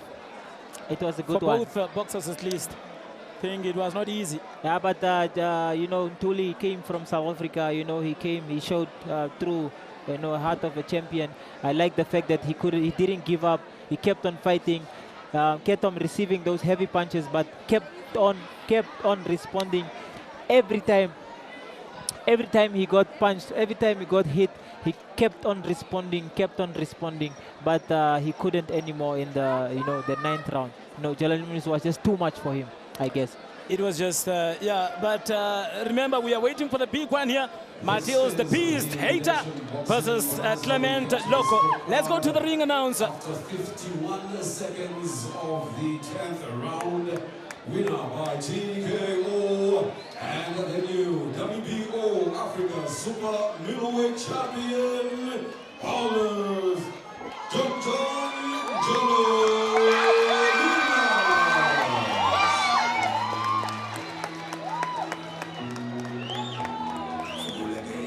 And he is still the WBO Africa Super Middleweight Champion.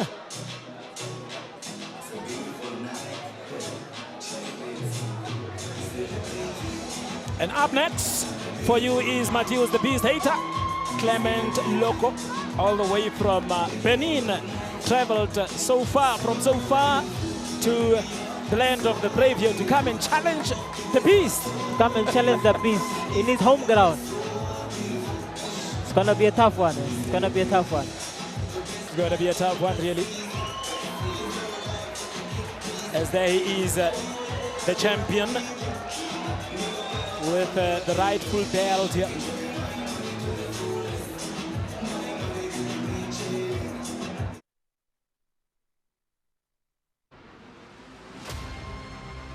got cash, making sure you are fresh.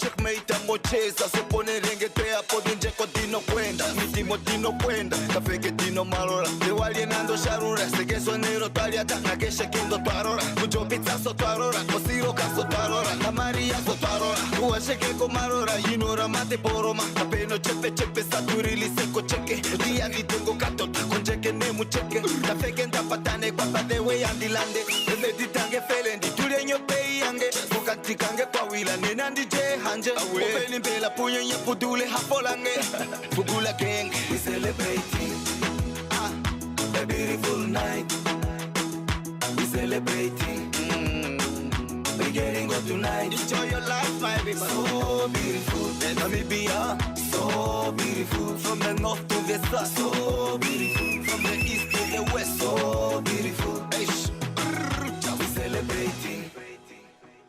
We celebrating a beautiful night. We celebrating. We getting on tonight. So beautiful. Namibia, so beautiful. From the north to the south, so beautiful. From the east to the west, so beautiful. We celebrating.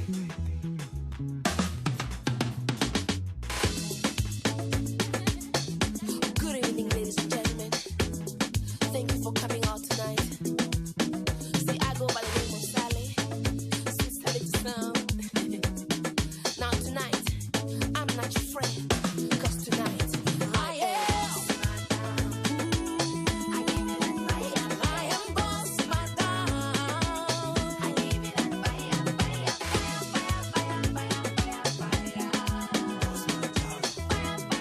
Give me the fire, take over fire.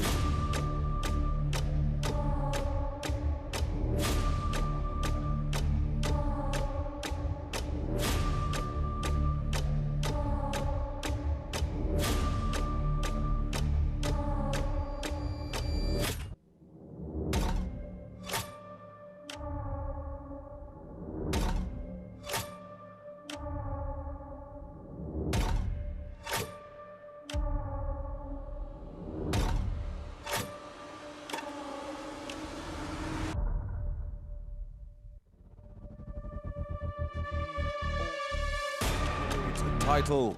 The referee, Clifford Mbelu, and the judges, Dion Duarte, Lazy Nainda, and Patrick Esterhuizen. Let's welcome to the blue corner, Clement Loko.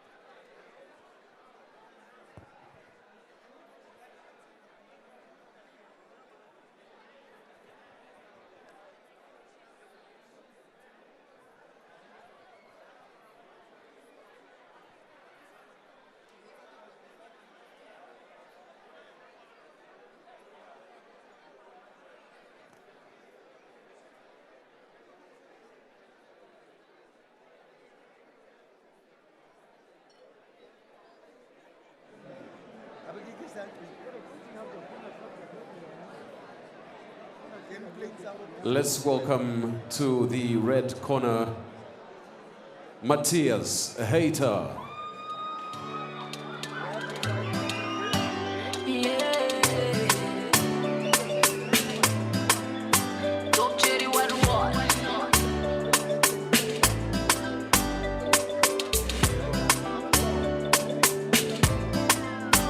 One day, I wanna be a star, filling up stadiums and owning mansions. One day, I wanna be a star, parking Bushes, Ferrari, Bugatti. I'll say one day, I'm gonna be a star, I'm gonna be a star. Fourth nigga say, Vogue photo shoots, something movable, something bangable. You gotta be what you wanna be. I just wanna be a star in the sky, shining bright like a diamond. When it's dark, I'll be shining. Give me a pen number, Pira. Diku shangero ngalo, diku imbiro ngalo. Oh, Bobby, oh, Batile, Bacha top chero kana kachu. No go instant them follow. Ladies and gentlemen, this was promoted by international award winner Nestor Tobias, as well as promoted by the MTC, Nestor Sunshine Boxing and Fitness Academy. It's all happening here at the Windhoek Country Club Resort and Casino in the capital, Windhoek. And to our viewers on NBC, it is ours welcome.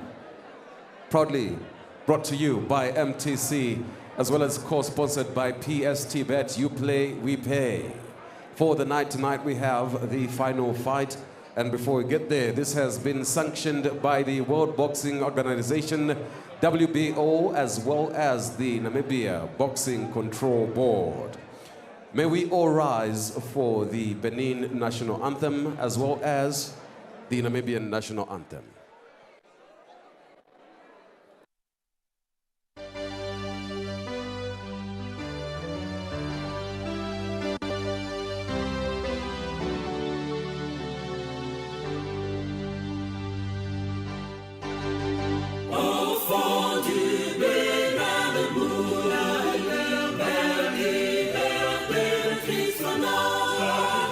Chante premier feu de l'aurore, enfant du Bénin debout.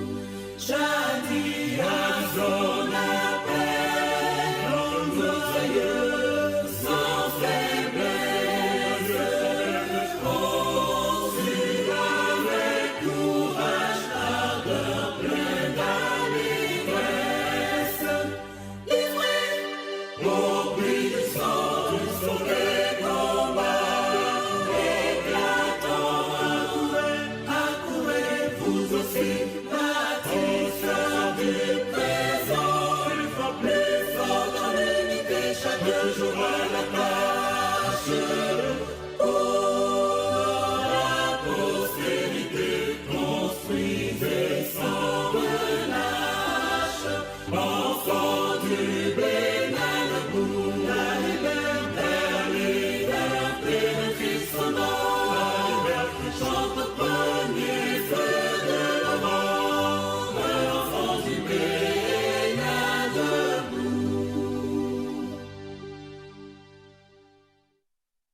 As we remain standing, the Namibian national anthem.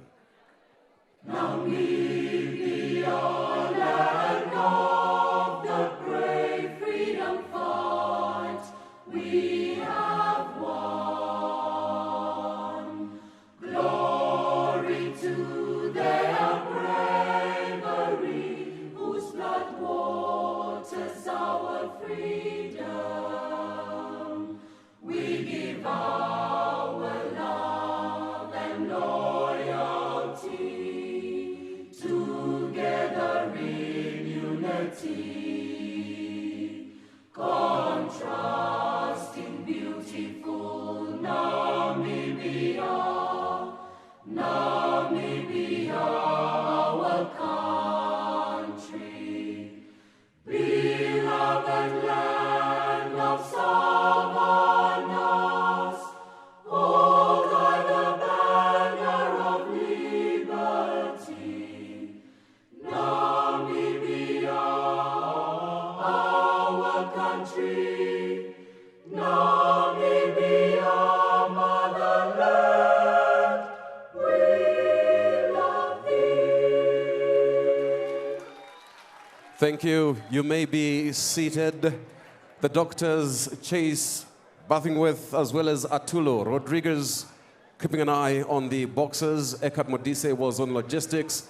Janine van Veek with boxing admin, as well as Patema Kanjengo, who is on time. The official and supervisor from WBO and from South Africa, we have Leslie Cross, as mentioned, sanctioned by the Namibia Boxing Control Board, as well as the WBO. For tonight, we have the WBO Africa Featherweight Title. The third man to take charge right after the bell is Clifford Mbelu from South Africa. The judges, Dion Duarte of South Africa, Lazy Nainda and Patrick Esterhuizen for Namibia. Introducing first, fighting out from the blue corner and from my left-hand side in red, yellow, and green. He came off the scale at 56.30 kgs, has a record of 12 fights, 11 wins, and 1 loss. He is from Agla Boxing Club, Tutanin in Benin. Please put your hands together for the challenger, Clement Loko.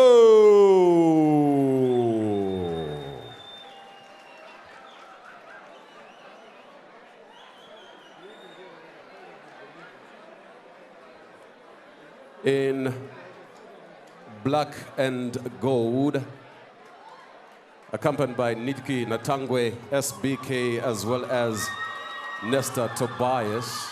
He is fighting from the red corner. He came off the scale 57 kgs.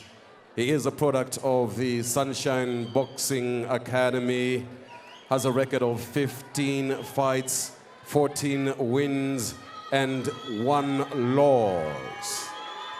He is fighting for redemption for the night tonight. He is the son of the soil. He is from the coastal town of Walvis Bay. He is the former WBO Africa Featherweight Champion. He is the man of the moment, and he is fighting for the land of the brave. Please put your hands together, ladies and gentlemen. Mateus, the Beast, Heita.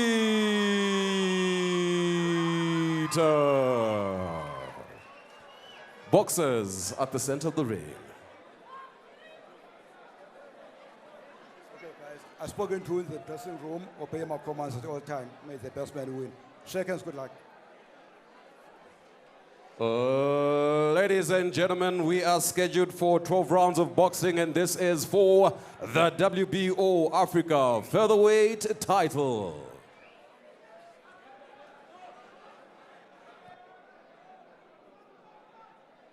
Evening, as we have Mateus, the Beast, Heita, and Clement, Loko. Looking at those records, I mean, it is very closely, contested here.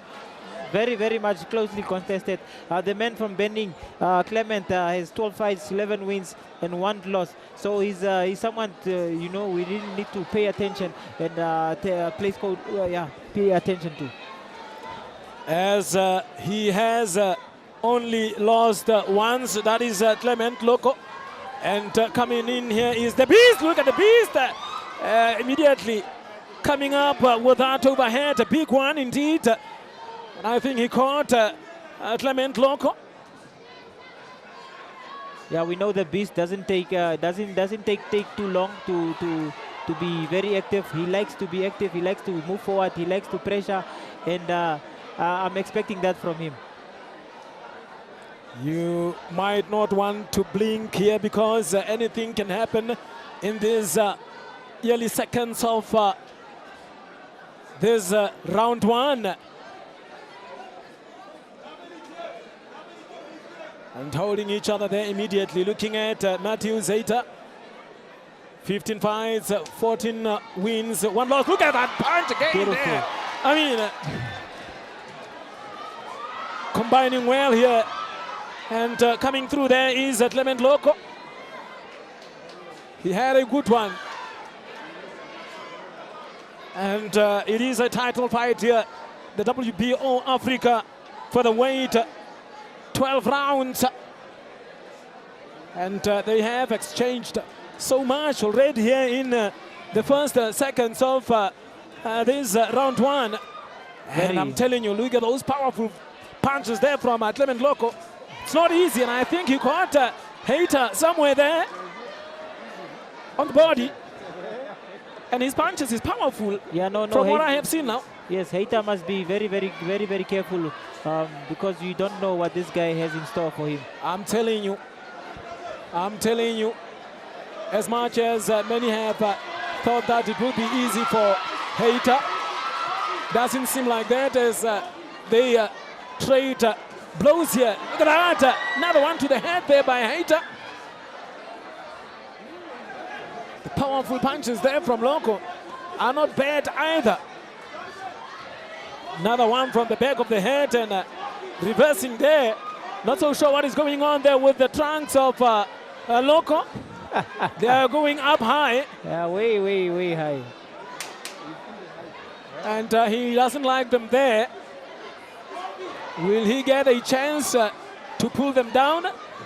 Look at that. Loko really coming back here.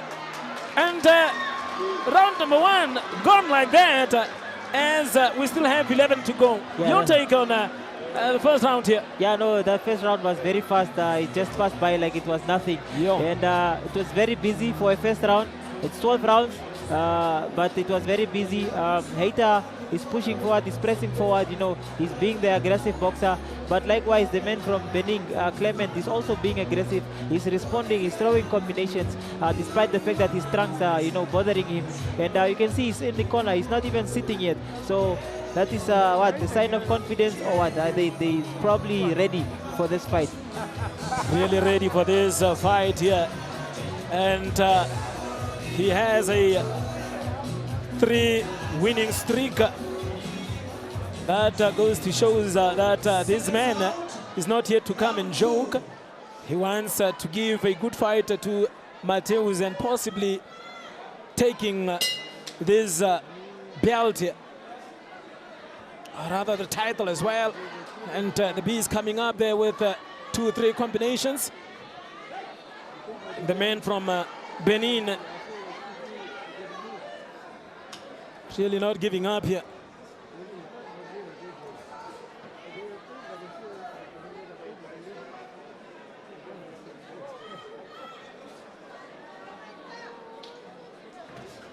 Look at those punches there. Rather a clash of bodies there. As they are holding on to each other. Look at that. A punch that is sneaked there by Loko. And Loko is working hard on those ones, trying to get those freebies. Not so sure as to what you call them. Yeah, no, and I think that's the reason why the referee now is calling them to say, come on guys, we need to play it clean here. Yeah, yeah, keep it clean, keep it clean, keep it clean. And I think Heita needs to relax, and he needs to relax his shoulders so that he can be able to let go of those jabs. He needs to start opening up with these jabs. It's not really necessary for him to start, you know, up with you know, those many punches, but open up the guy, and then you can let go of the punches. And I'm telling you, Clement Loko is not giving in as he punches back. As they are holding, look at that. Almost like stealing those punches there. Small openings.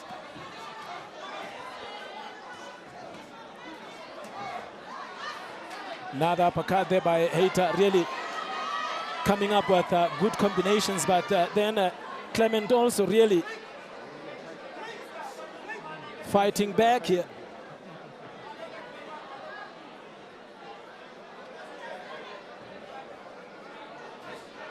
Another hook there.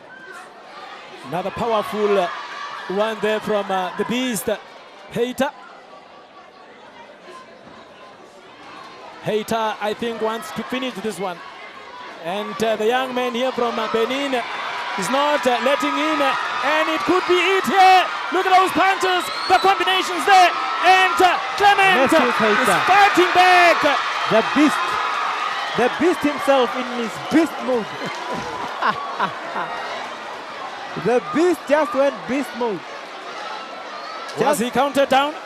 He was counted. No, I don't know. I don't think so. I don't think he was counted. Maybe it was just a pusher. And these 2 young men here are going all out. And is this a wrestling match? No, it's the man from Benin, Clement, is holding. And, you know, Mateus Heita is not buying into it. He doesn't want those things. He wants to fight. See? See? As you can clearly see there, as round 1, rather round 2 coming to an end. But then I saw the Beast running towards, you know, Clement there. I thought maybe the referee could have, you know, given the guy from Benin a little bit space to say, you know, stand back, the Beast. I don't know. And I think what Heita needs to do now is that he's doing good. He's letting go of the punches, and he's very confident, and he wants to win the fight. You can see he wants to knock the guy out, but he just needs to try to maintain that space. Like when he throws the punches, don't lean into Clement, but just stay a bit far from him because he's holding too much. You see there? Let's see how he went down there. And the referee was looking so closely, really fighting back.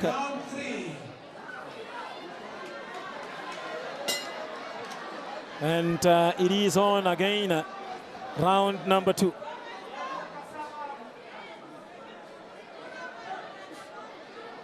Or is it rather round number 3?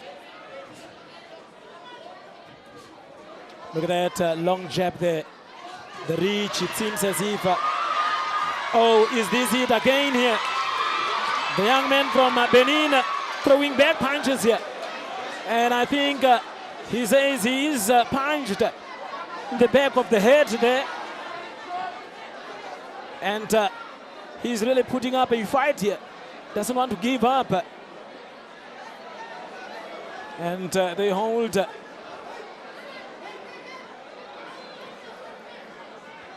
I wonder if the man from Benin understands English. Oh, look at that shot there. I mean, punch. Was a heavy one. Yo. Another one coming. Look at those. And I think, will this one go the distance? I don't think so. I'm not so sure either. I doubt. But look at that. I mean, clearly, the beast is all over Loko.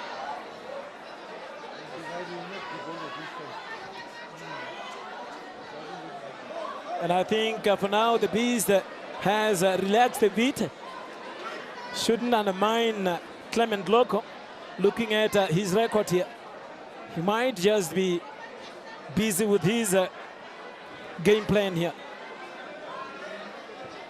And he is holding. No, I don't like the way Clement is boxing.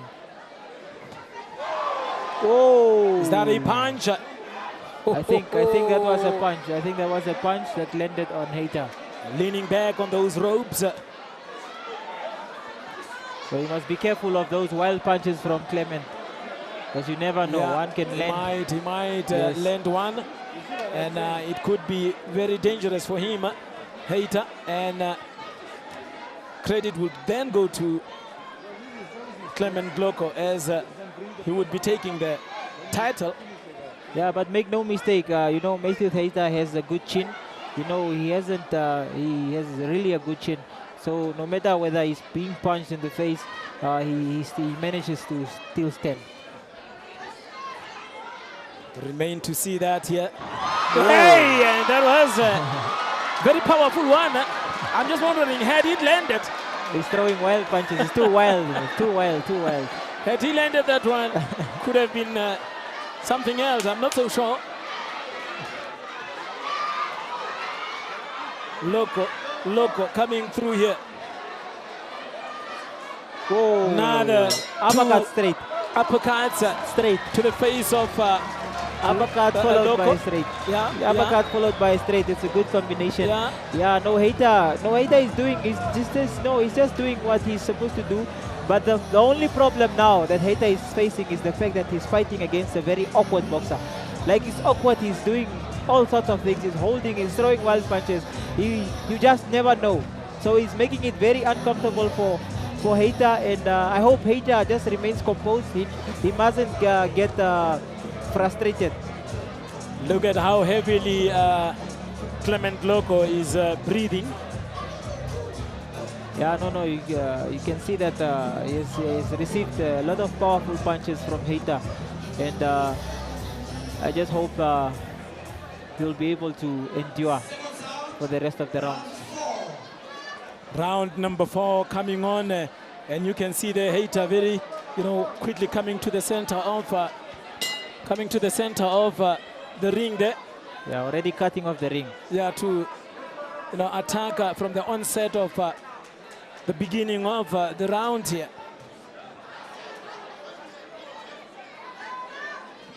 Tuli, the jab there from the beast. And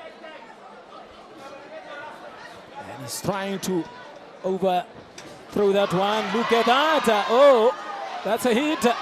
Another hit here to the head. And I'm telling you, Clement Loko is very tough here. He is tough. A tough young man here from Benin, coming all the way here to come and try and tame the beast. Look at that, another good one there to the face of the Beast. Oh, but I should say Clement Loko has got a good chin as well. There has been many of those that came to his chin, but still standing. As you can see, they're pushing Heita.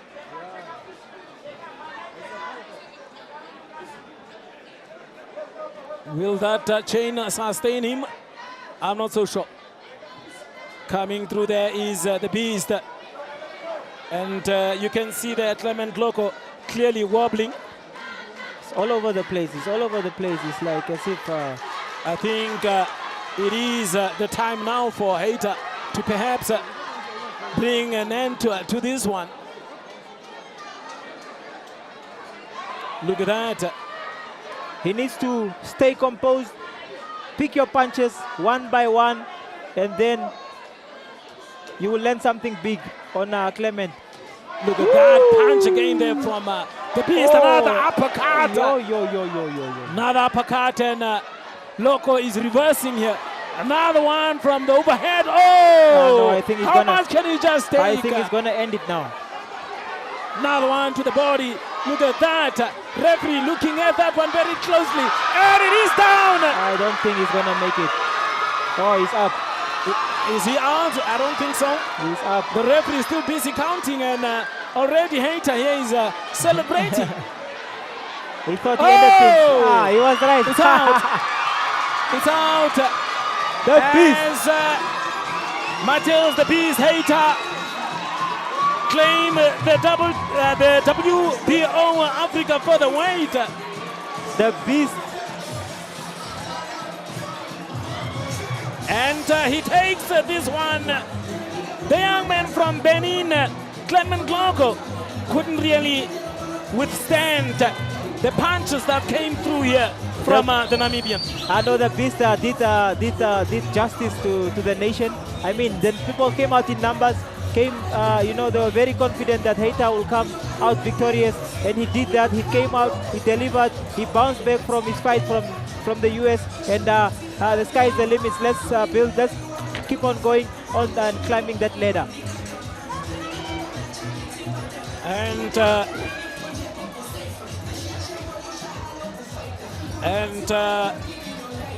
that is the story for today. As you can see there, punching him down really. Look at that punch there to the ear, and then again, second consecutive one to the ear again. Look at that. Beautiful. Really working on that head of the young... He doubled it. He doubled the right hand up, doubled it up, and that is what he's known for. He likes to double the straight, and then he did exactly that. While Clement was on his way down, he doubled it up again. Yes. And let's go to the ring announcer here. I'd like to call upon Mr. Timmy Kanjo from MTC to come and hand over the belt to the winner.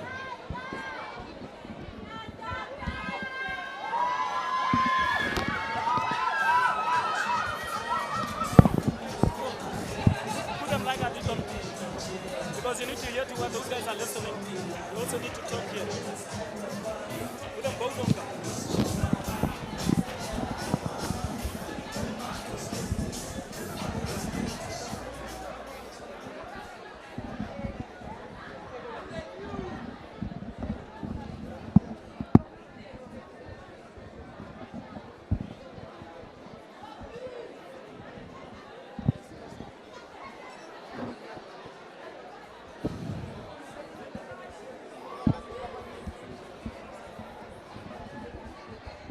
Ladies and gentlemen, to the viewers at home, after 2 minutes and 28 seconds of the fourth round, winner by TKO and the new WBO Africa Featherweight Champion, representing the land of the brave, Mateus, the Beast,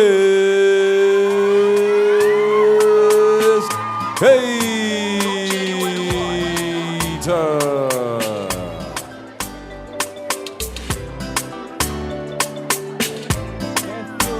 One day, I wanna be a star, filling up stadiums one day I wanna be a star. Parking Busheshes, Ferrari, Bugatti. I say one day I'm gonna be a star. I'm gonna be a star. What a bounce back Fourth nigga say from Mateus Heita, the beast.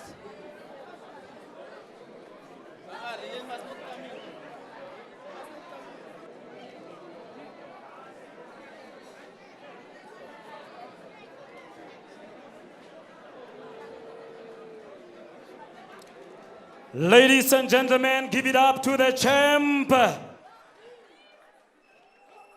The champ, congratulations. You have bounced back from your loss in USA. How do you feel this time around after winning this one? First of all, I would just like to thank our main sponsor, MTC, co-sponsored by PST-Bet, and the whole supporters that came up for tonight to come support me. And this one was a comeback. I'm bouncing back, you know. I already knew this guy. I'll just take him out. I will not even reach round 6 because it's not on my level. Yeah, I'm prepared for bigger things, man. Now I'm back, so we go again. So you are back. What's next for the Beast? That question you can ask my promoter. He knows what's next for me. Yeah. Perhaps one last final word here to the fans out there, just to thank them for coming through. I'd just like to thank my fans who came for tonight to come support us. I really thank them. They must keep on supporting us. Without them, we are nothing. So thank you. Yeah. All right, ladies and gentlemen, give it up to Mateus, the Beast, Heita, the WBO Africa Featherweight. Thank you so much, champ. And now, ladies and gentlemen, I am with Mr. Nestor here. Another win for your boxing stable. Your thoughts? Hey, first of all, I have to thank our main sponsor, MTC, co-sponsor PST-Bet, and all the fans who come in big number. You see, the fans keep on growing. We need a better venue. Of course, we know we need a FIFA-approved soccer stadium, but I think we need also indoor venue. Look at the fans. Someone's outside, they could not get in. Of course, we work very hard for this, and this kid work very hard. It's day and night training and other thing, running mountains and our sprints, sparring, very tough, you know. So today, that is what the prize, what they are getting for hard working. I mean, you see the fight between John and Chuli. You can see that's the fight of the year in Africa. And of course, Matthew Heita, he just bounced back also from his loss in New York. And of course, we're working for the rating. You know, this kid, they already qualified to fight for the world title. But we push so they can get to #1 to become mandatory and challenge for the world title. And today's achievement is just another signal that boxing in Namibia is growing fast. The fastest growing sport in Namibia is professional boxing. All right, it might be too early to know what's next for the Beast here, but then for the stable, any upcoming big bouts that we can look forward to? Of course, we're always preparing for big bouts. Now, this win, he's going to push his rating, and of course, he make a name for him in America, meaning this kid is all over, well-known, and we can get a call. But for me, I'm pushing for the world title or for a rematch or to get another. He's going to keep his weight, his featherweight, and we're going to push so he can get another world title shot. No, thank you so much, Mr. Nestor. Ladies and gentlemen, it has been the redemption bonanza. No pain, no gain. From me, Donald Bohosing Twaro, Pudi, what's her name? Till next time, Broko. Hola, mana. Selumarenga.